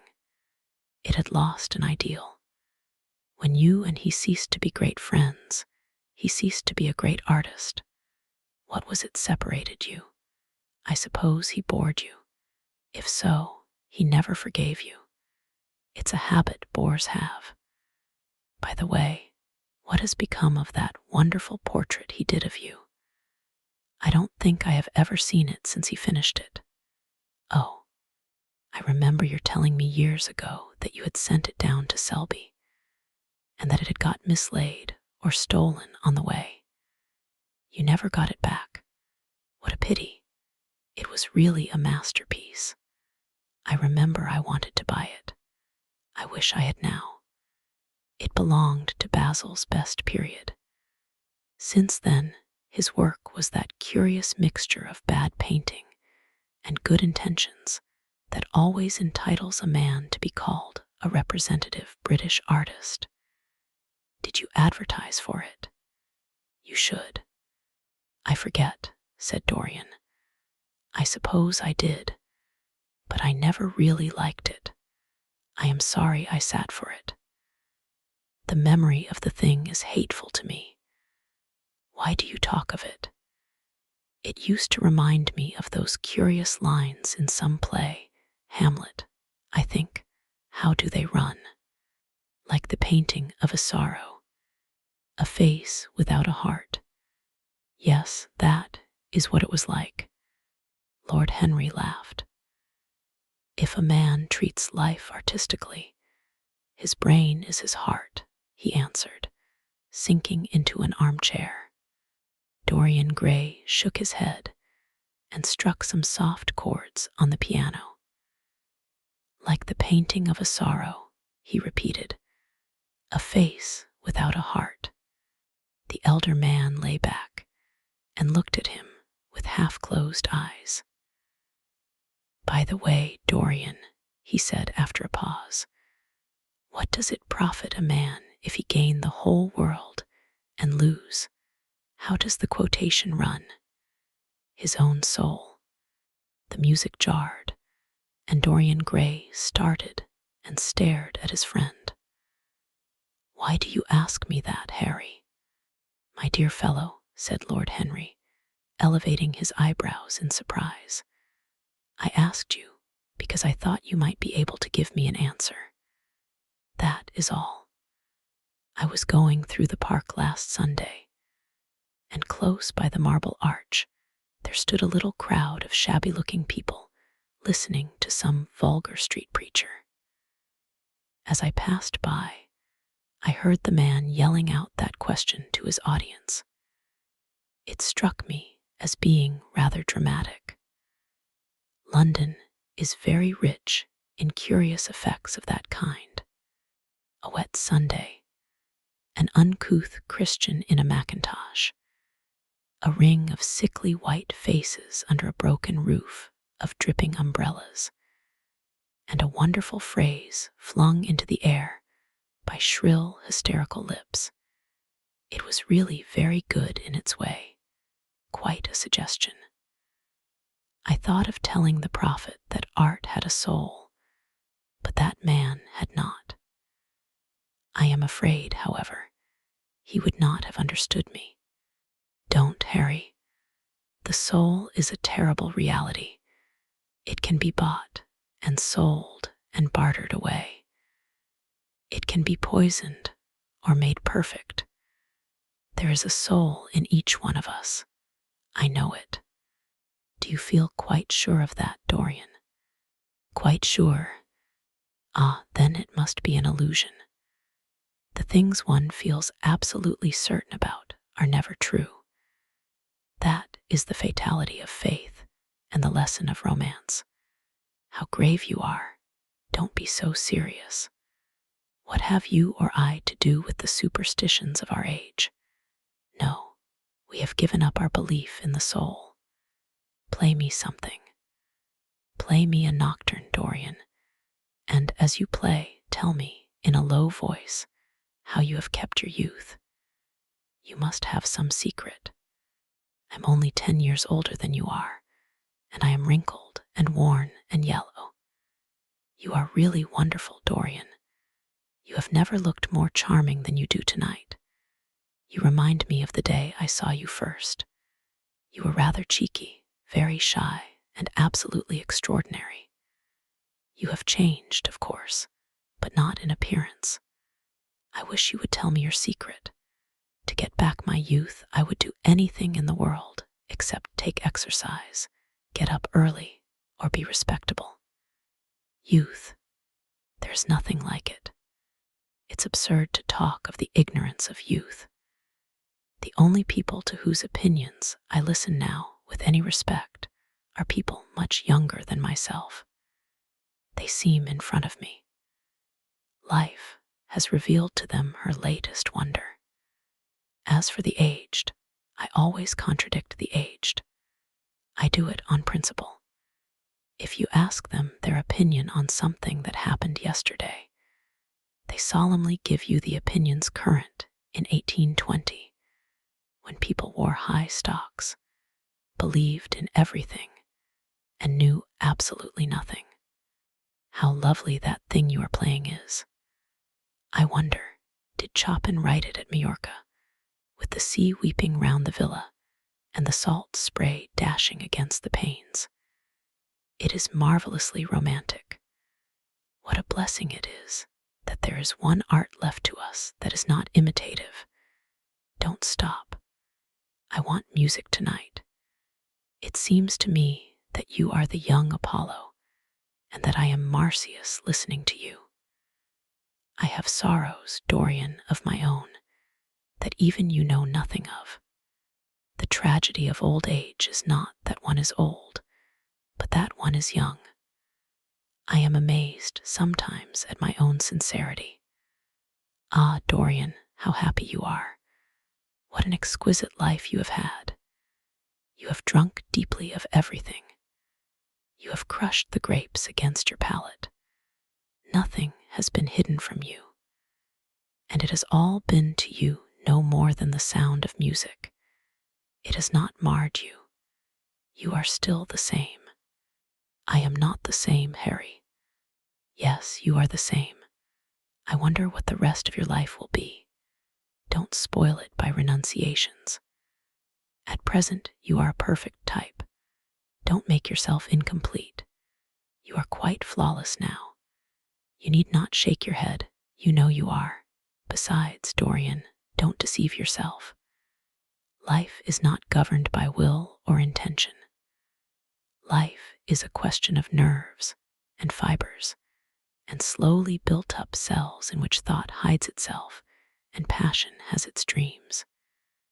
You may fancy yourself safe and think yourself strong, but a chance tone of color in a room or a morning sky, a particular perfume that you had once loved, and that brings subtle memories with it, a line from a forgotten poem that you had come across again, a cadence from a piece of music that you had ceased to play.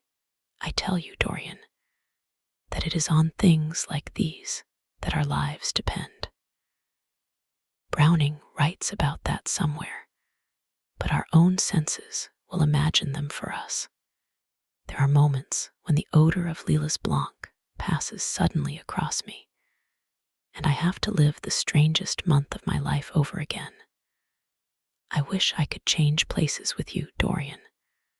The world has cried out against us both, but it has always worshipped you. It always will worship you. You are the type of what the age is searching for, and what it is afraid it has found.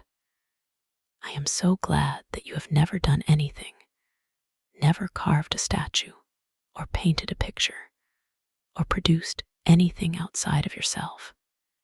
Life has been your art. You have set yourself to music. Your days are your sonnets.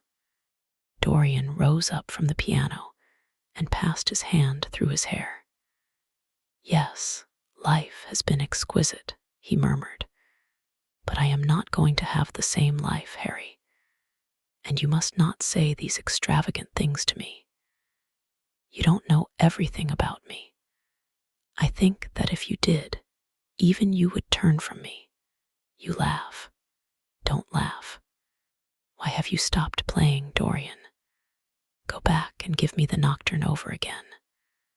Look at that great, honey-colored moon that hangs in the dusky air. She is waiting for you to charm her, and if you play, she will come closer to the earth. You owe. Let us go to the club then. It has been a charming evening, and we must end it charmingly. There is someone at White who wants immensely to know you, young Lord Poole, Bournemouth's eldest son. He has already copied your neckties, and has begged me to introduce him to you. He is quite delightful, and rather reminds me of you. I hope not, said Dorian with a sad look in his eyes. But I am tired tonight, Harry. I shan't go to the club. It is nearly 11, and I want to go to bed early. Do stay. You have never played so well as tonight. There was something in your touch that was wonderful. It had more expression than I had ever heard from it before. It is because I am going to be good, he answered, smiling. I am a little changed already. You cannot change to me, Dorian, said Lord Henry. You and I will always be friends. Yet you poisoned me with a book once. I should not forgive that. Harry, promise me that you will never lend that book to anyone. It does harm. My dear boy, you are really beginning to moralize. You will soon be going about like the converted and the revivalist, warning people against all the sins of which you have grown tired. You are much too delightful to do that. Besides, it is no use. You and I are what we are, and will be what we will be. As for being poisoned by a book, there is no such thing as that. Art has no influence upon action. It annihilates the desire to act. It is superbly sterile. The books that the world calls immoral are books that show the world its own shame. That is all. But we won't discuss literature. Come round tomorrow. I am going to ride at 11. We might go together, and I will take you to lunch afterwards with Lady Branksome. She is a charming woman, and wants to consult you about some tapestries she is thinking of buying. Mind you come. Or shall we lunch with our little Duchess? She says she never sees you now. Perhaps you are tired of Gladys. I thought you would be. Her clever tongue gets on one's nerves. Well, in any case, be here at 11. Must I really come, Harry? Certainly. The park is quite lovely now.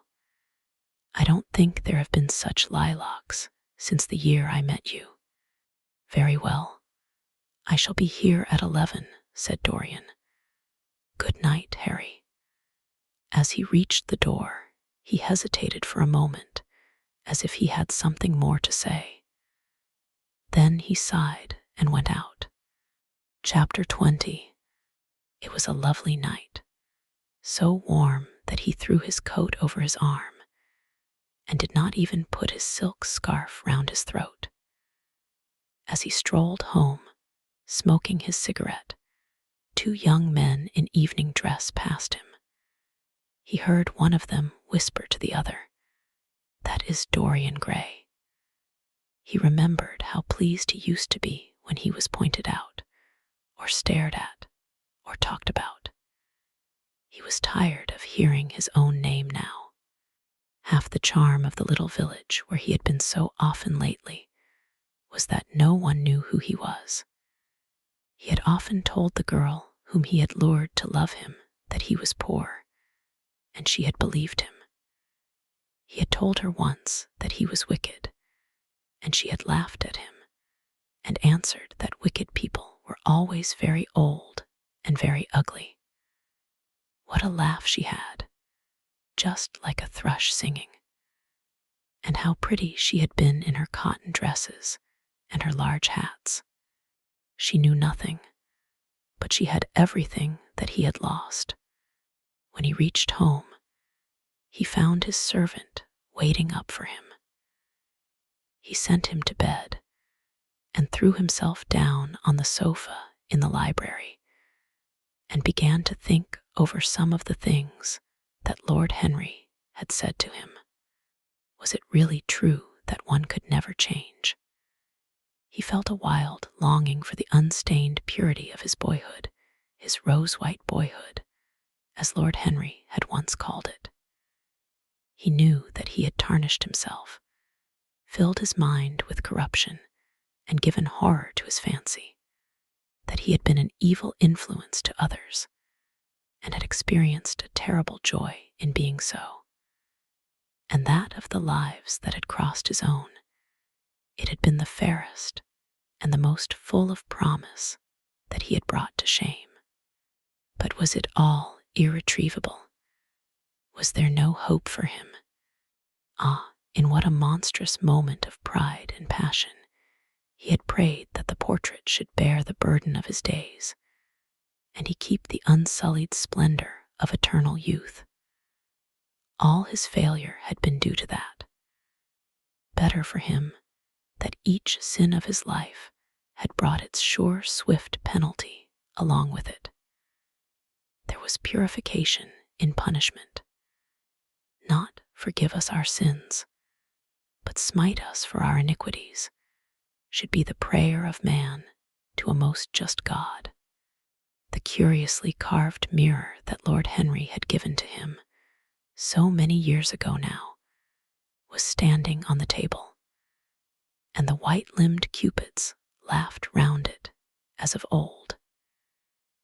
He took it up, as he had done on that night of horror when he had first noted the change in the fatal picture, and with wild, tear-dimmed eyes looked into its polished shield.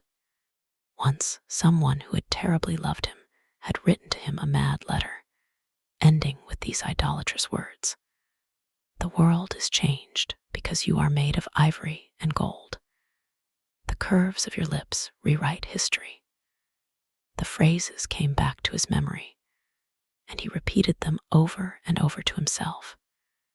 Then he loathed his own beauty, and flinging the mirror on the floor, crushed it into silver splinters beneath his heel. It was his beauty that had ruined him, his beauty and the youth that he had prayed for. But for those two things, his life might have been free from stain. His beauty had been to him but a mask, his youth but a mockery. What was youth at best? A green and unripe time, a time of shallow moods and sickly thoughts. Why had he worn its livery? Youth had spoiled him. It was better not to think of the past. Nothing could alter that. It was of himself and of his own future that he had to think. James Vane was hidden in a nameless grave in Selby churchyard. Alan Campbell had shot himself one night in his laboratory, but had not revealed the secret that he had been forced to know. The excitement, such as it was, over Basil Hallward's disappearance would soon pass away. It was already waning. He was perfectly safe there. Nor, indeed, was it the death of Basil Hallward that weighed most upon his mind. It was the living death of his own soul that troubled him. Basil had painted the portrait that had marred his life. He could not forgive him that. It was the portrait that had done everything. Basil had said things to him that were unbearable, and that he had yet borne with patience. The murder had been simply the madness of a moment. As for Alan Campbell, his suicide had been his own act. He had chosen to do it. It was nothing to him. A new life. That was what he wanted. That was what he was waiting for. Surely he had begun it already. He had spared one innocent thing at any rate. He would never again tempt innocence. He would be good. As he thought of Hetty Merton, he began to wonder if the portrait in the locked room had changed. Surely it was not still so horrible as it had been. Perhaps if his life became pure, he would be able to expel every sign of evil passion from the face. Perhaps the signs of evil had already gone away. He would go and look. He took the lamp from the table and crept upstairs. As he unbarred the door, a smile of joy flitted across his strangely young-looking face and lingered for a moment about his lips. Yes, he would be good, and the hideous thing that he had hidden away would no longer be a terror to him. He felt as if the load had been lifted from him already. He went in quietly, locking the door behind him, as was his custom, and dragged the purple hanging from the portrait. A cry of pain and indignation broke from him.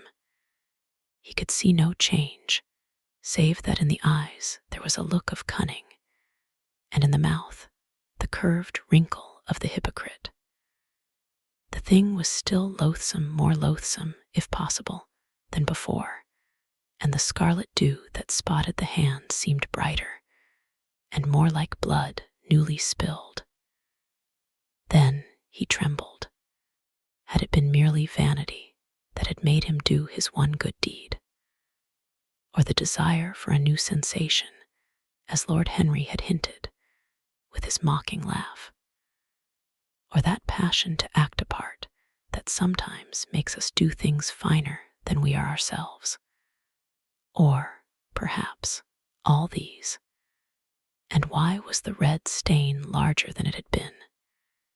It seemed to have crept like a horrible disease over the wrinkled fingers. There was blood on the painted feet, as though the thing had dripped blood even on the hand that had not held the knife. Confess. Did it mean that he was to confess? To give himself up and be put to death? He laughed. He felt that the idea was monstrous. Besides, even if he did confess, who would believe him? There was no trace of the murdered man anywhere. Everything belonging to him had been destroyed. He himself had burned what had been below stairs. The world would simply say that he was mad. They would shut him up if he persisted in his story. Yet it was his duty to confess, to suffer public shame, and to make public atonement.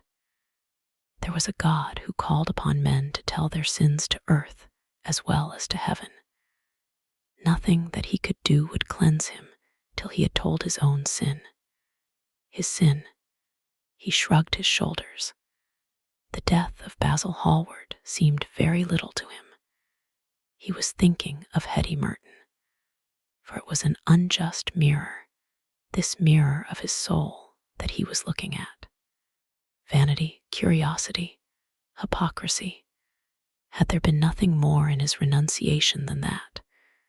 There had been something more, at least he thought so, but who could tell? No, there had been nothing more. Through vanity he had spared her. In hypocrisy he had worn the mask of goodness.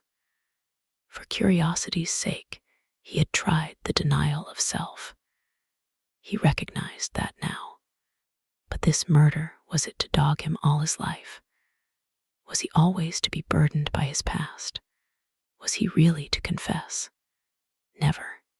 There was only one bit of evidence left against him. The picture itself, that was evidence. He would destroy it. Why had he kept it so long? Once it had given him pleasure to watch it changing and growing old. Of late, he had felt no such pleasure. It had kept him awake at night. When he had been away, he had been filled with terror lest other eyes should look upon it. It had brought melancholy across his passions. Its mere memory had marred many moments of joy. It had been like conscience to him. Yes, it had been conscience. he would destroy it. He looked round and saw the knife that had stabbed Basil Hallward. He had cleaned it many times, till there was no stain left upon it. It was bright and glistened. As it had killed the painter, so it would kill the painter's work, and all that that meant. It would kill the past, and when that was dead, he would be free. It would kill this monstrous soul life, and without its hideous warnings, he would be at peace. He seized the thing and stabbed the picture with it. There was a cry heard and a crash. The cry was so horrible in its agony that the frightened servants woke and crept out of their rooms.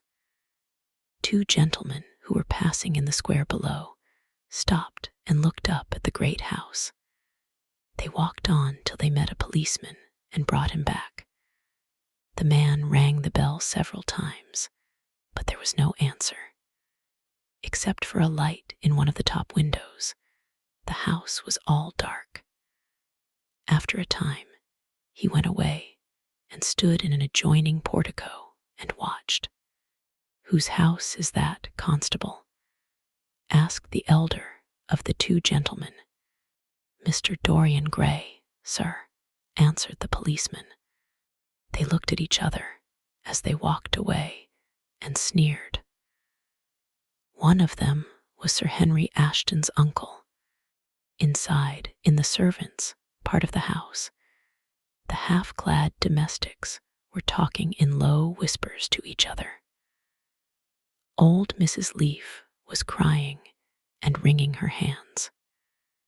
Francis was as pale as death. After about a quarter of an hour, he got the coachman and one of the footmen and crept upstairs. They knocked, but there was no reply. They called out. Everything was still. Finally, after vainly trying to force the door, they got on the roof and dropped down onto the balcony. The windows yielded easily, their bolts were old. When they entered, they found hanging upon the wall a splendid portrait of their master as they had last seen him, in all the wonder of his exquisite youth and beauty. Lying on the floor was a dead man, in evening dress, with a knife in his heart. He was withered, wrinkled, and loathsome of visage. It was not till they had examined the rings that they recognized who it was.